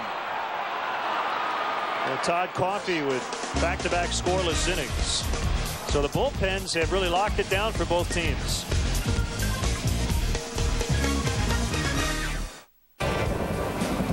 Introducing the all-new Chevy Silverado half-ton crew cab, a standard stability control system, and the safety and security of OnStar. No other pickup delivers both. No wonder it's the 2007 Motor Trend Truck of the Year. the all-new Chevy Silverado. Get this specially equipped 2007 Chevy Silverado half-ton crew cab starting at $27,095 after total cash back. That's right. Get this 07 Silverado half-ton starting at $27,095 after cash back. One morning you wake up and there it is, gray hair. And you wonder, will people see me for who I really am? How do you break out of that? Just for Men stops gray from hiding who you are. Easy, with 5-minute target gray technology. Today's a whole new ball game. And then you wonder, why did I ever put up with gray hair? Let the real you come through. Stay in the game with Just for Men. Think we'll make it? I don't want to get left behind. Gonna love my baby all the time. It has everything you expect of a European luxury import. And protects the luxury of life like you only expect from a Volvo. Introducing the all-new Volvo S80. 2007 Volvo S80. MSRP starting at $39,400. Tonight, AL Central rivals collide at Jacobs Field when Paul Konerko and the White Sox battle the Indians. Coverage starts with Feldco White Sox pregame live. White Sox Indians tonight at 5:30 on Comcast Sportsnet Plus. Fans' best friend. Indians just won 2 of 3 in Milwaukee against the Angels. 52,496. Pretty good attendance for the 3-game series. Travis Hafner with a game-winning home run yesterday. Scott Air is on here in the ninth. See the opponent's batting average down there at the bottom, 357 total. Very odd. Left-handers hitting 600, right-handers only 222 against the Cubs left-hander. Half cut, and Hamilton down in the count 0-1. Big 2-run single in the 5th. Real feeble swings from some pretty good left-handed hitters.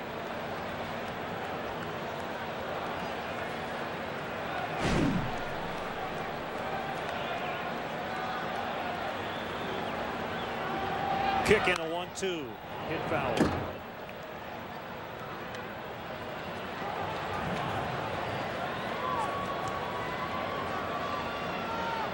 Back at you tomorrow at noon. Bronson Arroyo and Rich Hill. We get a belly full of breaking balls tomorrow. Rich Hill with the big over-the-top curveball. Bronson Arroyo with breaking balls from every conceivable arm angle. So Arroyo seeks his first win, and Rich Hill starting the year 1-0. The Saturday starts will be at noon or 2:55 when it's national TV.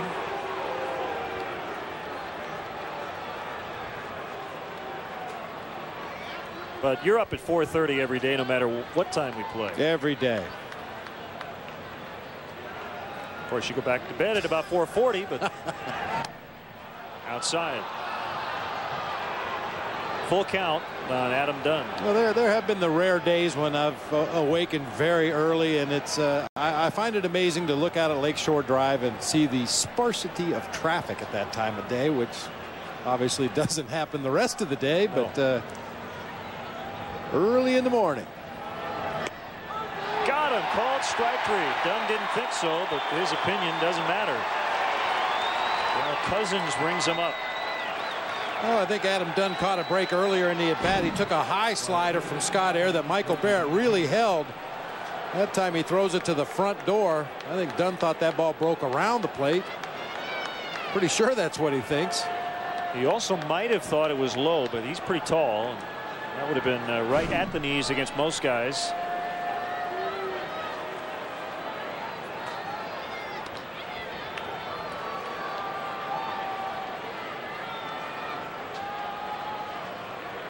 Well, the Cubs offense will go to work against David Weathers in the bottom of the inning. Weathers is ready in the Reds pen.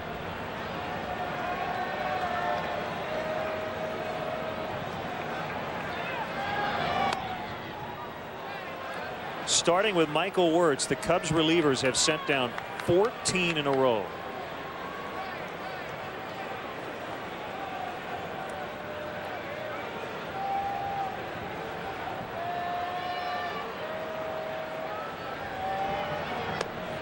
2-1. It's almost see why Scott Air was pitching so carefully to Ken Griffey Jr. Jr. was 8 for 22 with 4 home runs against Scott Air coming into that at bat.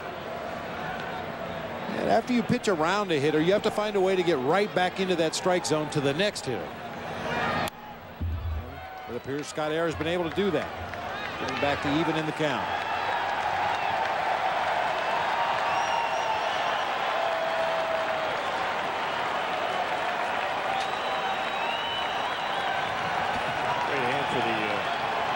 Sits right next to the Cubs dugout and retrieves the foul balls back to the plate. He's a hustler.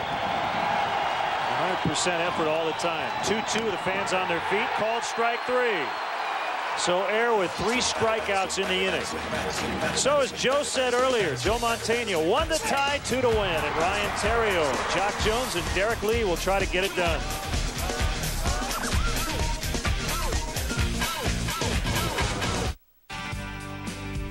Introducing the all-new Chevy Silverado half-ton crew cab, a standard stability control system, and the safety and security of OnStar. No other pickup delivers both. No wonder it's the 2007 Motor Trend Truck of the Year. The all-new Chevy Silverado. Get this specially equipped 07 Silverado half-ton with standard OnStar and 1-year safe and sound plan starting at $24,995. Log on now to ChevyDriveChicago.com. Check us out today. I love your curls.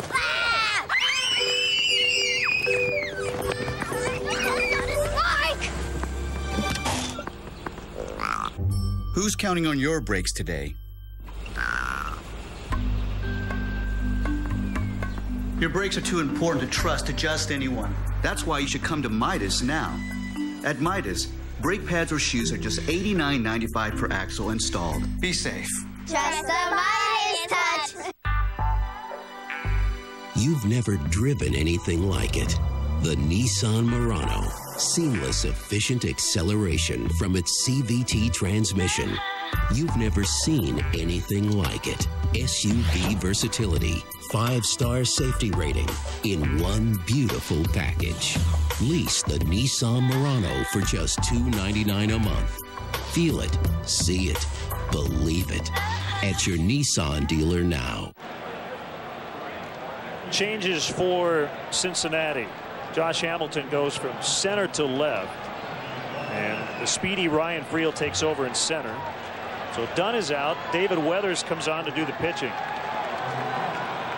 Weathers with 3 saves already on the season in his 5 ball games that he's pitched. Sinker slider guy, throws an occasional straight change up. His first save of the year came against the Cubs in game 3 on April 5th, 8 days ago in Cincinnati. Here we go. Theriot, fly ball to center. Caught by Friel, 1 out. Ryan with 3 hits. He's 3 for 5 after making that out.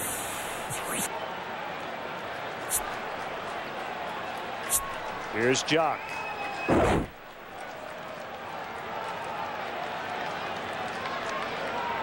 Now this would be a tough one. The Cubs led early, 5-0.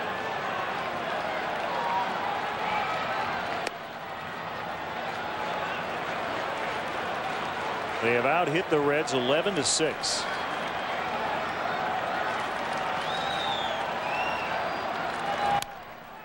Sprayed foul. What an outstanding job by both bullpens, with the exception of Will Oman, who came in, faced 2 batters, walked them both, but both the respective bullpens with 5 innings of shutout ball up to this point. A kick and a 1-1. Sinker was a little low.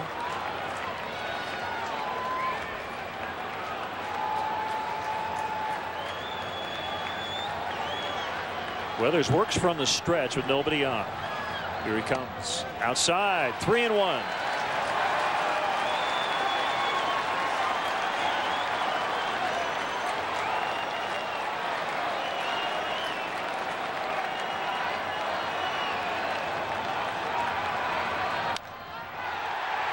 That's a fair ball for Jones. He's hustling around first, and he'll have to hold with a single. Josh Hamilton got it back very quickly.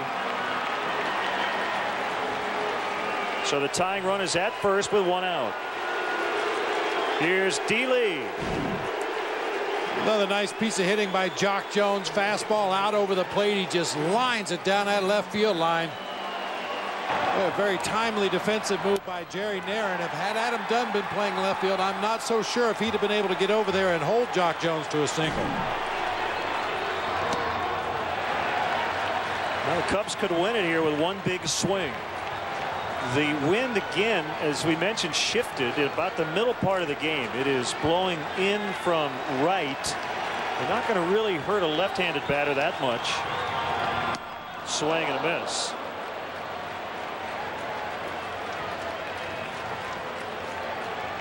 Boy, very unusual to see any pitcher have the kind of success against Derek Lee that David Weathers has had in his career. 1 for 17 coming into this at bat, which tells you one thing: Derek Lee's due.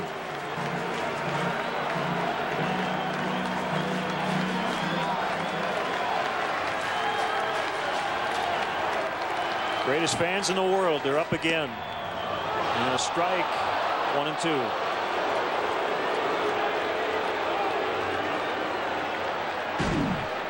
'89-mile-an-hour fastball, outer third of the plate.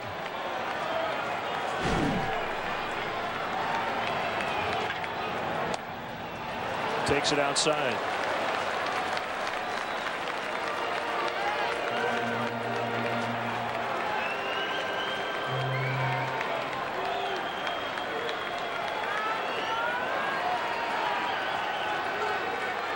Two-2 pitch. He struck him out swinging for the second out. A frustrated Derek Lee heads back to the dugout. Not a lot of trickery involved here after he got ahead in the count, just pounding fastballs on the outside part of the plate. D. Lee took the pitch before, swings right through that one.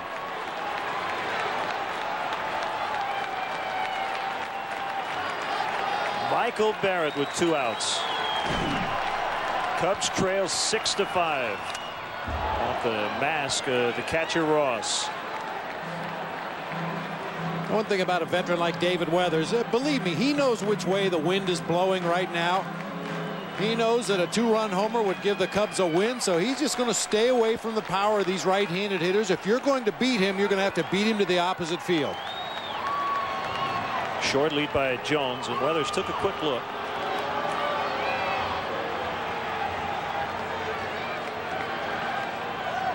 Sliding toward the outside corner, and it's fouled away, and Cubs down to their final swing.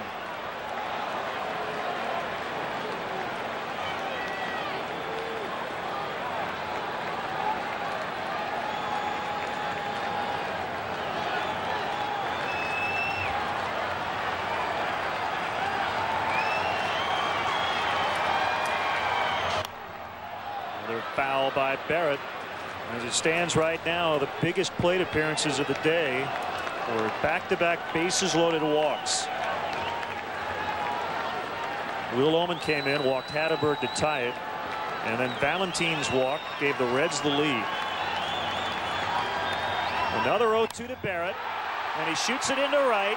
Jones is going to stop at second. No sense in taking any chances, as Griffey got to the ball quickly. A single could still tie it.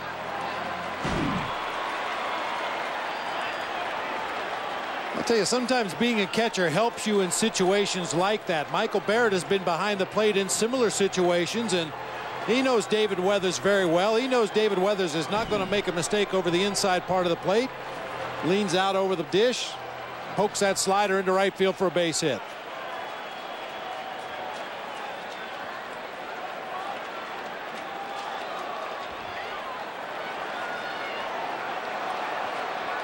Well, it's Cliff Floyd.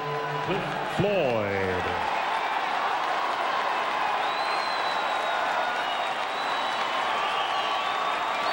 Cliff is 2 for 4. First and second, 2 down. Strike 1. 93 from David Weathers. And on our gun, as hard as you'll see him throw. I think the gun might be a little hot. A little hot. Still hanging around. pitch, fly ball, and this will do it. Hamilton makes a catch. A very frustrating loss for the Cubs today as they drop their 4th in a row. The Reds win it with 6 runs in the 5th inning. If you take away that 5th inning, they had 1 hit the rest of the day. But it was enough as they beat the Cubs 6-5.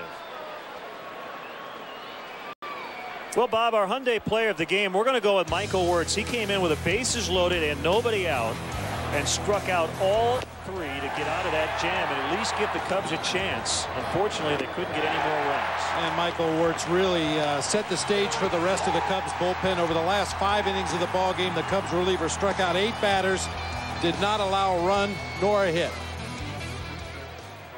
So the Cubs out-hit the Reds today 13-6, but come up short as they can't hold on to a 5-0 lead. So for Pete Toma, Dave Turner, Mark Brady, Bob Brenly, and everybody on our Comcast Sportsnet crew, Len Casper saying so long.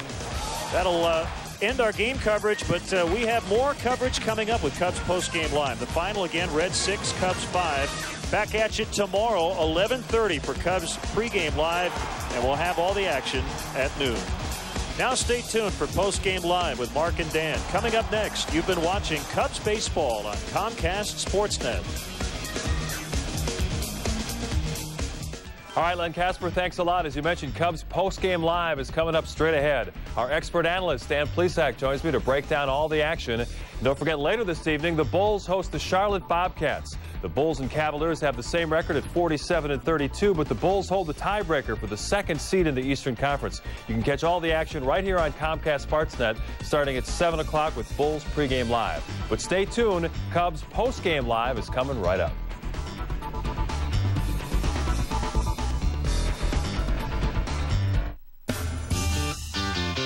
Chevy. With 8 models that get an EPA estimated 30 miles per gallon highway or better. And we're so confident of our quality, every one is backed by something no one else has. The best coverage in America, including the GM 100,000-mile warranty. Get a 2007 Chevy Cobalt Sedan LS starting at $13,590 after cash back.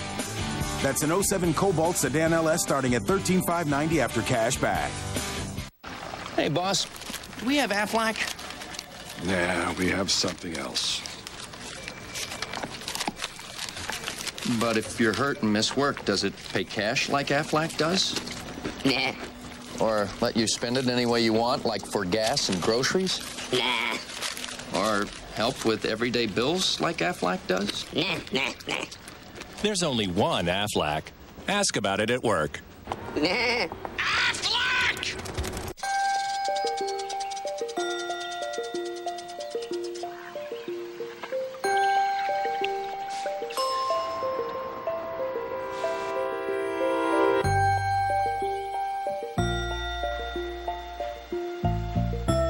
If only your prescription was always available wherever you needed it. Fortunately, you can pick up your Walgreens prescription refill at any one of our thousands of locations, whether it's just across town or across the country. Roger, for the Go Green sales event, we want you to race this very special bike.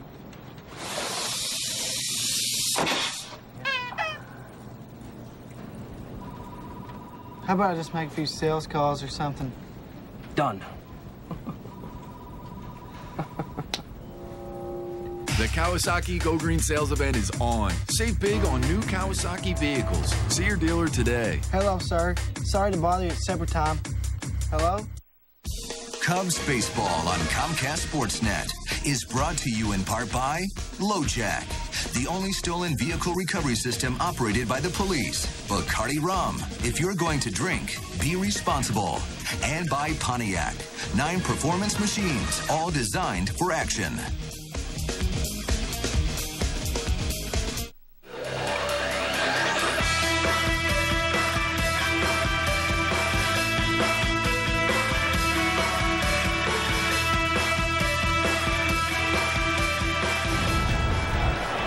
To throw a strike.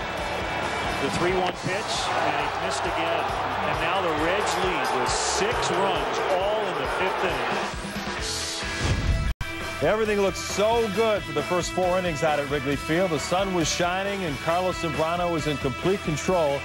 Then all of a sudden it fell apart. Cincinnati scores 6 runs in the top of the 5th inning. And as you can see, the unhappy final score, they steal a 6-5 victory this afternoon.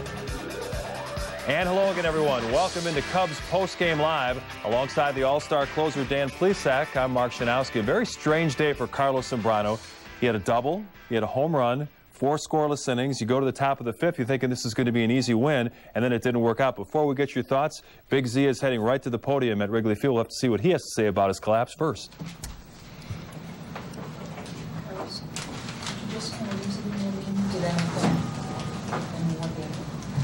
Well, you know, a lot of weird things happen in that inning, you know. But, you know, just forget about that, and you have, I have a long way to go, and just bad outing, bad inning, and, you know, I can't be frustrated by that. Just think about what I did wrong, and, you know, don't make those mistakes in the future. Are you frustrated by the problems you're having with control and location? No. No. I was pitching the ball good, and you know, just like I said. At any point in that inning, do you think to yourself, what's going on? How did this happen? Because you were going so well before that. You know what? When I came in the 5th inning, I told you know, one guy that was inside, say, "Man, that happened so quick that I, you know, when I reacted, I was, you know, 4 runs ahead, you know." And, like I say, you know, I can't, I won't be frustrated. You know, I think frustration only been in my life like 2 times, but I don't think this year would be any frustration. I feel good. I feel that I'm throwing the ball what I want to, and just the fact that I have to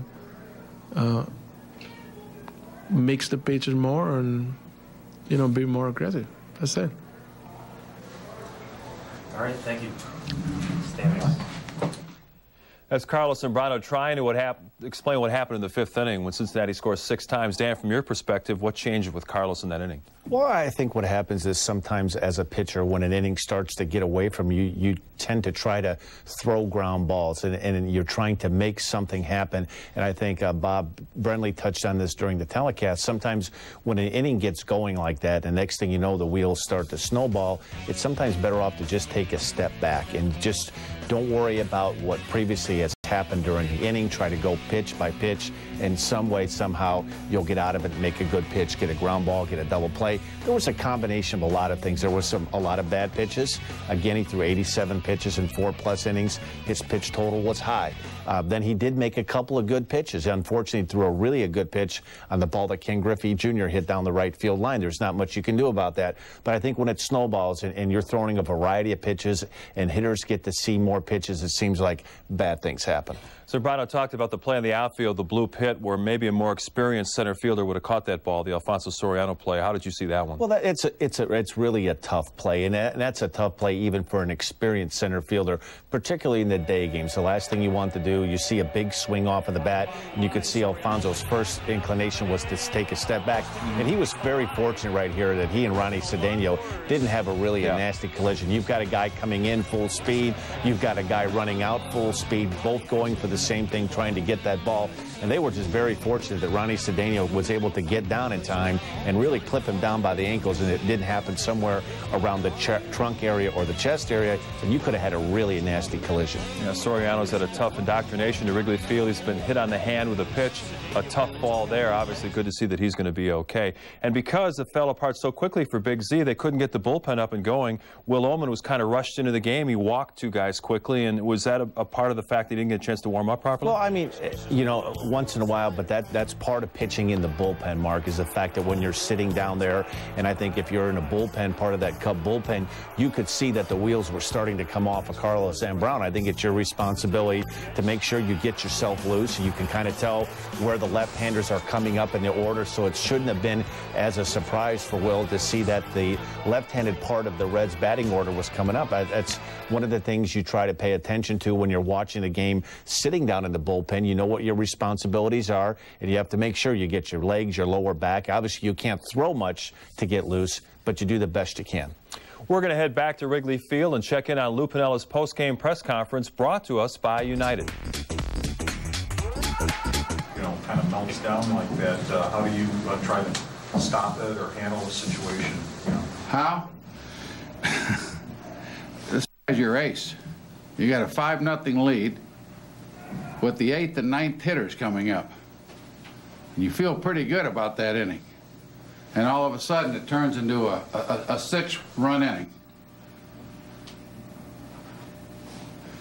What do? I just pitch them when it's his turn again. What else can I do? And then I bring in a reliever that's throwing 30, 40-foot curveballs to boot. Now, I can start to see some of the ways that this team has lost ball games. I can see it. We've got to correct it, obviously. Lou, it would seem that Zambrano started to fall apart after Soriano kind of misplayed that ball. Is that how you would see it? Look, when you get a 5-run lead, whether a guy misses a ball, makes an error, or what, you should be able to pitch through it. Okay? Nobody's trying to drop balls. And sometimes you make great plays. Sometimes you don't. But at the same time, that shouldn't be. And I'm not saying it was. You said you were assuming it was. I'm not saying it was. But you should be able to pitch through something like that. How do you think that you will go about trying to fix it now that you've seen, per se, you've seen, you know, what's happened in the past here? No. I'm talking about losing ball games that should be, you know, that are in hand. That are in hand. You know? You got a 5-0 lead, you got your ace on the mound, you feel pretty good about it. He gets away from you. Oh, Omen trying to be too fine then, throwing those? Who? Omen trying to be too fine? I don't know, but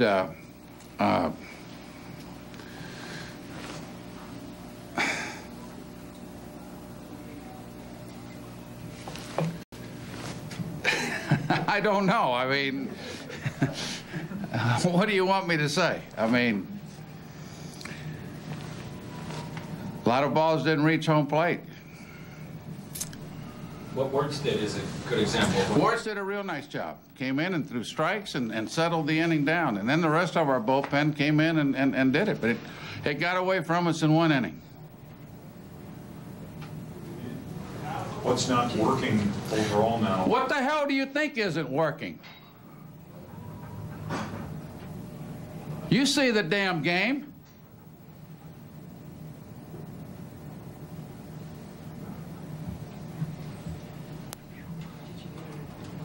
Huh? Did you get a report at all on Ramirez? Not yet. We're waiting for one. We're waiting for one.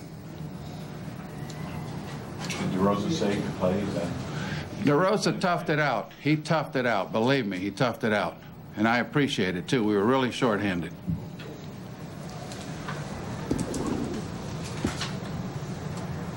Would you ever consider, if you start getting in a bind with the help of DeRosa and Ramirez, would you ever consider putting Soriano in second? Or you don't want to think about it? Oh, gosh. I mean,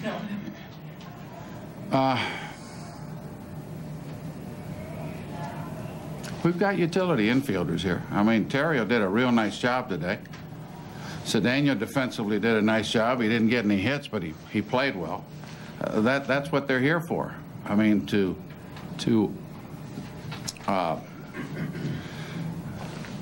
pick up the slack when they're needed. The way Terrio played today, does he earn like even more playing time in your mind? The way Terrio's a nice little player. He really is. I mean, he hustles and you know, he makes things happen.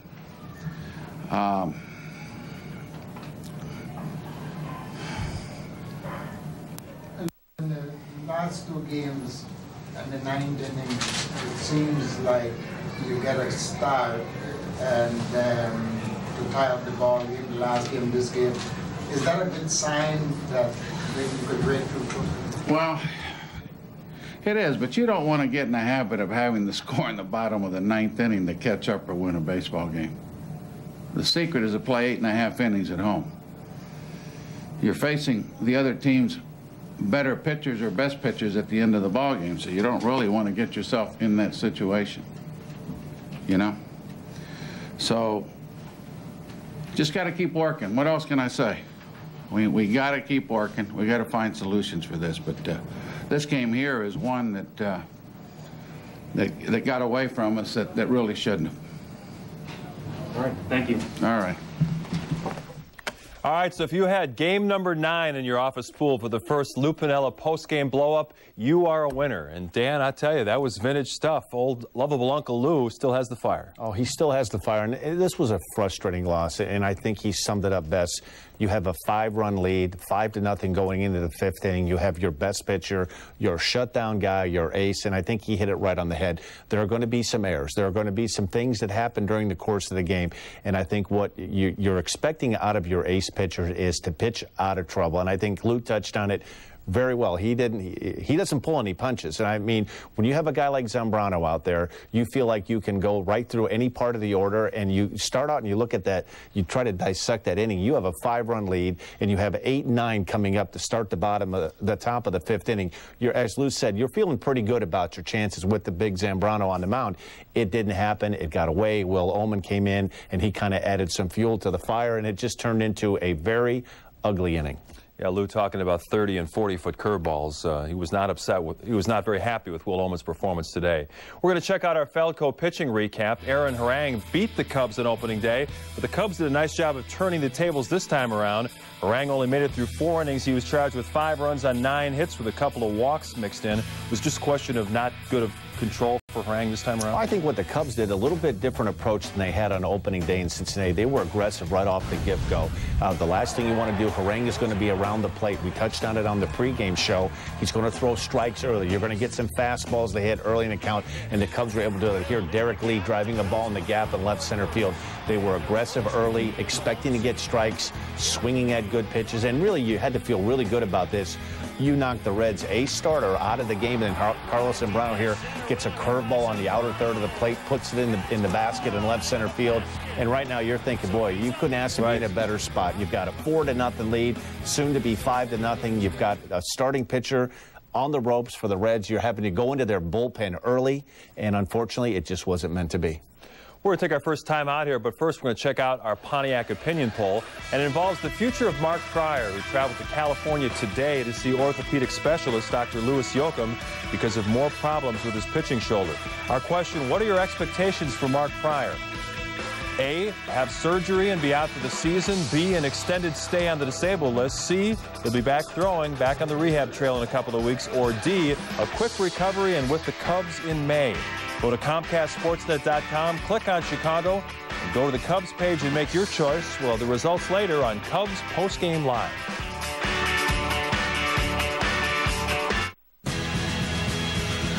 We know you like style. We know you like performance. We thought you'd like fuel economy as well. With the Pontiac G6, you get the same fuel economy as Camry, with even more power. The new Pontiac, designed for action. Now, after all available offers, the G6 sedan starts at $16,145. For more information, visit PontiacDrive.com. If ever you're not satisfied with one of our tires, please feel free to bring it back. Thank you. Discount Tire Company. Low prices, more choices on the world's best brands, like Michelin and B.F. Goodrich.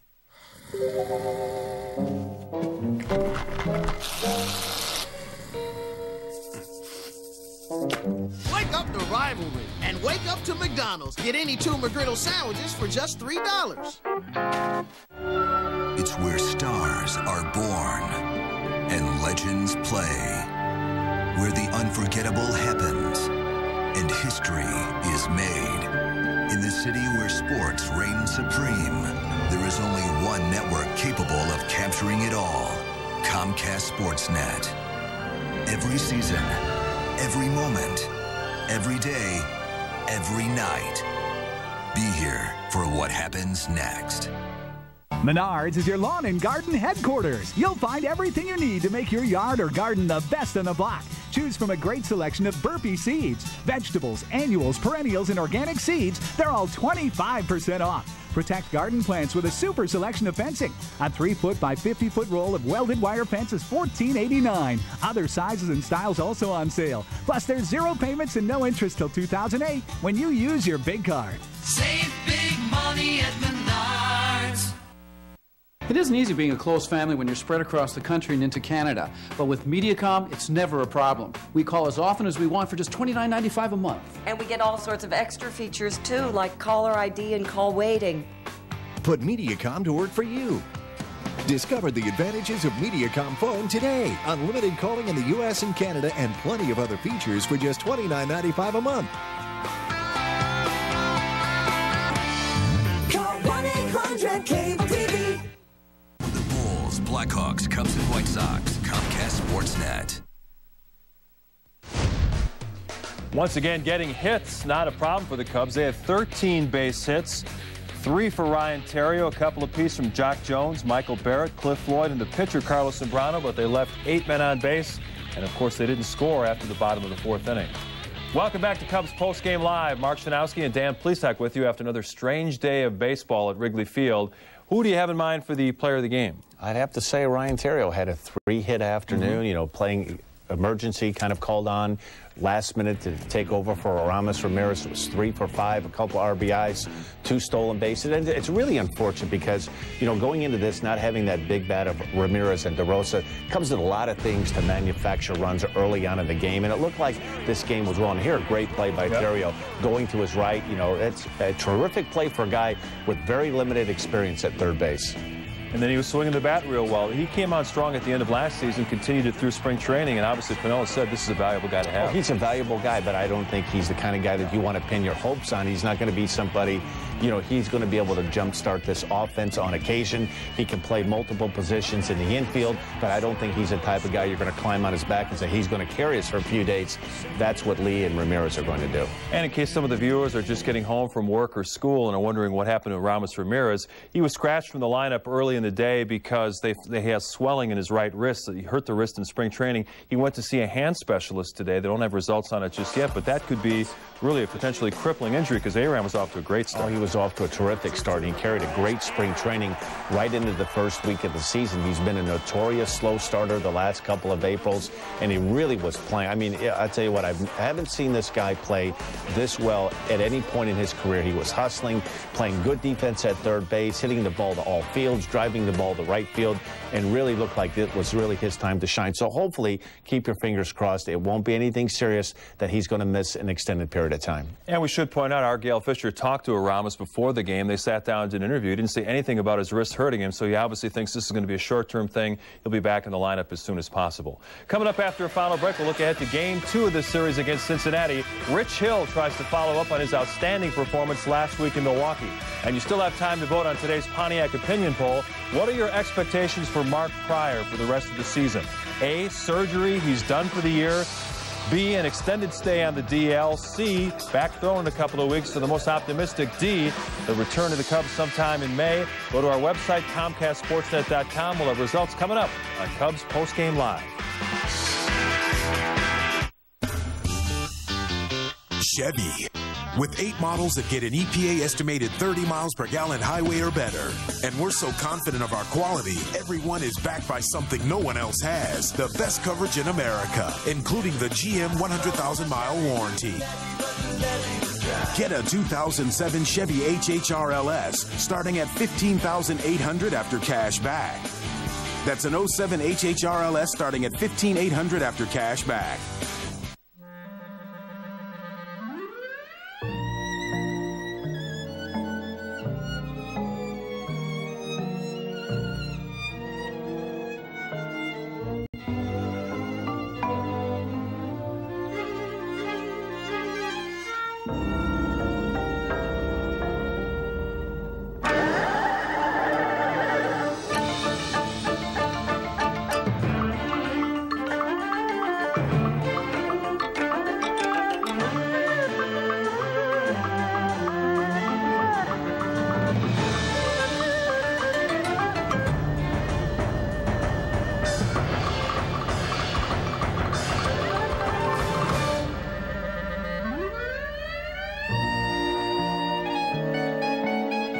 in life is up to you. There's one airline that can take you there. United. It's time to fly. When you look at this club at the beginning of the season, its attitude, its form. Scoring! There is the second goal by Chicago. Try shot and a goal! Right down the middle after picking the pocket of Amado Guevara and scoring!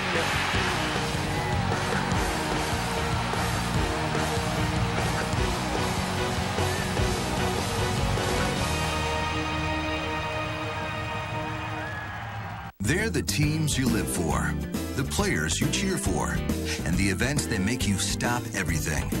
Whatever side you're on, whatever captures your interest most, there's one common bond that unites us all. We all share a passion for Chicago sports. That's why fans like you need a television home devoted solely to you. The games, the news, the analysis, and everything else you desire. It's all right here on Comcast Sportsnet, fans' best friend. Sit, watch. Let's take a look at the StubHub upcoming schedule. 2 more games against the Reds coming up. Then the Cubs wrap up the homestand against San Diego. You can see Monday night's game right here on Comcast Sportsnet as well as tomorrow afternoons. The Cubs then head to Atlanta for 2 games, then come back home to host the Cardinals. And we have the results of today's Pontiac opinion poll. What are your expectations for Mark Pryor? Here's what you told us. 57.4% say they're expecting the worst. Surgery, Pryor probably done for the season. 25.9% say an extended stay on the disabled list. We thank you for taking part. Dan, what do you think about Mark Pryor? Obviously, they've tried rest, they've tried rehab, they've tried different programs, and nothing seems to work. I guess I'm a little bit concerned because he's had the last couple of spring trainings not throwing a whole lot, and you go into this spring training saying that he was healthy, and it didn't look like he was throwing the ball that you would say it was a healthy Mark Pryor. His velocity got better the last 2 games, but really the first couple of starts he was pitching in the 82 to 85 mile an hour range, and I don't think he's going to be a very good or very effective pitcher pitching at the 85 to 86 mile an hour range. So I'm just not sold right now that he's going to be back anytime soon. And we should tell you as well, Kerry Wood went to see the Mets orthopedic specialist in New York. They said shoulder tendonitis, no surgery necessary. They'll try to get the pain out, get him back throwing as soon as they can. Quick thought on tomorrow's game, Rich Hill against Bronson Arroyo. Rich Hill's gotten off to a great start. If he just is in control of the game, throwing strikes, one of the things he's been doing very well, he's cut his walks down drastically. If he's ahead strike 1, give him a chance to throw that big overhand curveball, and I think the Cub hitters be ready for a steady diet of breaking balls. A lot of different arm angles, and Bronson Arroyo will throw breaking balls at any time in the count. He's your prototypical American League type pitcher. Losing streak now at 4 games. The Cubs certainly need a good effort out of Rich Hill tomorrow. That's all the time we have for now. Don't forget Game 2 of the Cubs-Red Series. You can see it right here on Comcast Sportsnet. Dan and I will get you set with Pregame Live at 11:30. First pitch at 12:05. See you back here tomorrow.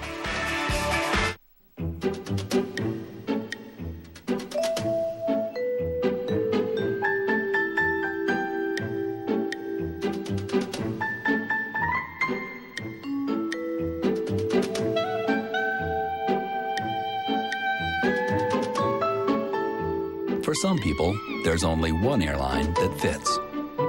United Economy Plus offers more legroom than any other U.S. airline. United, it's time to fly.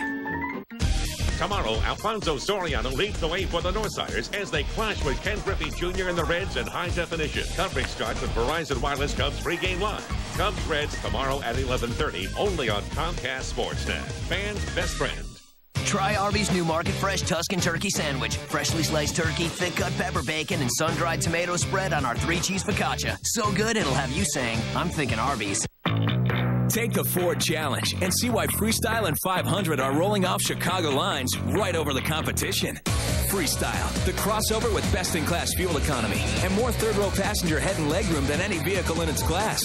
And 500, the most spacious sedan with best-in-class passenger volume, rear legroom, and luggage capacity. For a limited time, get 0% financing on Freestyle and 500. See why the only vehicles built in Chicago are the better choice for Chicago. You're watching the home of the Bulls, Blackhawks, Cubs, and White Sox. Comcast Sportsnet. Kick off your weekends at the Mark of the Quad Cities. Exciting Steamwheelers Arena Football 2 action returns Friday, April 13th. The Wheelers take on the Boise Burn at 7:30 p.m. Tickets on sale now at Ticketmaster or the Mark box office, starting at $10 for adults and $5 for kids. Reserve your seats today. Has an unplanned pregnancy got you feeling alone? No one knows how you feel. Not your best friend, your parents, maybe not even the father. Where can you go? Who can you talk to? There is a place where friendly, trained volunteers can help you through this most difficult time. We're called Birthright, and we're here when you need us the most. Kick off your weekends at the Mark of the Quad Cities. Exciting Steamwheelers Arena Football 2 action returns Friday, April 13th. The Wheelers take on the Boise Burn at 7:30 p.m. Tickets on sale now at Ticketmaster or the Mark box office, starting at $10 for adults and $5 for kids. Reserve your seats today.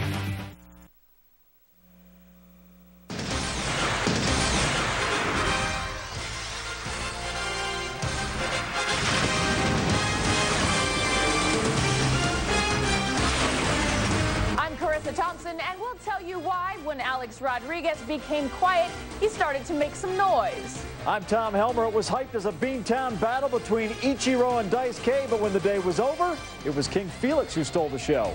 And while that current Mariner is dominating the rainy city, I'll tell you why a Tigers shortstop almost didn't make it out of Seattle alive. Life imitates art in Milwaukee. Fans of the movie Major League, you know what I'm talking about. If you don't, stick around. We'll bring you up to speed. Plus, I'm Mickey York. 38 is great if you're Todd Jones. Coming up, why the Tigers' all-time saves leader continues to get better with age. I'm Ken Rosenthal, and I'll tell you what Brad Lidge needs to do to straighten out. And I'm Mark Ubiza. I'll tell you why the Cardinals' chances of repeating hang on Chris Carpenter's elbow. And we'll tell you why number 3 has everybody wearing number 42. It's time for the FSN Baseball Report presented by Honda Motorcycles. Sunday marks the 60th anniversary of Jackie Robinson's debut in the major leagues. He broke the color barrier and pioneered change in a sport that at the time didn't want to change. This weekend, baseball will honor his legacy and his impact on the game. Breaking the color barrier is I can't even put into words what he did for me and for a lot of players in this game. Being a stranger in a whole new world, and survive, it's pretty strong in that story itself. It's not baseball history, it's American history, you know what I mean, and what he went through on and off the field, and it taught everybody that, no matter what race, everybody can do, everything together. I think the big thing for baseball is you can't look at it as it's just an African-American color barrier that it was broken. You look at the Latin players that are allowed to play right now, the Japanese players that are allowed to play right now, everyone from all over the world that gets a chance to play in this great game. Robinson's debut with the Dodgers in 1947 drew very little interest at the time, but the impact of his 10-year career will never be forgotten. And Tom, what also won't be forgotten is how many players around the league are trading in their numbers on Sunday to pay tribute to number 42. Today's tribute to yesterday is our top story. And props should go to Ken Griffey Jr. for the idea. He called Bud Selig for permission to change numbers for the day, and it started a parade of stars. Guys that will do the same: Jimmy Rollins, Derek Lee, Torrey Hunter, and Barry Bonds, just to name a few. If he failed any type of way, it would affect all America, and that's pressure. I'll be wearing his number with pride. I won't feel any pressure. So they say managing is pressure, but what he went through is no pressure, and I certainly don't feel the pressure he felt. One thing I do want to do, I might try to steal home, though. May get thrown out, but I might try to steal home. But it's definitely an unbelievable honor to have Jackie Robinson number on my back, on April 15th. The Dodgers, however, are taking things 42 steps further. Chris, it's L.A. They're not going to be outdone by anyone. Everybody on the team is going to wear the number 42. With more on that, we check in with Michael Eaves of FSN West.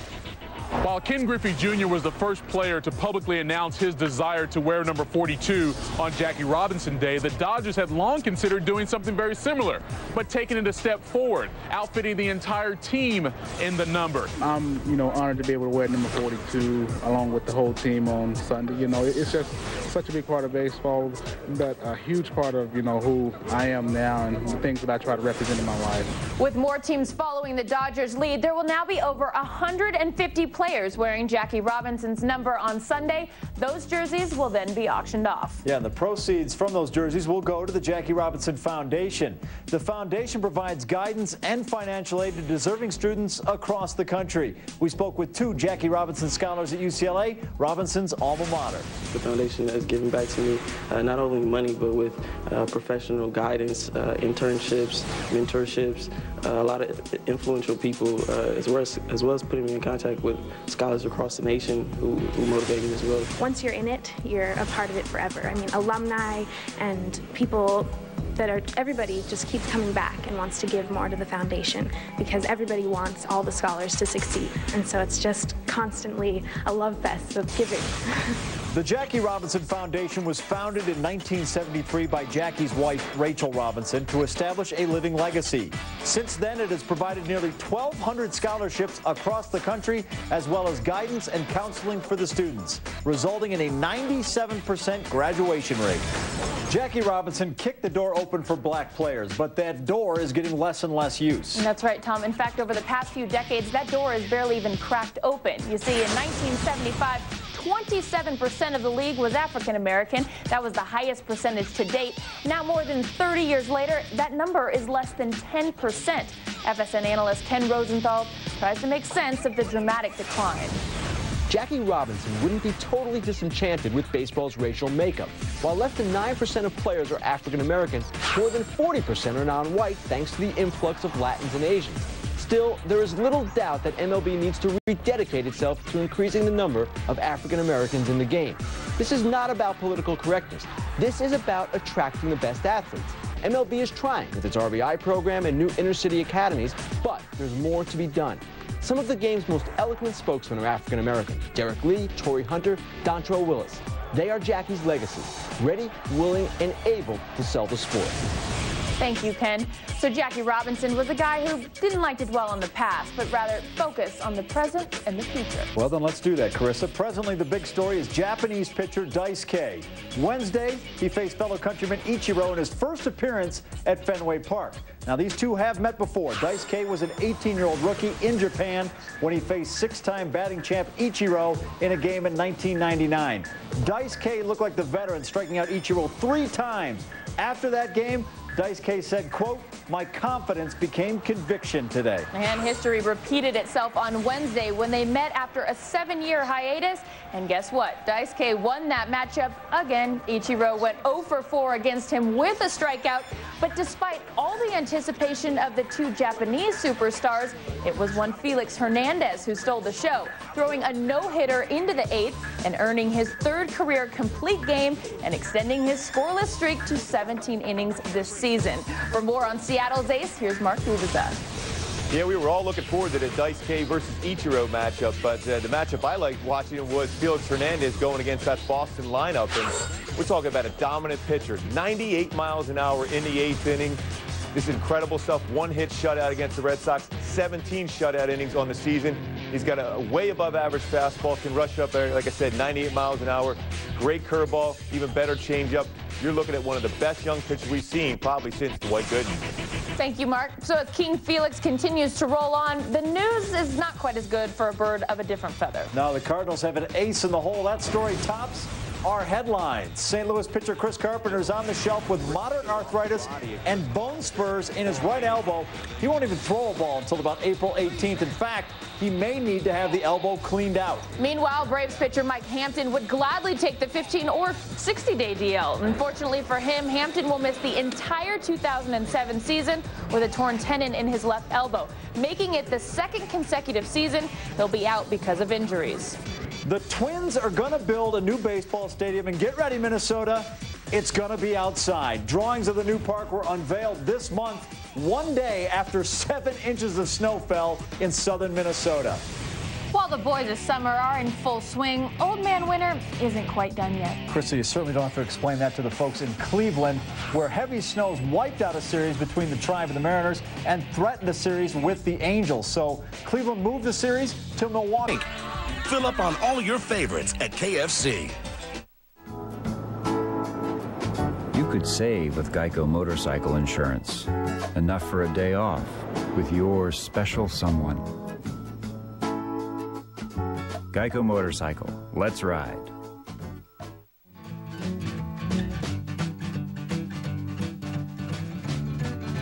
Whether you ride it, drive it, or tow it, Geico can help you insure it. Geico Power Sports. Let's ride. Hello, Brett Smalls here from the Southside Chicago Board of Tourism. Today's question comes from Preston in Lakeview. Does the Southside use the same kind of money? Yes, Preston. U.S. currency is accepted on the Southside at popular attractions such as restaurants and U.S. Cellular Field, home of the Chicago White Sox. Here's a handy formula to keep you in the know. I'm Brett Smalls, and I'll see you on the Southside. This message is paid for by the Southside of Chicago Board of Tourism.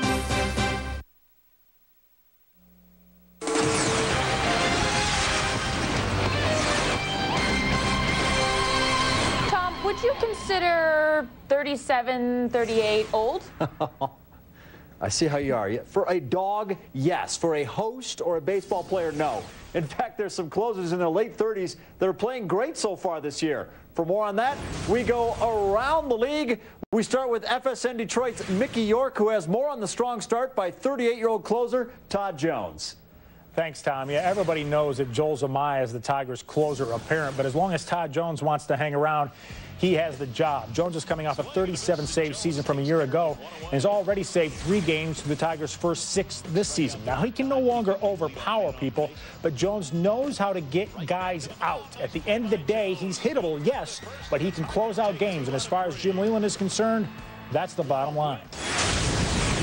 Thanks, Mickey. Here's a nickname for you, Wiki Woo. That's right, I'm referring to Braves closer Bob Wickman, who's helping out the club not only on the mound, but off. Here's Katie Temple from FSN South with more. Thanks, Carissa. You know, one of the young relievers in the bullpen told me the biggest thing that Bob Wickman has brought is stability to this bullpen that wasn't there before. He's 38 years old. He has all kinds of experience, and he shares it with them. He takes care of them. He's the mentor back there. He's the first, they tell me, to compliment them when they do something well, and he's the first to tell them when they've done something wrong. Tough love, as one of them described it. But you can bet they're loving him here in Atlanta. All right, thank you, Katie. Let's go to Rob King at FSN Pittsburgh with more on 35-year-old Solomon Torres, who's been hit or miss lately for the Bucks. Thanks, Tom. You know, the Pirates felt comfortable enough with their bullpen to trade Mike Gonzalez, a guy who went 24 for 24 in save situations last year. They traded him to Atlanta to get out. Blood, but we're not going to do anything stupid. Okay. Mark, our top story in the show is baseball's tribute to Jackie Robinson. You played in the majors for 14 years and are still very involved as an analyst. Do today's players have a strong sense of history and what it all means? Unfortunately, Tom, I don't think that's the case. Yes, some players have been around the game long enough, realize the history of the game and what Jackie Robinson is not only meant for African-American players, but for the Latino players, too. And it's a shame because he meant so much to the game, so much to society. It's important for the younger players now to be educated on this, and it's going to be up to the players playing it, you know, had played a few years down the road to be able to go out and tell them the importance and the reverence of what Jackie Robinson was able to do for the game. All right, speaking of history, Hank Aaron has said he will not be there when Barry Bonds breaks the home run record. He claims it's because he's 72, too old to hop a plane and go see it. Ken, I'll start with you. Should he be there? I don't think so. And I think Hank Aaron has to live with his own conscience here, and I don't think he wants to legitimize what Barry Bonds is doing. I don't think he wants to get interviews left and right about how great Barry Bonds is. I think Hank Aaron knows he played at a different time when there was no performance-enhancing drugs, and he wants just to be out of this completely. Yeah, Ken, I think he should be there, but I know it's going to be difficult. It's not like, you know, going to see Roger Clemens trying to win 300 games. You go for that one game and you leave. It could take him 10 days, 2 weeks before that thing to happen. And, of course, all the questions will be coming up, did he deserve that opportunity to be able to break his record? I can understand why he would not want to be there, but in my opinion, I think he should be there because he's so important for the game, and Barry Bonds is a special player. All right, guys, we appreciate it. We'll see you next week. Coming up on the FSN Baseball Report, when will the big unit return to the big show? We'll help you set your baseball calendar as we preview the biggest matchups to come. Plus, we've got cold weather and cold shoulders and the hottest plays of the week. Up ahead on the FSN Baseball Report. The FSN Baseball Report is brought to you by National Car Rental. With the Emerald Club from National, you can bypass the counter, choose your own car, and get an e-receipt. National, green means... Fall in love with Papa John's new Italian Meats Trio Pizza. Authentic Italian taste from our better ingredients, like our zesty Robusto sauce and 3 hearty Italian meats, ham, salami, and sausage. Get a large Italian Meats Trio Pizza for $11.99. $11.99. Call or click papajohns.com. Taste the difference. Better ingredients, better pizza. Papa John's. Dave? Hey, Victoria. Gosh, I haven't seen you in so long. Where have you been? Yeah, I've been around. I was in Vegas. Oh, hey, what'd you do there? I ate. Went to restaurants. Bradley Ogden, Delmonico. I'm a bit of a foodie.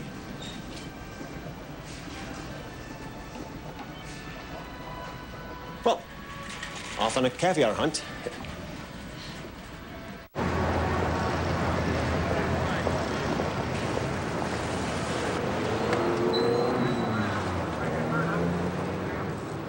Hey. What? We've been waiting here all day. So have I. No. I was here first. That's cardboard cutout. That don't count. You have to go in the back. Introducing revolutionary performance headwear from New Era, Major League Baseball's official on-field cap. No. It's okay. I'm the MVP. I get to go in first. Let the next Virtua Fighter tournament begin. You'll enjoy this, trust me. Gold Award, EGM. One of the best fighting systems ever made, IGN. 5 stars, Editor's Choice, GameSpy. Looks awesome and plays equal. What's your reason for calling Empire today for your new windows? Quality brand name products? Our triple pane windows feature self-cleaning glass and a lifetime limited glass breakage warranty. Immediate installation? You can trust Empire today for a professional installation in just 2 weeks. On a budget? Save with warehouse direct prices plus no payments till April 2008. So get new windows for all the right reasons. Call Empire today. 800-588-2300 Empire. Today.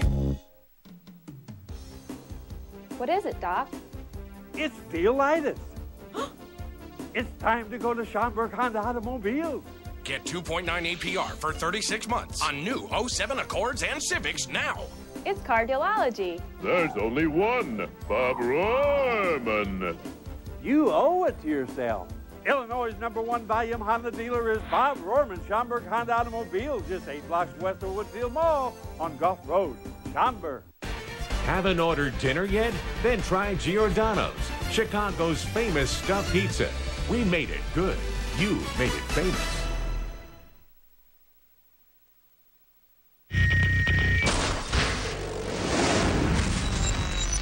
If you lose this race, you lose your ride. Pigs, only on Speed. The FSN Baseball Report is brought to you by Honda, the company that defines performance in motorcycles, ATVs, personal watercraft, and scooters. Time for In Case You Missed It. Monday in Pittsburgh, a game between the Pirates and Cardinals was held up briefly in the second inning so the batter's box could be redone after Albert Pujols pointed out they weren't deep enough. Tuesday in Arizona, Red Center fielder Josh Hamilton hit his first Major League home run. But instead of high fives, his teammates gave him the cold shoulder. But don't worry, Josh, they were just kidding. Consider it your initiation to the bigs. Thursday, the Phillies' 44-year-old Jamie Moyer squared off against the Mets' 41-year-old Tom Glavine. With a combined age of 85, makes them the oldest left-handed tandem to start a game ever. The baseball season is often referred to as a marathon and not a sprint. That makes sense. There's 26 miles in a marathon and 26 weeks in a baseball season, which means we're closing in on mile 3. Here's a look ahead at what that stretch of the race has in store. In the American League, all eyes will be on the Red Sox as they begin a 3-game set at Toronto on Tuesday. The Blue Jays' bats have been among the best in the league, while new Red Sox J.D. Drew has had the hot bat for Boston. Quite different from his debut with the Dodgers when he started the 2005 season 0 for 25. The Dodgers head out to the desert in a 2-game battle with the D-backs. Could Arizona be the sleeper team of 2007? They are one of the youngest teams in the majors. However, they will get a little older soon, as 43-year-old Randy Johnson is on track to come up from the minors. In the NL Central, the Pirates visit St. Louis. After Albert Pujols got off to his worst start ever and Chris Carpenter went on the DL, the Cards haven't looked like the team that won the World Series just 6 months ago. After that 2-game set, St. Louis goes to San Francisco for another pair. While new investment Barry Zito didn't get his first National League win as fast as Giants fans would have liked, the verdict is still out. He'll likely be on the hill to get a taste of the world champs later in the week. While the Mets and Phillies beat up on each other for a couple of games in the city of brotherly love, the Braves hope to widen the gap in the NL East when they visit the lifeless Nationals. So far, Washington seems to have one of the most lethargic pitching staffs in the majors. But to be fair, they have gotten very little run support. Time now for Covering the Bases. Carissa? Thanks, Tom. Okay, it's already been established that Mother Nature throws a pretty wicked curveball, but the frigid temperatures last week were the worst in baseball history for an opening week, causing home run totals to dip to their lowest level since 1993. But, you know, every dark cloud has a silver lining. Check this out. TV viewership, on the other hand, was up. Nationally televised season openers were at their highest level since 1994, probably because people were too cold to go to the game. Speaking of TV ratings, almost 9 million people watched Survivor Fiji last week. Not sure if Detroit shortstop Carlos Guillen was one of them, but he starred in his own version of Survivor when he was with the Mariners in 2001. You see, he couldn't sleep, he battled headaches, lost 20 pounds, and began coughing up blood. Yet he continued to play for 2.5 months. Finally, when he went to the hospital, he discovered he had tuberculosis and nearly died. Now, thriving with the Tigers, Ian will leave the reality TV to the networks. And finally, pitchers. You can't win with them, and you can't win without them. And I'm not even talking about on the mound, but rather in the dugout. You see, when Bud Black was picked to manage the Padres this year, he became the first former pitcher hired as a manager in the last 6 years. In fact, he's only the 15th pitcher since 1984 to be given that chance. And with 10 former catchers currently managing, that prompted Greg Maddux to say this, quote, "A pitcher shakes off a catcher's signs 20 times a game. 10 years later, the catcher's a manager and you're not. Figure that one out." Coming up on the FSN Baseball Report. If you missed any action from last week in baseball, we've got you covered.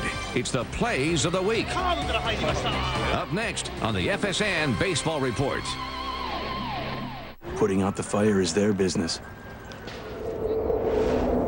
Helping you put the pieces back together is ours. The cleanup and restoration specialists at 1-800-SERVPRO, working to make fire damage like it never even happened.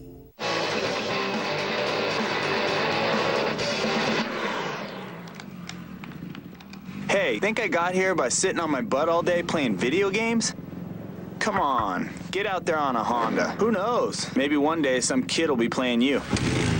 The Honda CRF F-Series. Unplug your kids. As low as $39 a month upon approved credit, and up to $200 in bonus bucks on select models. Now get all your favorites in one box. Introducing the new Variety Big Box from KFC. Popcorn chicken, a crispy strip, a drumstick, mashed potatoes, coleslaw, a biscuit, and a large drink. Fill up on all your favorites at KFC. Tonight, White Sox baseball plays on Comcast Sportsnet Plus. It's a critical division matchup in Cleveland as Jermaine Dye and the Southsiders square off with the Indians. Coverage starts with Belco White Sox pregame line. White Sox Indians tonight at 5:30 on Comcast Sportsnet Plus. Fans' best friend. Just a few years ago, we wanted patients to be able to interact with their doctors online. The only reason they couldn't was slow dial-up internet from the phone company. Then cable brought competition to the internet, and speeds went through the roof. High-def video, high-speed internet. Competition from cable revolutionized medicine, brought patients and doctors closer together. Cable competes, we all win. Are you tired of stock market volatility? Up one day and down the next? Would you like to take advantage of potential stock market gains up to a maximum cap without being concerned about downside market risk? Well, you can with a fixed indexed annuity. Call me, John Miller, at 793-0387, and I'll tell you all about it. With a fixed index... That's high and deep into center field. Swisher's drifting back, at the wall, he jumps, it's out of here! After winning in Oakland, it's time to take on the Indians. Can the Sox hot pitching cool the Tribe's smoking bats? One of the biggest things we want to do this year was take care of our home court, and we've done a very good job of that, and we'd like to finish it off. With just 3 games to go, it's time for the UC finale. What will tonight's game mean in the standings? We're kicking it old school on Chicago Tribune Live.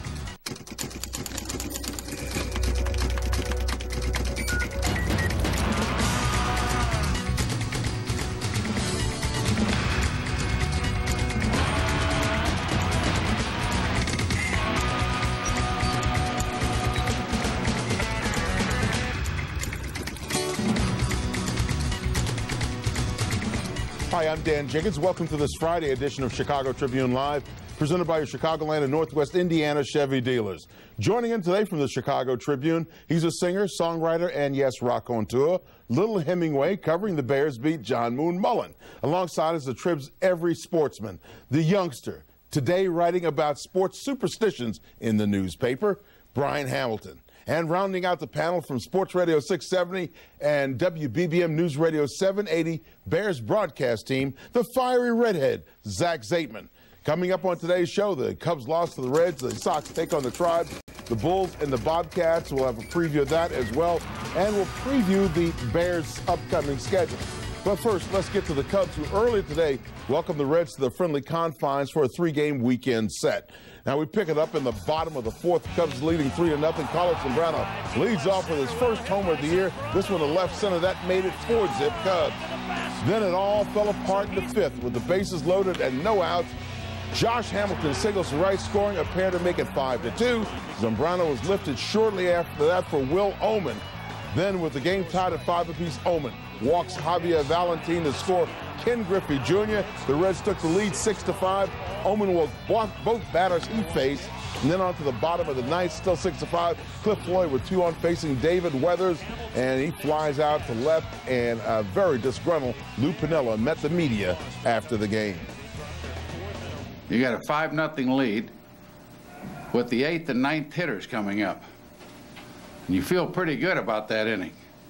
And all of a sudden it turns into a 6-run inning. What do? I just pitch them when it's his turn again. What else can I do? And then I bring in a reliever that's throwing 30, 40-foot curveballs to boot. Now, I can start to see some of the ways that this team has lost ball games. I can see it. We've got to correct it, obviously. What's not working overall now? What the hell do you think isn't working? You see the damn game. They crown him. All right. Well, we knew it had to happen sooner or later.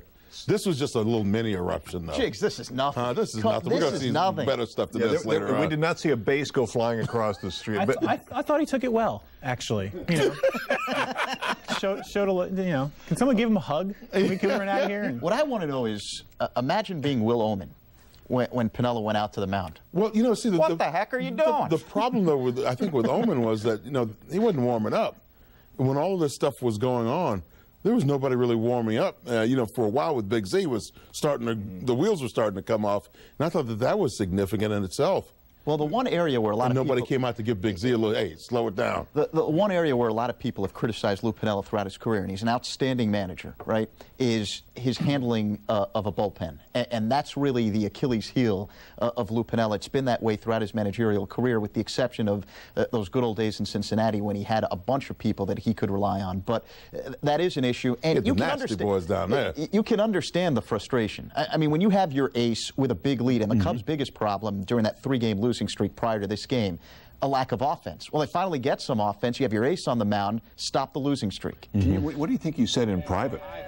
Something a little bit different than that. I mean, now you can sort of understand why WGN put the 6.4-second profanity delay in there, because they had to. Probably good timing. But yeah, I think it's usually sooner or later. And with this guy, it's kind of, I won't say refreshing, but you know, Ozzie kind of goes off on his pitches, and they kind of things turn around a little, bit. And now this is the difference between Dusty Baker and Lou Piniella. People wanted a guy when the Cubs would go through losing streaks, a manager that would do this. You know, that would just be very vocal and angry and all that kind of stuff.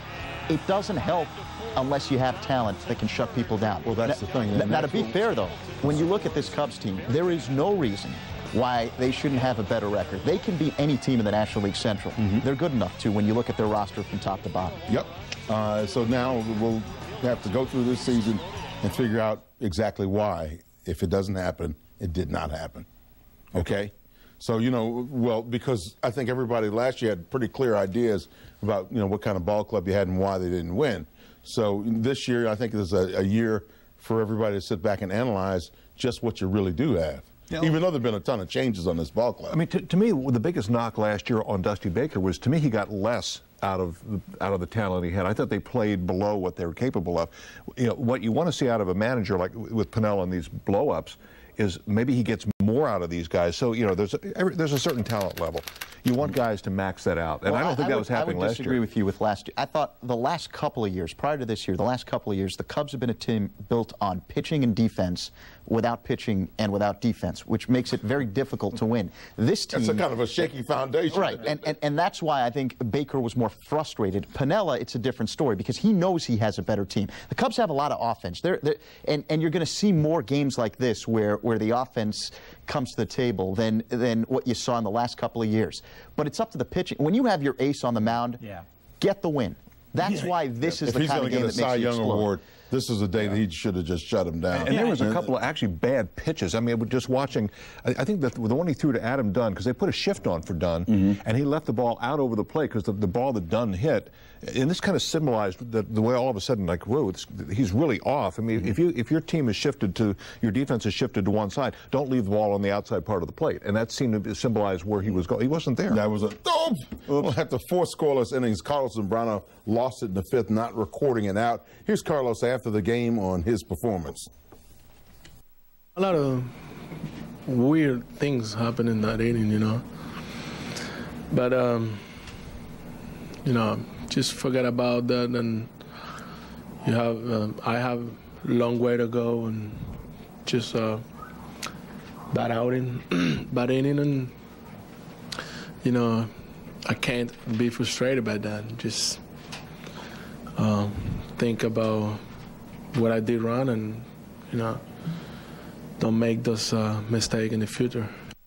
And I hear what he's saying. I mean, you know what? If you can sit there and beat yourself up about it, it's not going to do you much good in a business where you have to go back out and in 4 or 5 more days and get back after it again.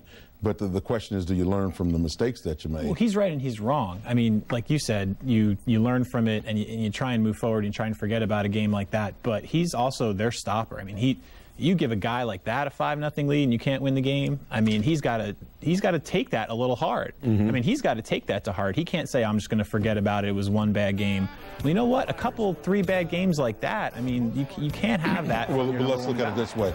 With what he's got at stake, you know how he's taking this inside. I mean, he better be, right. He's got $85 million at stake in this whole thing. So help me understand something. Now the weather is a little bit warmer, so you're starting to see some offense. Right, the bats are heating up. Is it back to the Cubs pitchers can't pitch in the heat? Is that what the new excuse is going to be? You know what, I think what we need is somewhere around 65 degrees maybe, 65 or 66. That way everybody gets right, you know, just what they need and what they want. No, but Brian is right on this fact. It's that when you have your ace on the mound, this is what separates the good teams, the teams that eventually end up getting into the playoffs, from the teams that don't. It's the fact that their ace can come out and get that big performance and stop a losing streak. That's why the Twins are so successful.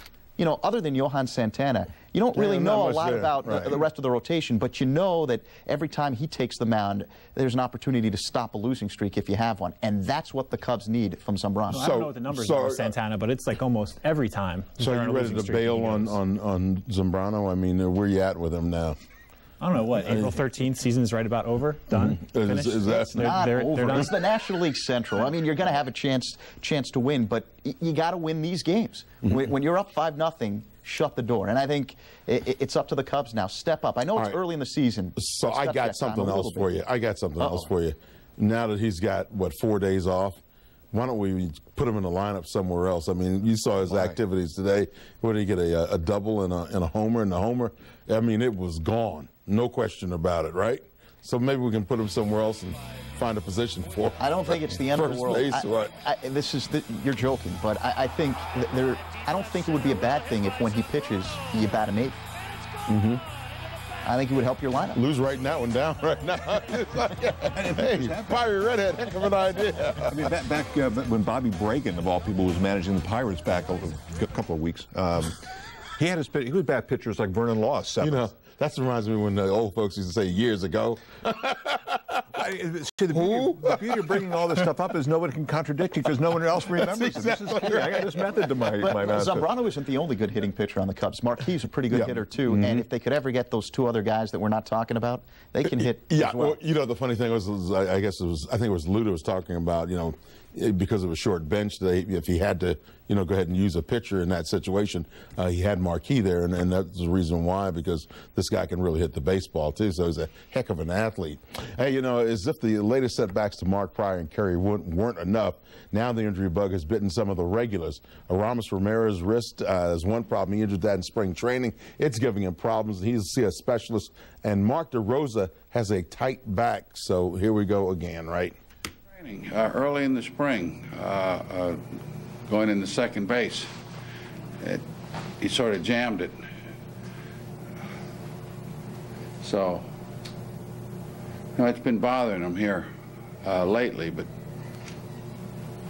anyway, it's swollen, and we'll know more a little later on this afternoon.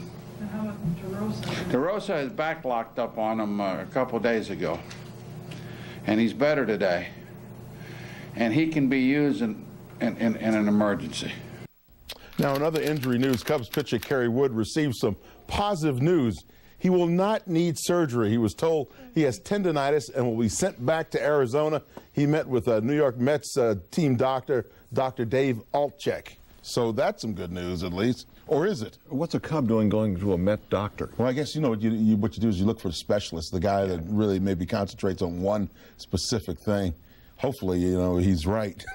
But still, it's just a Met doctor. No, but it's no different than what Mark Pryor is doing going to the Angels team doctor. Sure. So, I mean, look, they need all the help they can get. But you don't worry about this team was not built to revolve around Mark Pryor and Kerry Wood. So just let them take care of whatever they need to take care of. And if they're ready, and if we see them again, that's great. But I don't think you worry about those guys right now. You worry about the guys in the big league roster. Now, the Cubs did spend $300 million making sure that they have some depth so they can survive an injury to an Aramis Ramirez. I mean, that's why, and not only did they get depth, they went out and got guys that have winning pedigrees, guys that have been in positions where they've had to play meaningful games, from Alfonso Soriano to Cliff Floyd to DeRosa. So now that's being tested. But the one area where you worry is the pitching staff. Is there enough there to win? I'm not worried about the offense. I know it's slumped early on. Well, it better be, because you talked about that $300 million that you spent. A lot of it was spent there. Hey, about almost $100 million was spent there. But if you can't pitch, it doesn't matter. Right. They're not going to out-hit. They're not going to win a lot of games 10-8. I mean, there will be some. But if they can't, it's like the Sox. I mean, baseball comes back. That was very profound what you just said. If you can't pitch, it doesn't matter. It doesn't matter. You can. I mean, there's been great hitting teams. They don't win anything. Yeah, but they can't win if they can't score either. You know, Ramirez is sitting on the bench. There's all kinds of reasons the Cubs can't win. We can just go down the list it's a flawed team, but they're not the only flawed team. What flaw do you see in them? I think they have difficulty defensively. I think you worry about every starter after Carlos Zambrano, and then when Zambrano doesn't do the job, you see what happens. I think you worry a little bit about the bullpen, although it is encouraging that Ryan Dempster has started off strong. But there are a lot of different flaws with this team. Now, will guys like Ted Lilly, will you stop worrying about him when he's maybe 6-2? Will that kind of waylay your fears? Well, I mean, until he gets 6-2, I'm not sure that anybody's ready to have that kind of confidence. Well, I'm just wondering what he needs to do to get everybody to relax. 6-2 would be nice. 6-2 would be nice. I think 6-2 would I'll text message. I think everybody would be happy if Ted Lilly was 6-2. Sure, I will. But with that being said, despite the fact that they're flawed, every team in the division is flawed. So there's still an opportunity to win the division, and I think you just have to make less mistakes than the other teams. As we go to break, I will ask you this question, my friends. Who here amongst us predicted last year the Cardinals would do what they did? No. And were they as flawed a team as the Cubs are this year, as you presented it? No, because they had Carpenter. I mean, and Wainwright stepped up late in the year. People will step up. I mean, but the names that I've mentioned, pitchers. It starts with pitching. Yeah, one of them is here. Remember? We'll talk about it when we come back. Actually, he was injured. Time for us to take a break here on Chicago Tribune. Up next, Ozzie Guillen and the White Sox are getting set to battle the Indians and the Elements at the Jake in Cleveland.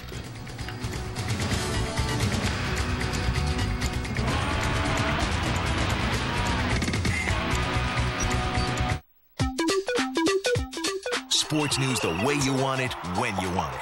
The Chicago Tribune. What's in it for you? Call 1-800-TRIBUNE to subscribe. But, sir, sources indicate that you had first-hand knowledge of the investigation. How did she get in here? Sir, we're waiting. News. Hey, great place. How'd you hear about it? How do you think? Local scene. Come on, come on, come on. That's what I'm talking about. Yes. Hey, how about we do this again next week? Sports. The new Red Eye Weekend, home delivered and free. Sign up at redeyeweekend.com. You guys ready? For the glorious future of entertainment. Ooh, you can get it now. Right here on what looks to be one of the finest machines that I've ever seen up close and personal. You like it? I can't wait. This is going to be so awesome. This is VCast Mobile TV. Channel surf instantly and see your favorite channels in digital quality. Real TV, now on your phone. Exclusively from Verizon Wireless.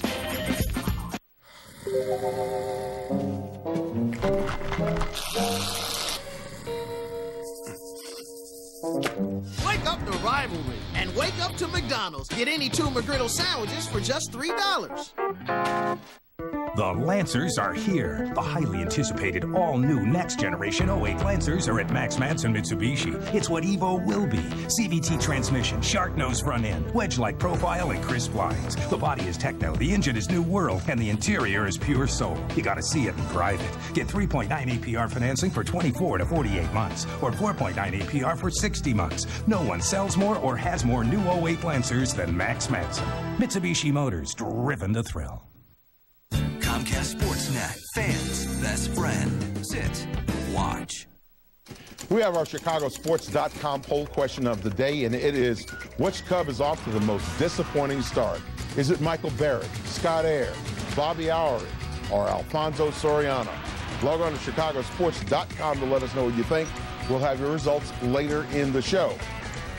Well, what's the old saying, when these two teams get together, you can throw out the record books? Well, that's certainly the case with the Sox and Indians. Add to that the question of how the Tribe will react to finally getting past some bad weather to get in some real home games. Right now, it's too early to predict who is a rival. I think you can call it a rival because we're the closer from between city to city. I know Detroit is closer from Chicago. But I think you create, it's got to be between Detroit, Minnesota, Cleveland, and the White Sox. That's that's one thing that's fun about this division. It's not like they're not one. I don't think so. I think between the other division is, you know, Yankees against Boston. Right. Here it's just everyone. I think everyone we got to fight. I think every year somebody different. Hey, I think Ozzy's exactly right about that. And by the way, you can catch the game tonight on Comcast Sportsnet Plus. That's CLTV in most areas. Now, if you look at the pitching matchup for tonight, on paper, it very much favors the Sox, who are going with Javier Vazquez, while Cleveland will send little-known righty Fausto Carmona to the bump. Now, what do we know about Fausto Carmona? It's a fantastic name. Great name. Doesn't that belongs on a romance novel, doesn't it? That's the new Fabio. Along with Fabio. That is Fabio's last name, isn't it? But, you know, and we understand he pitched a bit last year, but the Sox do have problems with guys who they're not really familiar with. You think that's going to be an issue? You know, with funny names. You think that's going to be an issue tonight? I'm not sure whether, with the way that team is, no. A short answer would be no. I think if you have a real concern, it might be that the Indians, with all these snow days, are better rested. You know, the Indians are 4-2. Everybody else has played minimum 8 games. They're rested. Indians are a good team. I'm kidding. Indians are a good team. Minnesota's a good team. Detroit's a good team. This is where the White Sox, I think, are going to have some difficulty. You know, Ozzie was talking about the division and how every year it's somebody different. This year, it's all of those teams. And I think because of that, they're going to beat up on each other. You look at the Yankees, you look at the Red Sox, you look at the American League East, there's an opportunity for both those teams to get into the playoffs. One is the division winner, the other is the wild card. Does it make you a better team when you've steeled yourself against very tough competition during the course of the season. Yeah, I'm sure that's pretty refreshing when you're sitting on your couch in October because you finished third in division and couldn't make the wild card. No, but I mean the team that does win the division, does that team come out more tested and you know, a little bit more of a have more of a belief in themselves? Well, it's probably still all, I would assume, about matchups, still all about, you know, all that sort of inside baseball stuff. I mean, I guess there's a certain confidence, but everyone theoretically going into the playoffs is on some kind of roll and feeling pretty good about themselves. You know, I guess I think it still comes down to. But you can use your Cardinals. Yeah, you can use your Cardinals example from last season. So you want to go back to that? The answer is no. But actually, in the American League, you take a look at the last two teams that have represented the league in the World Series. Those teams have come from the American League Central. So obviously, it's the best division in baseball, and I think it continues to be this year. But the problem is, because they're going to be beating up on one another, I think there's only one playoff spot from that division. It's going to make it tough. All right, you know, by the way, tonight's game, this is their first home game for Cleveland. And, you know, they've been playing inside and they've been playing on the road. All of a sudden, they go out tonight now, and you look at the weather. It's 40 degrees in Cleveland right now and sunny.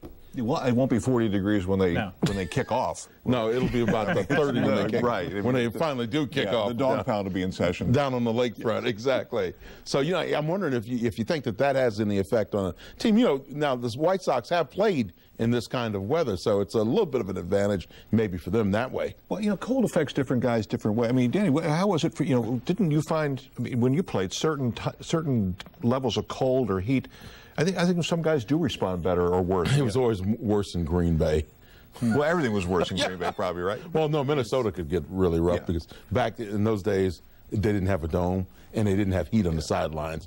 Two knocks against Minnesota at that point. But did certain guys, it didn't seem to bother, and other guys would seem whether they were tight or they just, you know, even whether you're playing in any kind of weather. Yeah, usually the specialists would tighten up a little bit then, the wide receivers and those types. The linemen, not so much. Well, the receivers didn't like it because they had to wear more stuff and you couldn't see their. I didn't like it because they were cold. Yeah, right.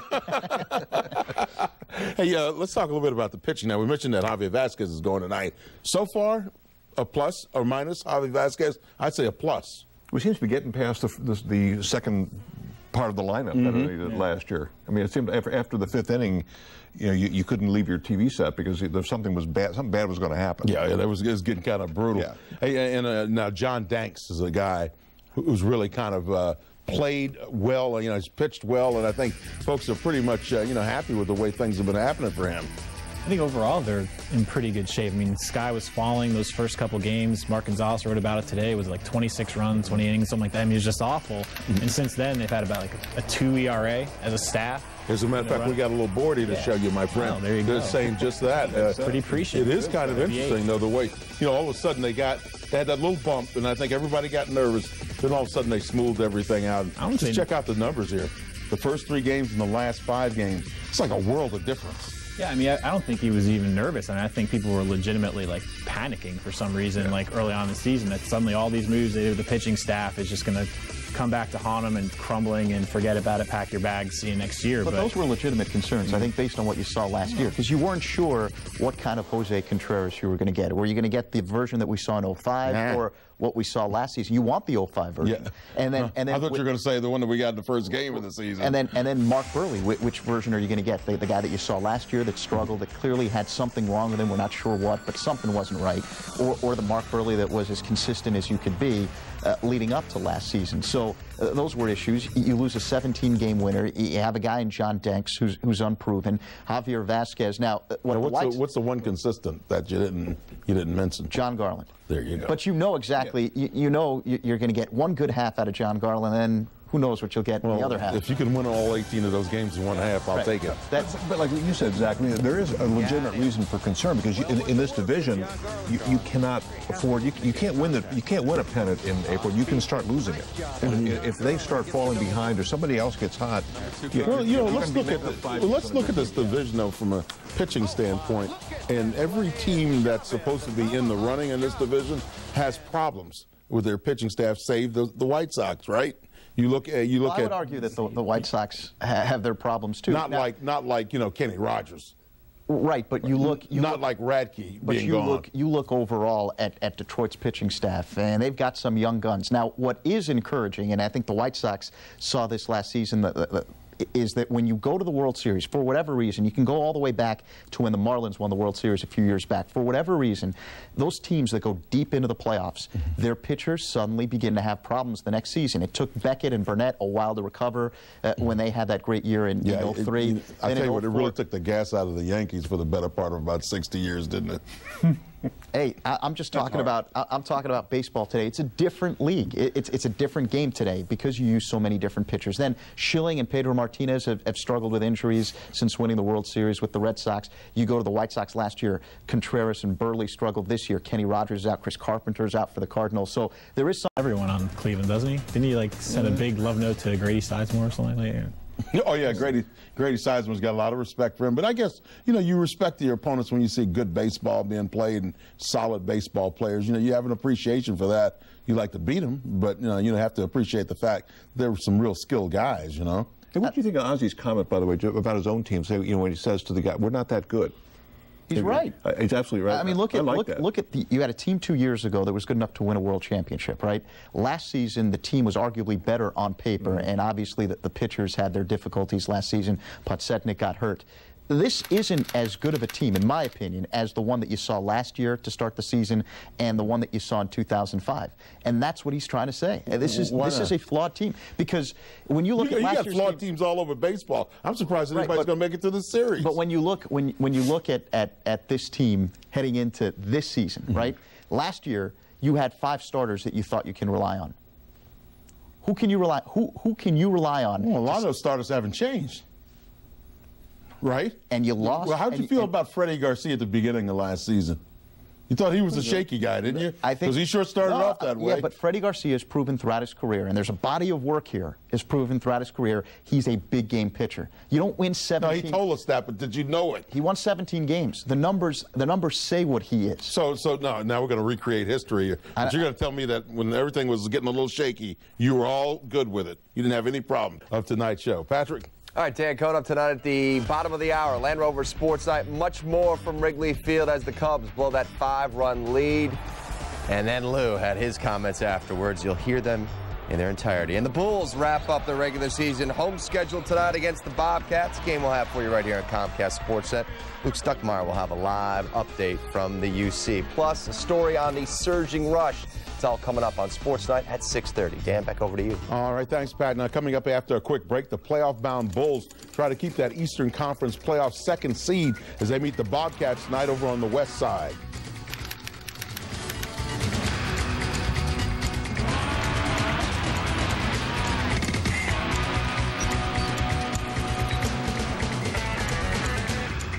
Baseball fans, find out where your favorite Chicago baseball team is playing this year by stopping by your local Discount Tire store and picking up a pocket schedule. To locate a Discount Tire store near you, visit tires.com. Hi there, Luke and Pat along the way. Coming up tonight on Sports Night, we've got all the highlights and reaction from the Cubs and Reds. Plus, the Bulls make their final regular season appearance at the UC. Join us at 6:30. An unplanned pregnancy got you feeling alone? No one knows how you feel. Not your best friend, your parents, maybe not even the father. Where can you go? Who can you talk to? There is a place where friendly, trained volunteers can help you through this most difficult time. We're called Birthright, and we're here when you need us the most. My days are non-stop, so I can't be waiting for a program to start or dealing with a slow internet connection. With Mediacom On Demand, I can watch movies whenever I want. I could never do that with a dish. And Mediacom Online gives me speeds up to 8 meg. Mediacom? Works for me. Upgrade to Digital 2-Star with Stars and HBO just in time for the return of The Sopranos for just $14.95 a month for 12 months, and add high-powered Mediacom Online for just $29.95 a month for 12 months. Call 1-800-CABLE-TV. Menards is your lawn and garden headquarters. You'll find everything you need to make your yard or garden the best on the block. Choose from a great selection of burpee seeds, vegetables, annuals, perennials, and organic seeds. They're all 25% off. Protect garden plants with a super selection of fencing. A 3-foot by 50-foot roll of welded wire fence is $14.89. Other sizes and styles also on sale. Plus, there's 0 payments and no interest till 2008 when you use your big card. Save big money at Menards. Blackhawks, Cubs, and White Sox. Comcast Sportsnet. Okay, here are some of today's headlines. Earlier, we broke down Lou Piniella's mini meltdown after the Cubs' loss at Wrigley. The Sox and the Indians are battling in a 3-game set at the Jake a little bit later on this evening. And then after that, all of that, and later on, we're going to discuss the Bears' key games this season. But first, we move on to the Bulls. Welcome back. This is Chicago Tribune Live. Dan Jiggetts here along with John Mullen, Brian Hamilton of the Trib, and Zach Zaitman of the Score and WBBM News Radio 780. Tonight's Bulls game against the Bobcats can be seen right here on Comcast Sportsnet, starting with Bulls pregame live at 7 p.m. right after Sports Night. And this season has been much different than last year when the Bulls were struggling to make the playoffs. So what has really been the difference? Well, we're a better team. I mean, we have different players, and we're a better team. We have more depth, and more experience. We were able to shake off the 3-9 start, and we had a great December, which set us up, to be in position to start playing really well. And the guys, they made a point this year that we were going to play better at home, and have done a great job of it. Now the only thing they have to do is when they're facing teams like the Bobcats, and I think we saw a little bit of that coming with the Knicks, the way they destroyed the Knicks, is that when you have teams that you're supposed to beat, take them out early and let everybody get in the game, and then get the burgers at the end. Yeah, create a controversy. Yeah, can you believe that? The Knicks crying about that? Hey, try guarding somebody sometime, huh? that was brutal. Come on. I mean, these guys said, hey, you guard for a happy point. Yeah. Well, I'm going to have an issue with Zach. I think he talks a lot at the end. He tries to run his word count up. I think he's trying to get burgers for viewers. A little controversy here, huh? He's trying to get burgers for the viewers. So you can have at it. Well, just take the draft pick. That's all you care about, right? Tonight, against the Bobcats, what do you see as the important things? And as we look forward to the playoffs as well, of course, the guys that you think are going to be the X factors, the guys who you think have to really play big all the rest of the way.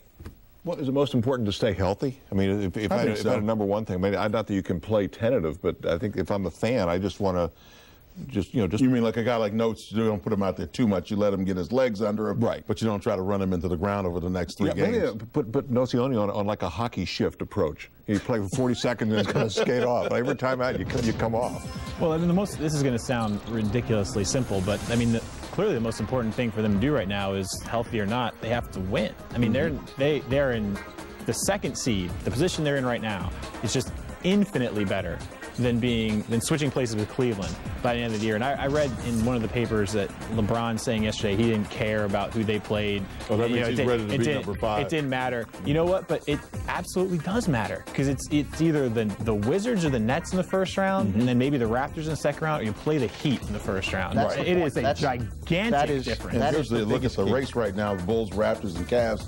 The Bulls would, in any tiebreaker scenarios, beat either one of those teams. So, but you're right; they have to keep winning. Yeah, and I mean, it's so, health aside, play all your guys, play them as many minutes as you need to, and worry about the rest of it later. You got to win games and make sure you fill in that number 2 spot. Because I mean, I'm not saying you're in a coast to the Eastern Conference Finals. You can't anoint them finalists right then, but that is just a substantially easier road to travel. Well, let's look at the remaining schedules. And Zach, who has the easy schedule here? Because you know all the tough teams. I think the only thing that matters is that the Bulls, like Brian said, fundamentally unsound. Just get that number 2 seed. That's the biggest key, because, look, let's be honest about it. That's a free pass to the Eastern Conference Finals. If you look at the Raptors, they have 2 games remaining against the Pistons. Problem is the Pistons have clinched already, number 1 seed in the East. Raptors are a dangerous team. A lot of talent. Yeah. So I don't think it's a free pass, but it's certainly unbelievably much better than playing Heat Pistons if you have to go that route to get to the East. I mean, I believe the Bulls, and I was wrong on this team. And Dan, you and I know, at the trading deadline, I thought they needed to get Pau Gasol. I thought there wasn't enough balance. Oh my goodness! Oh. I thought there wasn't enough balance on this team. You had the sirens going off, DEFCON 2 and everything. And right? I still believe that's going to be an issue in the playoffs. That's why I think Nocioni is going to be a big key. They need somebody. But did you count on Tyrese Thomas coming as far as he has? I mean, this has been a quantum leap over the last maybe 20 games of the season. I mean, people who know better would be able to say with more authority, but it almost seems like sometimes it just kind of clicks in with a guy. And I mean, correct me if I'm wrong, but he wasn't playing a whole lot earlier in the season, so his legs are a little fresher than maybe your other typical rookies who hit that wall. I'm just throwing out theories, but sometimes with rookies, it just all of a sudden clicks. You're just all of a sudden in. I mean, pretty good timing for them, basically. This is the way I look at it. You've got to get Kurt Heinrich and you've got to get Ben Gordon to stop dribbling the ball, start passing the basketball. I like the way they've been going to the hole a little bit more. You also have to get Luol to consistently go to the basket, because I think that creates a lot of problems for the opposition's defense. You've got Tyrus Thomas continuing to develop his game offensively and especially on the defensive end. But it's tough to do that, those things that you mentioned in the half court on offense, if you can't dump the ball to someone down low who can draw a double team. They haven't had a guy. I'm glad you mentioned that, though. I don't know if he's going to get a double team now, but when you look at either one of those guys, you've got Thomas, who could easily score down low now, or you've got Ben Wallace, who is I know he's not a tough scorer, but he's a guy that we've seen can put the ball in the basket if you don't check him. Do not go there. You're not serious. Oh, yes, I am. Yes, I am. You can't afford to put him at the free throw. You can't. If he's at the line, you're maybe 1 point out of that possession, but in the end, that's not a secure. No, but I'm talking about in the flow of a game, because now later in the game, obviously they have there's no flow. There's no game plan to get Ben Wallace the ball on offense. It's not to get him the ball so he can shoot the basketball. It's to get the offense into the flow. So you put the ball down and you pack it down low, and then you run your offense. Is that really going to scare defense? I mean, if the key is getting passer. double teams, that's not going to happen with Ben Wallace. See, they haven't had a consistent guy since Eddie Curry who can draw a double team when you give him the ball on offense. And that, to me, is an issue, because the Bulls are a good defensive team, but they almost have to be great every single game in order to win, to create opportunities for them to get easy baskets. And the other thing is, in the playoffs, it becomes a half-court game. And I think yes, it does. That is where you have a little bit of an issue. Except out west. But that's the reason why they can't win championships. Well, they've done pretty good lately, with the exception of last year. But I'm going to do like you. I'm just going to go to last year and say, so there. But it's amazing what happens when Shaq leaves conferences. Anyway, what I'm trying to say is that Tyrus Thomas, and he's done well lately, but in the playoffs, again, it's a rookie, and there's a maturation process. These guys are not rookies anymore, man. They've been playing all year long. The playoffs are a different animal. They've played 80-some basketball games. The playoffs are a different animal. The year before, he was in, the Elite Eight, the Final Four. These are big-time guys, man. Come on. You've been playing basketball. Now's the time to fine-tune your game. They're not worried about that stuff anymore. We're more worried about it than they are. They know what they're doing. These guys are pros now. They're no longer, like kids coming out of college. Game's polished now, my friend. You're going to see a different guy. I think that's true for Gordon, Heinrich, Deng. It's a little different for a pure rookie like Thomas. All right, we will see, won't we? Zach is right. You have to look at Charlotte too. Charlotte's been playing really well of late. As a matter of fact, some of the Bulls had some thoughts on that. Right now, they playing real well. Don't have a whole lot to play for, playing real loose. And, they just going for it. They're not worrying about win and loss. They're just going out playing hard. And anytime you got a team that coming in it's going to play hard, it's always going to present a tough matchup. Now, keep in mind, they have won 3 of their last 5 against the Bulls. So, you start putting that into the equation as well. For whatever reason, I don't know if it's that, they go down to Charlotte and they go, you know what, it's the Bobcats, let's go out tonight. Probably exactly what it is, to be honest. Well, but I'm not saying, but you're in Charlotte. Come on. Yeah, that's true. Just kind of back up to something we were talking about before, though. I'm not sure that it matters as much as people make it out to be who your matchups are, what seed you are. It's a 7-game series, and those are going to, almost without exception, be won by the better team. Like you're saying, Miami. Well, this is not the Miami of 2 years ago. There's questions whether Dwayne Wade will be able to, hold up or be that durable for the whole series. To me, a 7-game series is in favor of the better team. They're a better team than whoever they're going to. If they're second or third, it's a slightly better team that they play, but I don't know that matters in a 7-game series ultimately. Are they better than the Pistons? Well, no, they don't play the Pistons, though. But I'm saying in the second round, if they were 4, there's a possibility of playing the Pistons in the second. If they're in Cleveland's position, there are some teams you would rather avoid until you get deeper into the playoffs. But the Pistons would be one of them. But I think that, to me, that's the only one, isn't it? Is there anybody else? I don't know. I think the Heat makes it. Not that the Bulls are going to turn into the Suns all of a sudden in the playoffs, but the Heat makes it incredibly difficult you play at their tempo. And so they're sort of controlling the tempo in that way. And they're just, I think that, I mean, would you rather play the Miami Heat or would you rather play the New Jersey Nets or Washington Wizards, who are going to be without? Yeah, I'll take the Wizards all day long, and I'll take the Nets all day long over playing the Heat. Absolutely. You, sir, are correct. Let's write that down. You take the well, because all you need is Dwayne Wade to somehow make a miraculous comeback for the ages from his injury in that first round, and you've seen his commercials. Now all of a sudden, he can do it's like, yeah. Time for a break here at Chicago Tribune Live. Up next, our two Bears beat guys will get to tell us what to expect from the Bears' new schedule. More on the beloved in just a moment.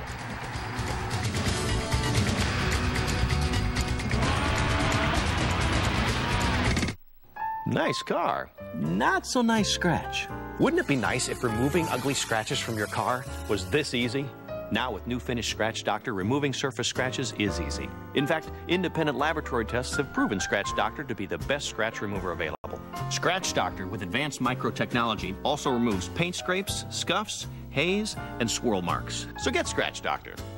#1 rated Scratch Doctor, available at Advance Auto, True Value, Walgreens, Target, AutoZone, Kmart, and other leading stores. What is it, Doc? It's Steelitis. It's time to go to Schomburg Honda Automobiles. Get 2.9 APR for 36 months on new 07 Accords and Civics now. It's cardiology. There's only one, Bob Rohrman. You owe it to yourself. Illinois' #1 volume Honda dealer is Bob Rohrman, Schomburg Honda Automobiles, just 8 blocks west of Woodfield Mall on Gulf Road, Schomburg. We'd love to show you the world's next great video game. There's only one problem. You haven't created it yet. You've played them, now you can make them with DeVry's new bachelor's degree program in game and simulation programming. It's classrooms and labs where you actually create video games. Games like you'll find when you log on to DeVryPowerUp1.com. You'll learn more about this exciting degree program and get free video game demos from Vivendi Games. It's time to take it to the next level. You can earn a 4-year degree in less than 3 with classes that start right away. And since it's DeVry, you know you'll get this and even more of this. Call 1-888-DeVry14 or go to DeVryPowerUp1.com for your free video game demos. But do it now, because when you're a gamer, you know what happens when you stand still. So call or log on for your free video game demos. It's right now, and it's here at DeVry.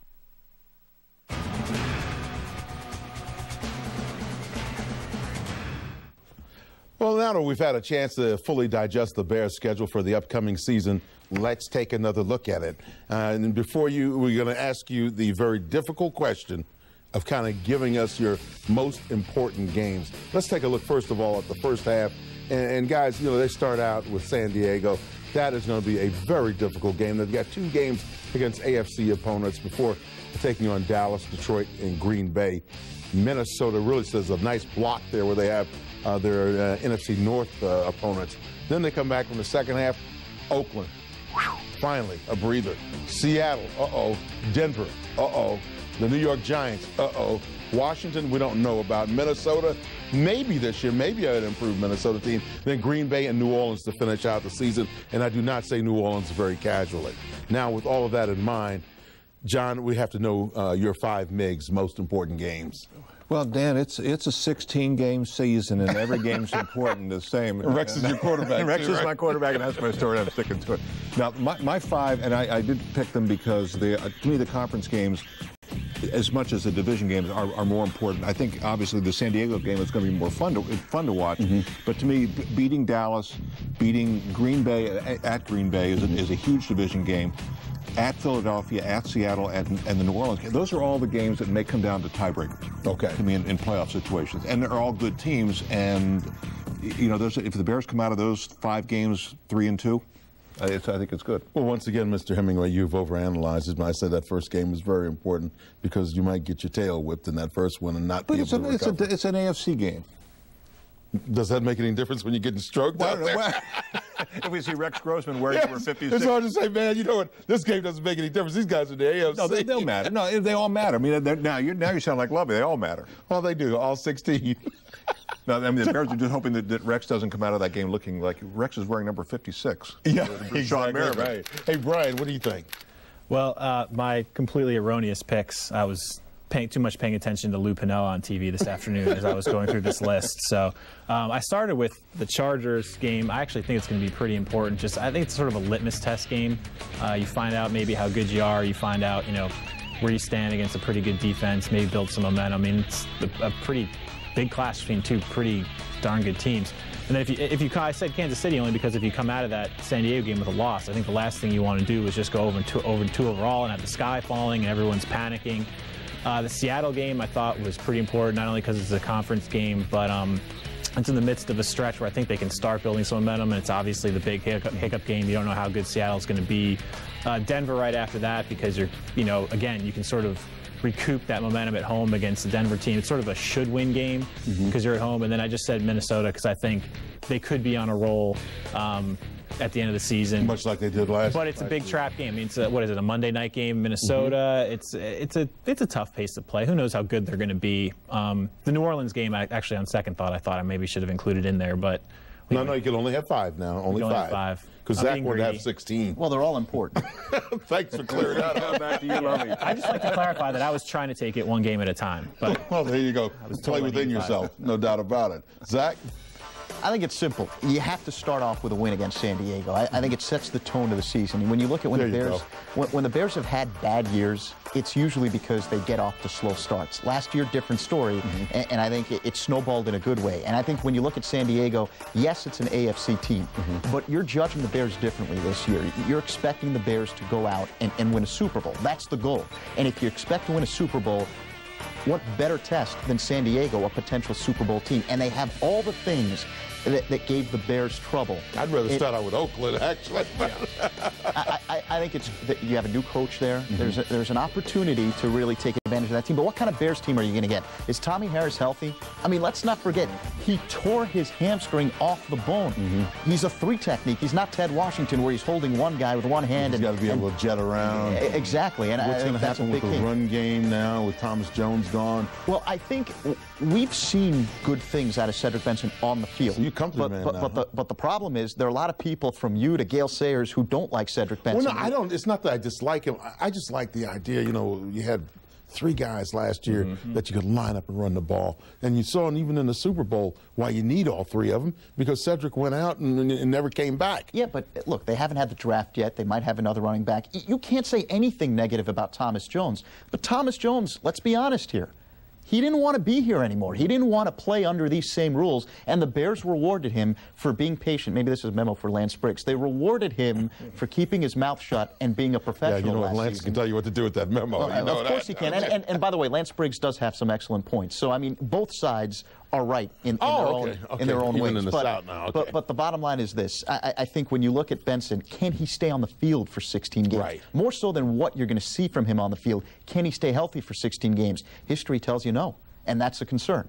So I think the San Diego game is big from the start. And then after that, I've got those 3 division games beginning early on in the season, that stretch where they play 3 of 4 on the road in late September and early October. Because as we saw last season, if you are hot in your division early, they had those 3 games early against the division, you can really wrap things up and look ahead to the playoffs if you beat those teams.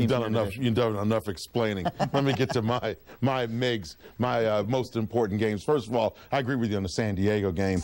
And I go to Philadelphia in Week 7 because I think that's a critical game. At that point in the season, you got to have an idea about where you are, but you want to be able to beat a team like Philly on the road. Then Seattle in Week 11, again, back in the NFC. And then the Giants game, staying in the AFC. And I didn't realize, to be frank with you, that I picked this many NFC games.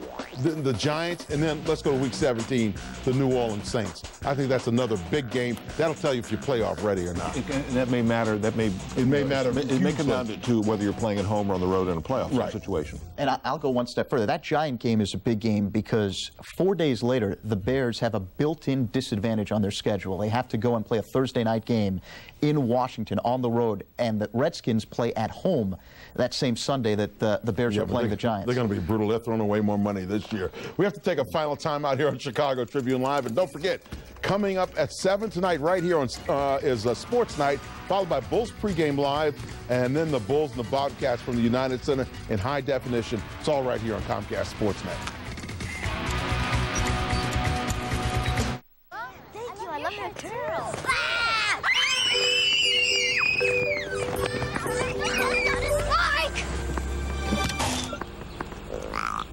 Who's counting on your brakes today? Your brakes are too important to trust to just anyone. That's why you should come to Midas now. At Midas, brake pads or shoes are just $89.95 per axle installed. Be safe. Trust the Midas touch. Quality products for low prices at Menards. Accent any room with a ceiling fan from turn of the century. This 52-inch Arizona fan comes in 3 finishes, $39.99, or choose this 52-inch Da Vinci fan with brushed nickel finish for $79.99. All Crestline and Peachtree windows and patio doors are 15% off. From vinyl to wood clad with hardwood interiors, you have over 1 million size and style options for your window needs. Plus, there's 0 payments and no interest till 2008 with your big card. Save big money at Menards. It's the biggest night in the world. The 2007 CMT Music Awards, hosted by Jeff Foxworthy. Woo! The awards are fan-voted, so vote her up at CMT.com. Plus, check out exclusive behind-the-scenes clips and videos of the nominees. The fastest way to get there is with high-speed internet. Call your cable operator today and sign up. We're talking high speed. The 2007 CMT Music Awards. Live Monday, April 16th at 8, 7 Central. Your party, our house. Buckle up.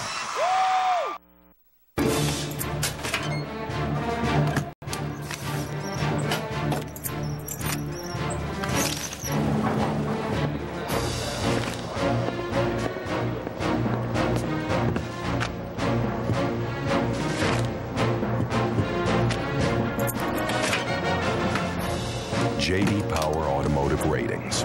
Everybody wants them.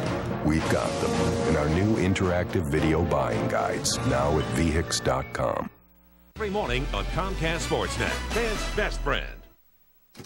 In our ChicagoSports.com poll question of the day, we asked which Cub is off to the most disappointing start. Here's what you had to say. 61% said Alfonso Soriano, 24% Bobby Lowry, 10% Scott Air, and 5% said Michael Barrett. Thanks so much for letting us know what you thought of all of that. Now, that's it for today's edition of Chicago Tribune Live, presented by your Chicagoland and Northwest Indiana Chevy dealers. Thanks to our guests today from the Tribune, John Mullen, Brian Hamilton, Zach Zaitman of The Score. Now, as our custom here on the show, we end our week with our headliner segment. Please enjoy, everyone. So long, everybody. Runner at third, 1 out. The 3-2. Fly ball deep to left. Floyd back, and it's out. A home run. We expected the starting pitching to be spotty, and it's been the bullpen that's been disappointing. I mean, I don't know if you thought Ted Lilly, his first 2 starts. I've been surprised. I don't know if you guys have been surprised, but if Bobby Howard let him down, I mean, they're 3 and 4, and with any type of bullpen consistency, there might be, 5 and 2. Telling the coaches, I don't know why the first time I got a good feeling about going to Oakland. Hopefully, when I come back from there, I got the same feeling. Torque. That's high and deep into center field. Swisher's drifting back, at the wall, he jumps.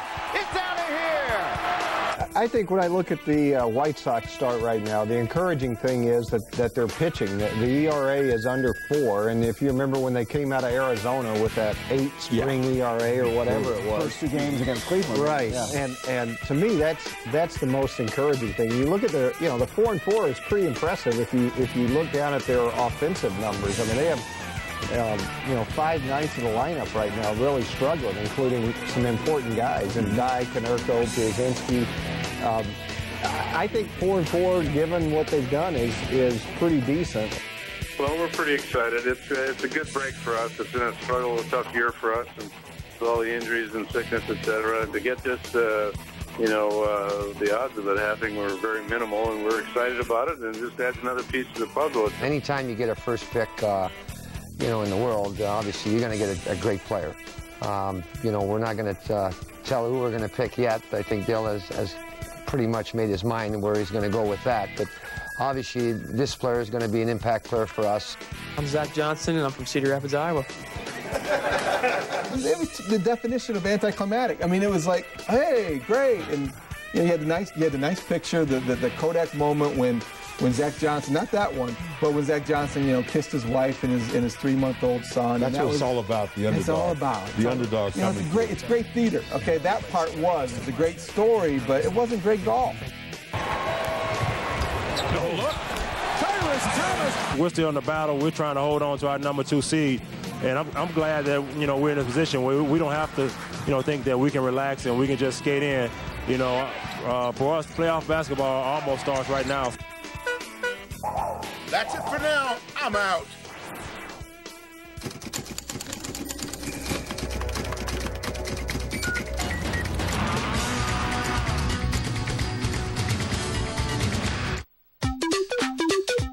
Sports news the way you want it, when you want it.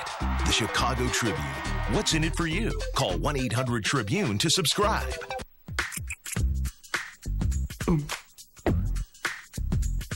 Now saving money just got a little easier. Pick up the Sunday Chicago Tribune and discover Easy Sunday. Every week, you could find thousands of dollars in discounts in the Sunday circulars. Plus, how and where to find the best deals in Chicagoland. And discover articles and ideas for making life easier. Make every Sunday an easy Sunday with the Sunday Chicago Tribune. What's in it for you? If ever you're not satisfied with one of our tires, please feel free to bring it back. Thank you. Discount Tire Company. Low prices, more choices on the world's best brands like Michelin and B.F. Goodrich.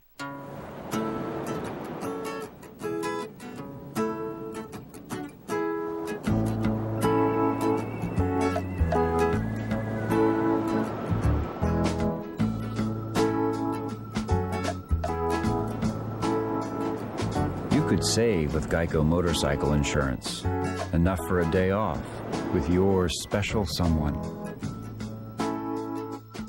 Geico Motorcycle. Let's ride.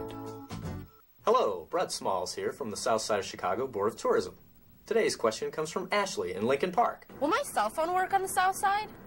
Yes, Ashley.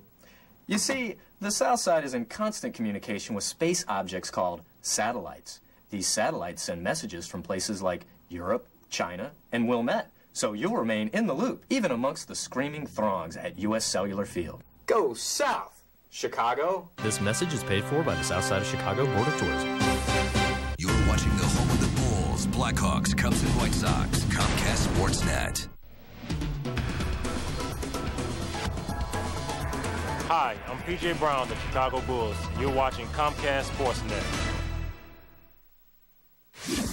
Straight ahead on Land Rover Sports Night. What else can I do? Lou Piniella watches his Cubs blow a 5-run lead, and the old Lou is back. What the hell do you think isn't working? They made a point this year that we were going to play better at home. It's the Bulls' home regular season finale. Can they keep a grip on the number 2 seed in the East? We're live from the United Center with a preview. Plus, on the eve of Selection Saturday, Mayor Daley goes to Washington for one final push. We really want to showcase what America really is. Always a hair-raising experience. Sports Night starts now.